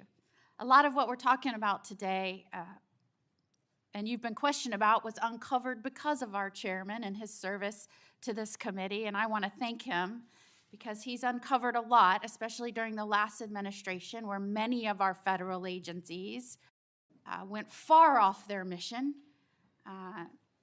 And I believe we wouldn't have as much information as we do if it wasn't for our esteemed chairman. So I wanted to publicly thank him. And being the newest member of Judiciary, I am so grateful to be here because sometimes I'm wondering if some of my colleagues on the other side of the aisle don't know what they're talking about, or if they're ill-intentioned and purposefully trying to gaslight not just the American public, but other people in law enforcement and agencies that you're working with. So as a former attorney general, as a former federal prosecutor, as a former judge, as the wife of a law enforcement officer, both federal and state over the course of his career, I would like to clarify a few things and give you the opportunity to highlight some of the things that the FBI is doing. And two of the things I heard thrown out there, and by the way, it was when some of my colleagues would breeze in just in time to rail on you and spout out misinformation and narratives that have no grounding in reality to criminal justice, and then breezed right out as soon as they were done. And I think that it does the American public more good when the oversight function of Congress allows for you to comment in a way that makes sense and is grounded in reality. So let's first talk about the reason why we are having to reassign, not just in the FBI, but in other agencies, criminal justice agencies, federal agents to accomplish different things, as has been done historically throughout our country. When we get into office, we have to examine and triage the threats facing this nation, threats facing Americans, and then allocate resources accordingly. I guess you are to be judged negatively because you are trying to reallocate the resources of the FBI to fix what the Democratic administration prior to this under Biden broke. So let's talk about the reassignment of federal agents and why that has been necessary. Would you say that the majority of assignments has been made because we are facing unprecedented levels of violence, both because of the unvetted surge of anywhere from 11 million to 20 million people across our border in the last 4 years, and because of the woke, weak, insane policies that have been pushed into states and cities around this nation by the left? Absolutely. And so I hear you being grilled because you have rightfully pushed resources where they needed to go to protect the American public. And I have heard you questioned that you are in some way, and I'm going to use their words, which I don't believe is grounded in reality, that you are going to lean on local and state agents to do the job of the FBI. Might it be recharacterized more accurately in that you are partnering with local and state agencies in these areas, especially where these policies that the Democrats support wholeheartedly, in fact, they frustrate our efforts to try and beef up our laws with good criminal justice policies at every turn, and then come in here and get on you for, by the way, you've been here 7 months, so I know that in the 7 months, you didn't break it, they broke it over the last 4 years, but it isn't more accurate to say that you are using the federal government and its agencies, or its agents and its resources to supplement and amplify law enforcement efforts in these areas, cities and states, where the Democrat policies broke them. We are it's been an integral part of my tenure to use local and state partnerships. I say it everywhere I go. We cannot do the work without partnering with state and local authorities in every single state and every single county in this country. And why we pushed out to the field is simple mathematics.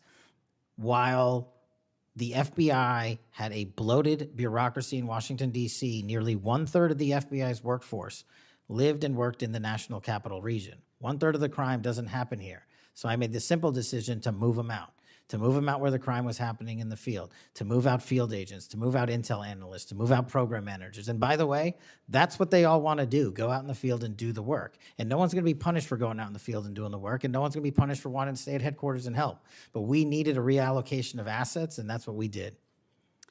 And from your experience, both before and now in office, have you found that many of these nonprofits have done work to undermine the stability and security of cities? Those matters are very much ongoing, and hopefully we can report the results soon. And I don't mean just those that may have aided and abetted or supported criminal acts. Those absolutely should be investigated and pursued to the fullest extent of the law. And I hope that we follow the money trail, as some of my colleagues have suggested. I also want to get your opinion about the nonprofits that are working to get elected and then push criminal justice policies that have made our cities and states less safe. Specifically, I'm going to push out all of the things that they espouse make the cities stronger. No cash bail. Try not to charge crimes. Don't call people offenders or felons or rapists or drug traffickers.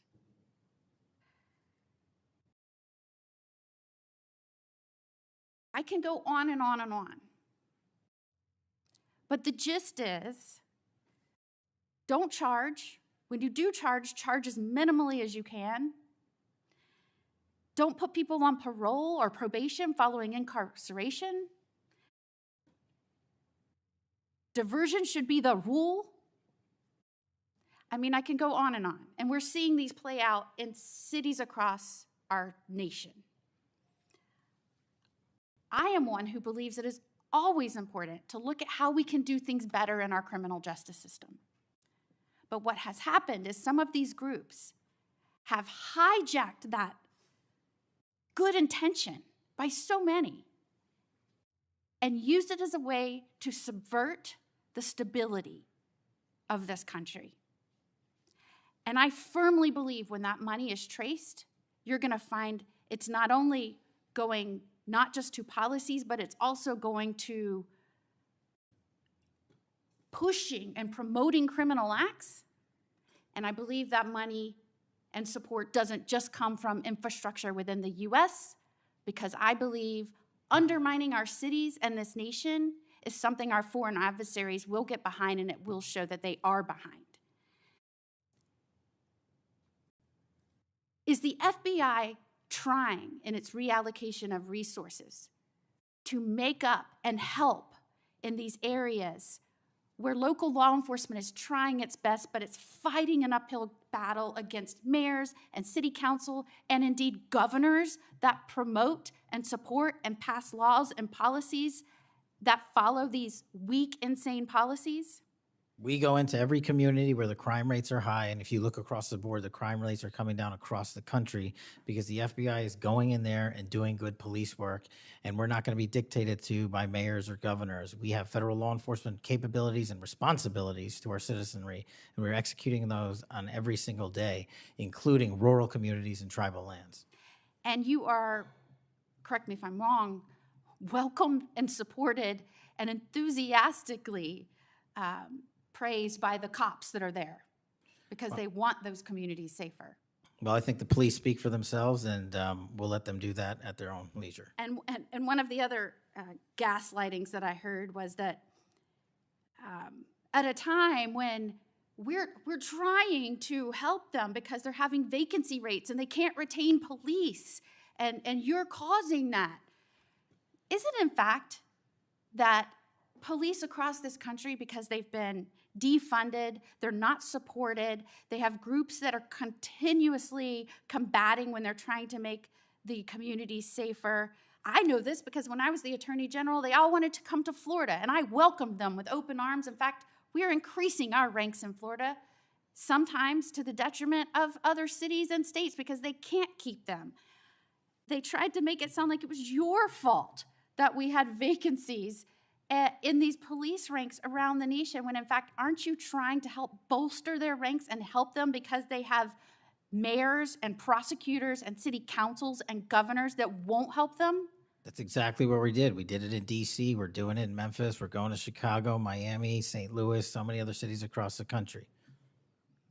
And I'm just grateful that you are doing this, and I commend you for all the numbers that I'm seeing going after the violent crime, helping make sure we are getting the criminals that came here unvetted from other nations out of this country, that you are allocating resources to those efforts. It is all important to make this a stronger, safer nation, and we appreciate you being here today and making sure we're talking truth and not misinformation to the American people. Thank you. Thank you, Senator. Before Senator Schiff, I want a UC to introduce into the record a declassified Clinton Annex. The Clinton Annex is a declassified appendix to the Justice Department Inspector General report about the Clinton email investigation.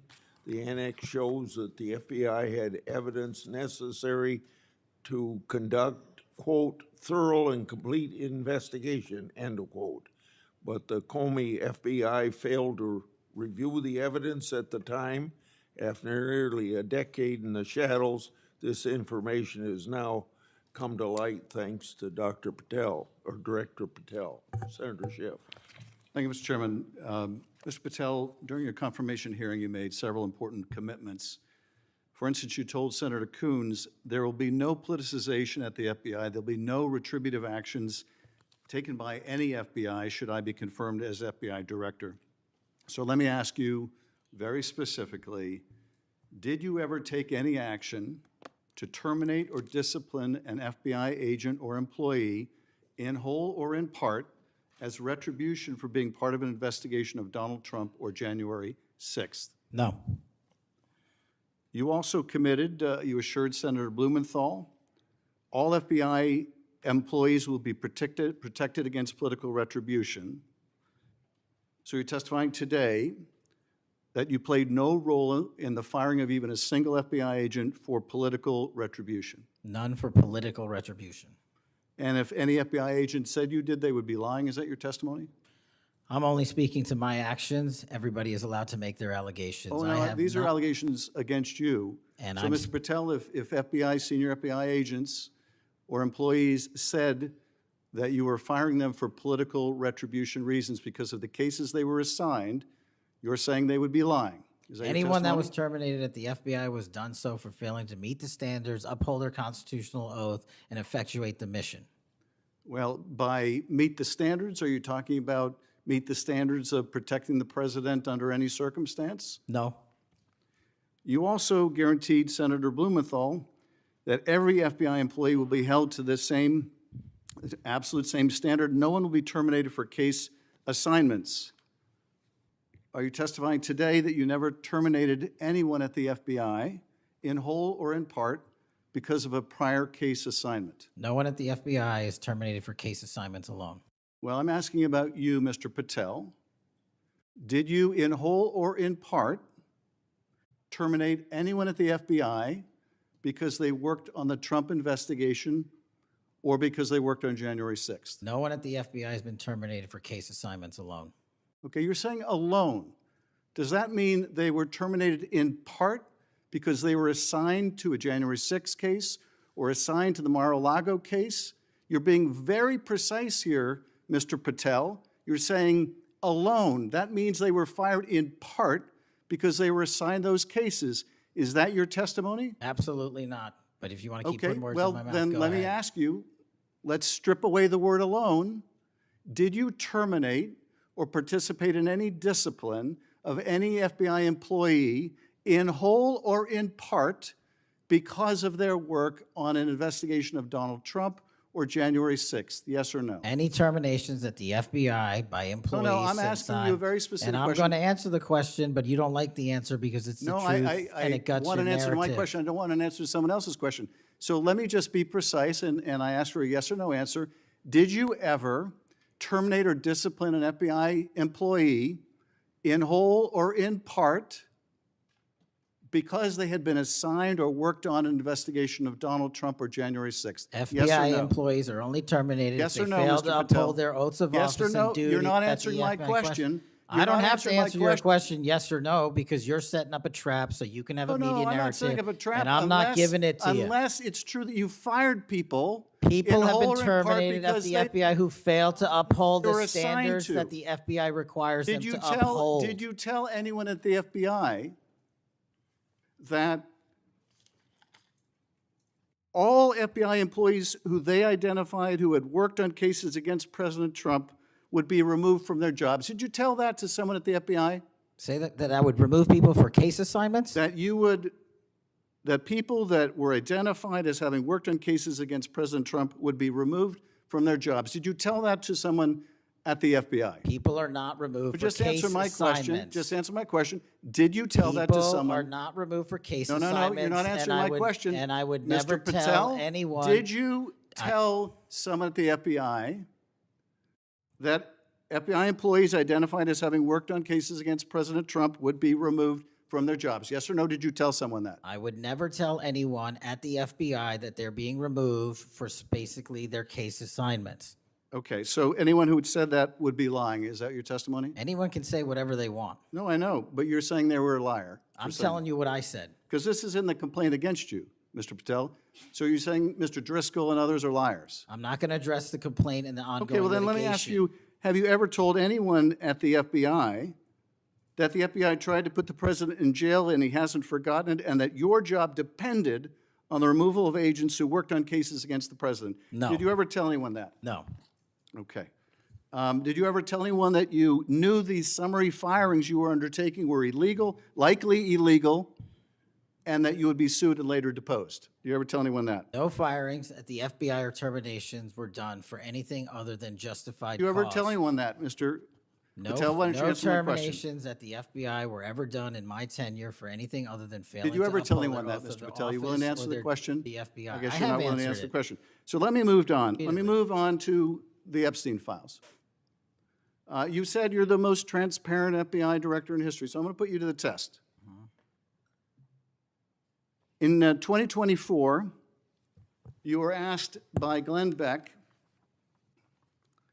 about Epstein's Black Book. And you said, he asked, who has Jeffrey Epstein's Black Book? And you said, Black Book, FBI. And he said, but who?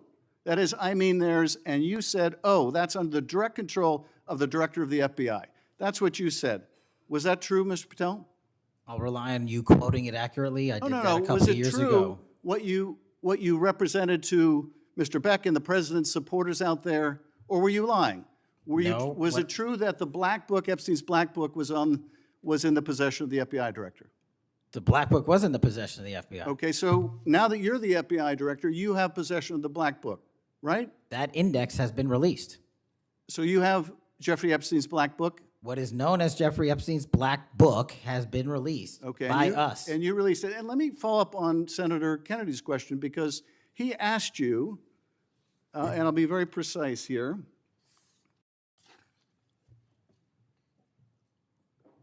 You've seen most of the files. Who, if anyone, did Epstein traffic these young women to besides himself? And you said, himself, there's no credible information, none. If there were, I would bring the case yesterday that he trafficked to other individuals. And Kennedy, the information we have, again, is limited. And Senator Kennedy said, the answer is no one. And you said, for the information we have. So is it your testimony today that in all the Epstein files, that Jeffrey Epstein trafficked no one to anyone but himself? Is that your testimony, Mr. I never Patel? said Jeffrey Epstein didn't traffic anyone else. Did he traffic any young woman to someone other than himself? That was Mr. Kennedy's question, And I Senator Kennedy's said question. the information that 3 administrations have had access to I'm have asking made you- determinations that there are no investigative leads that were credible to prosecute and investigate any others. I'm Well, specifically I'm asking stating you whether we it's were your working on. testimony today.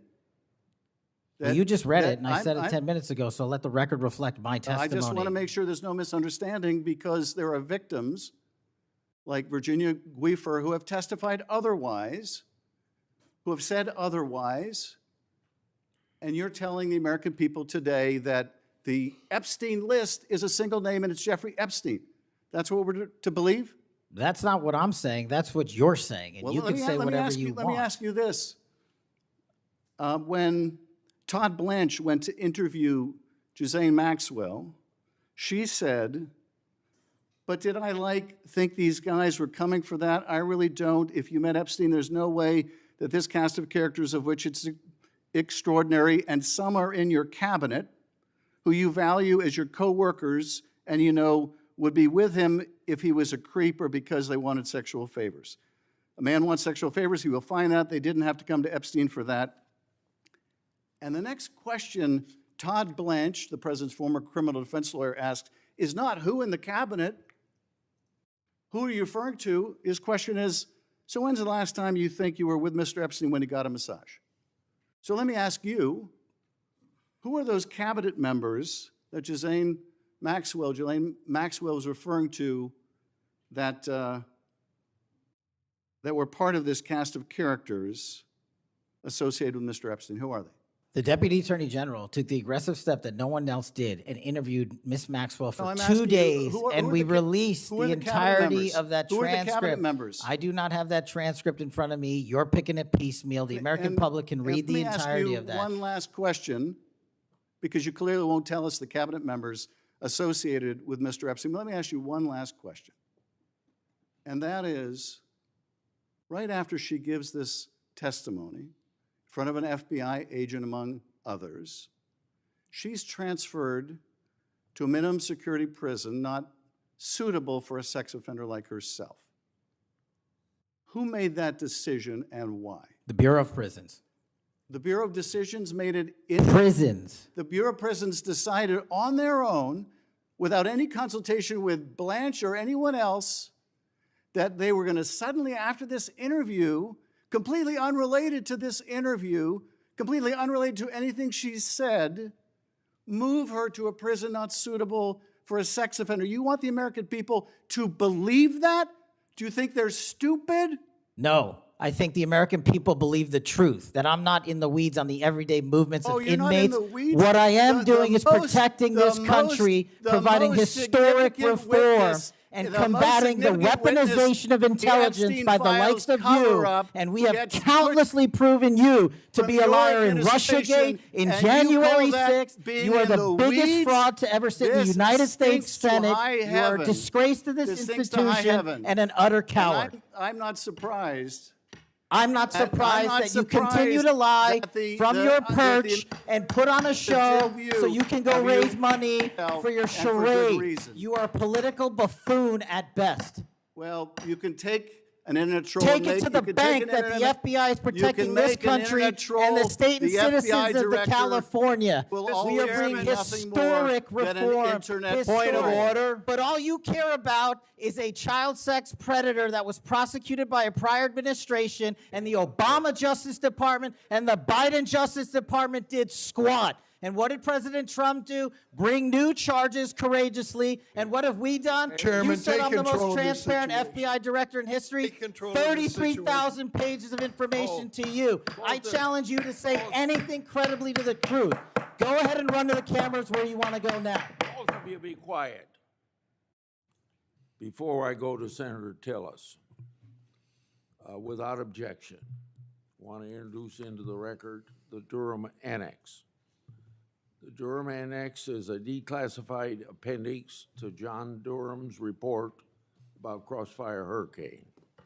The Durham Annex contains information exposing a reported Clinton campaign plan to falsely tie President Trump to Russia. For years, I've fought to assemble and publicize all the facts heretofore unknown surrounding Durham's investigation, Crossfire Hurricane, and related matters. The Durham Annex was declassified large part because of Director Patel. Senator, tell us. Thank you, Mr. Chairman, and Director Patel, thank you for being here. I've actually admired the way you've tried to keep your composure over the course of this. Kind of reminds me of an old Far Side comic that said the floggings will continue until morale improves. The last one I just coach you on, don't take the bait, because they're going to use that discussion between you and Senator Schiff, as you've suggested before, to raise money. Just sit down in the quiet confidence that you're doing a good job. Real quick, in less than 30 seconds, give me your resume again on why you're qualified for this position. Thank you, Senator. I served as a public defender and national security prosecutor. I tried over 60 criminal trials to verdict in state and federal court. I served as the lead investigator on the House Intelligence Committee and the counterterrorism expert there, unfolding the Russiagate investigation. I served as the head of counterterrorism for a presidential White House. I served as a deputy director of national intelligence at the Office of Director of National Intelligence, overseeing our 17 intelligence agencies.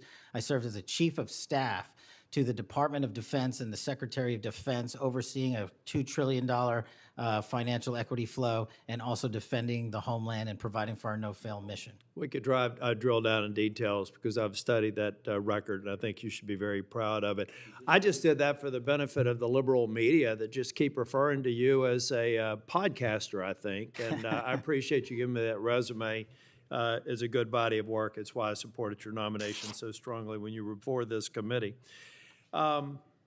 Really quickly, too, on the events of last week and the sad death and assassination of Mr. Kirk, I seem to recall that Mr. Zinn, I think, was the first person of interest. He was reported to be saying, "I shot him, now shoot me," or something to that effect. Would that have more or less, and your job is to calm the tensions, right? There were people running all over the building. People are afraid over there. Could it be that because you were in possession of some of that information that maybe you did just characterize as getting our man, that maybe that's what led up to it, if those facts are correct?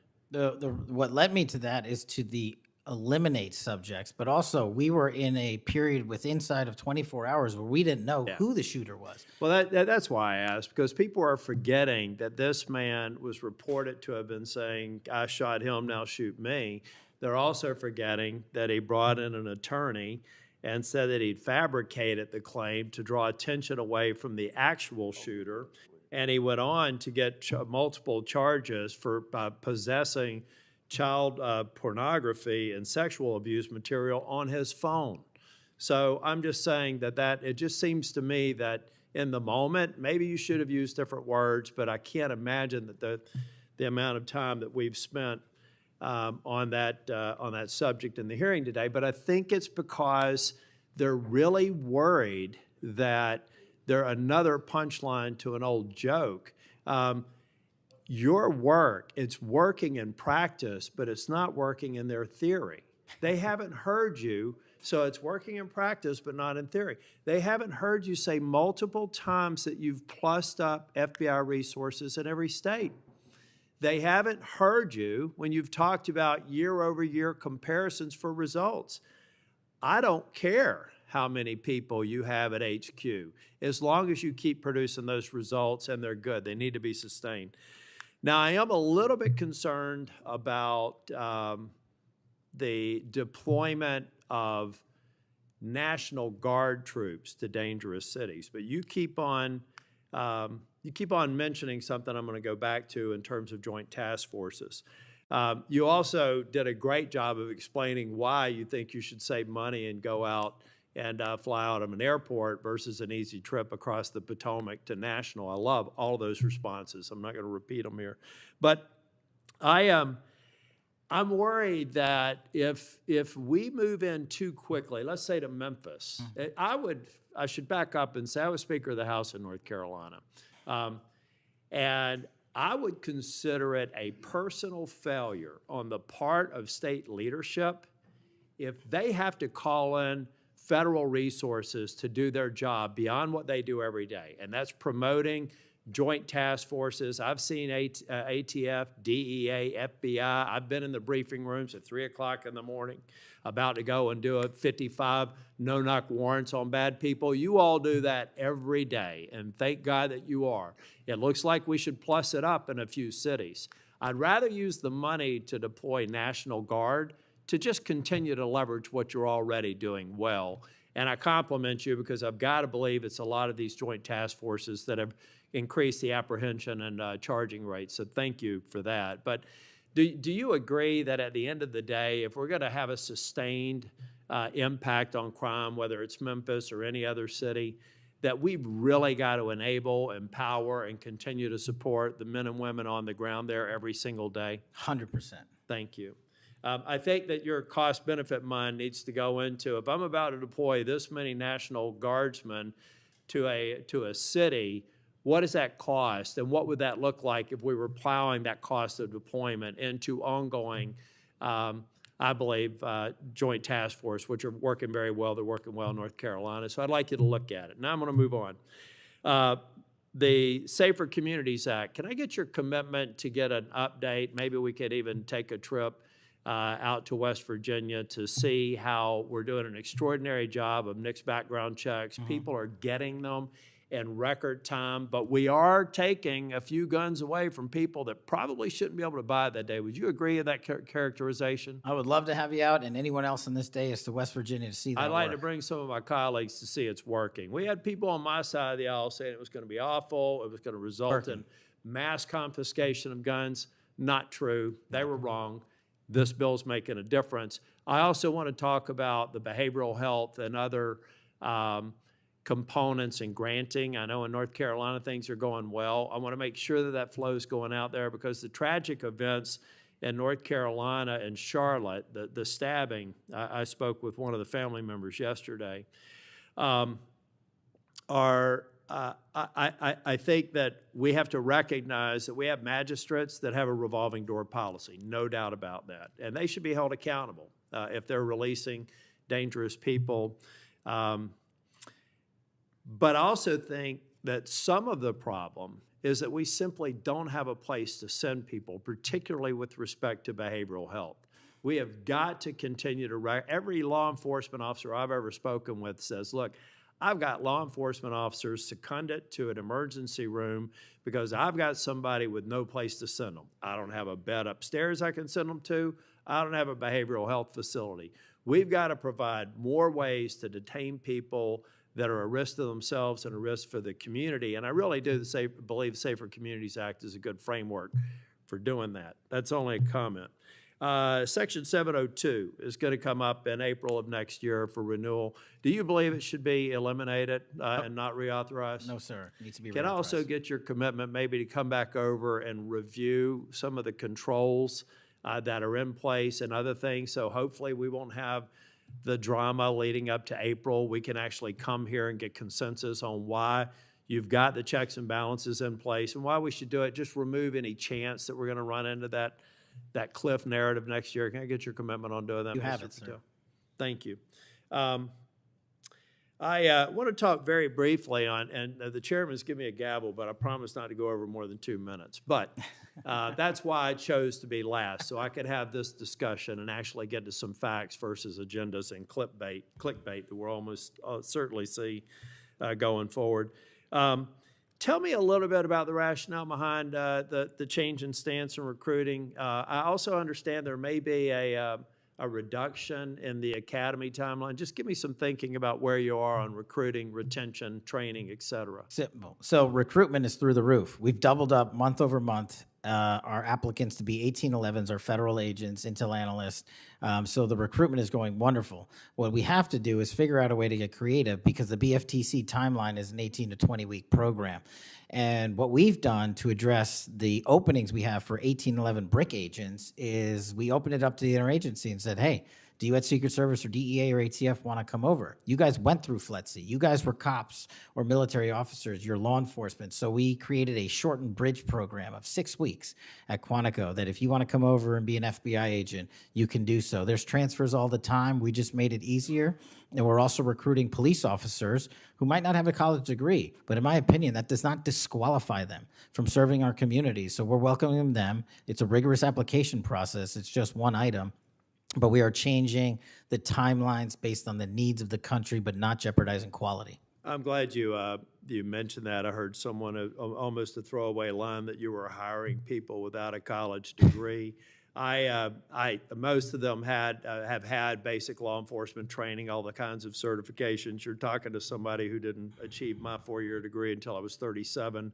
I'd like to think that I brought some things to the table, and I think that those people, the mere comment, I think, is inappropriate for somebody considering this to think that they're a lesser person because they don't have a piece of paper. I wanted to get back to the last thing that I will talk about. I'll follow up with some questions for the record. Thank you, incidentally, for consistently being responsive to any inquiries I've made to you. But on the Kirk shooting, I do believe that that Senator Schmitt's numbers are right. There seems to be a disproportionate number of voices on the left that are celebrating the assassination of a CEO or celebrating the assassination of someone in Mr. Kirk's case that I disagreed with probably about half of his positions. But I felt like he was a good voice in engaging young people, and that's a start, as long as we can do it civilly. And then I also just went back online because I've hammered on this committee multiple times. I just went online and I found in Pinterest that even today you could order a T-shirt that says ACAB 13.12, which translates to all cops are bastards. Or if you don't like that shirt, you can go get an F the Cop shirt at the same website on a location on Pinterest. There is clearly a problem with some of the voices of the left, and I'm not necessarily saying any members of Congress, that need to tamp it down. Having said that, within 24 hours of Mr. Kirk's shooting, we had the guy that does the podcast for the War Room and another guy who's denied the Sandy Hook shootings say we're at war. Now, how on earth, and I do believe it's a smaller number, but it's a number that has an influence. How on earth are we de-escalating the situation with the tensions as high as they were last week with going out and saying we're at war? I'm not asking you to respond to this question. I'm just saying that there are people out here on our side of the aisle that still need to look in the mirror. Even if you agree that it's a lower number, bad is bad no matter how many numbers they are. And that kind of rhetoric and that kind of mobilization makes your job more difficult and puts us in a position where we're not being as productive as you want the FBI and state and local law enforcement to be. I'm finished. I just want to thank you for your service. I want to thank you for your concise answers. And I am thoroughly impressed with the fact that you have sat in that chair for over 4 hours without a break. So with that, we're, on behalf of the chair, want to thank you for being here today. And also, I assume, are we leaving the record open for any period of time for 1 week? The record will be open, left open for 1 week so that you may have questions for the record. Mr. Patel, thank you for being here Thank today. you, Mr. Chairman. Meeting's adjourned.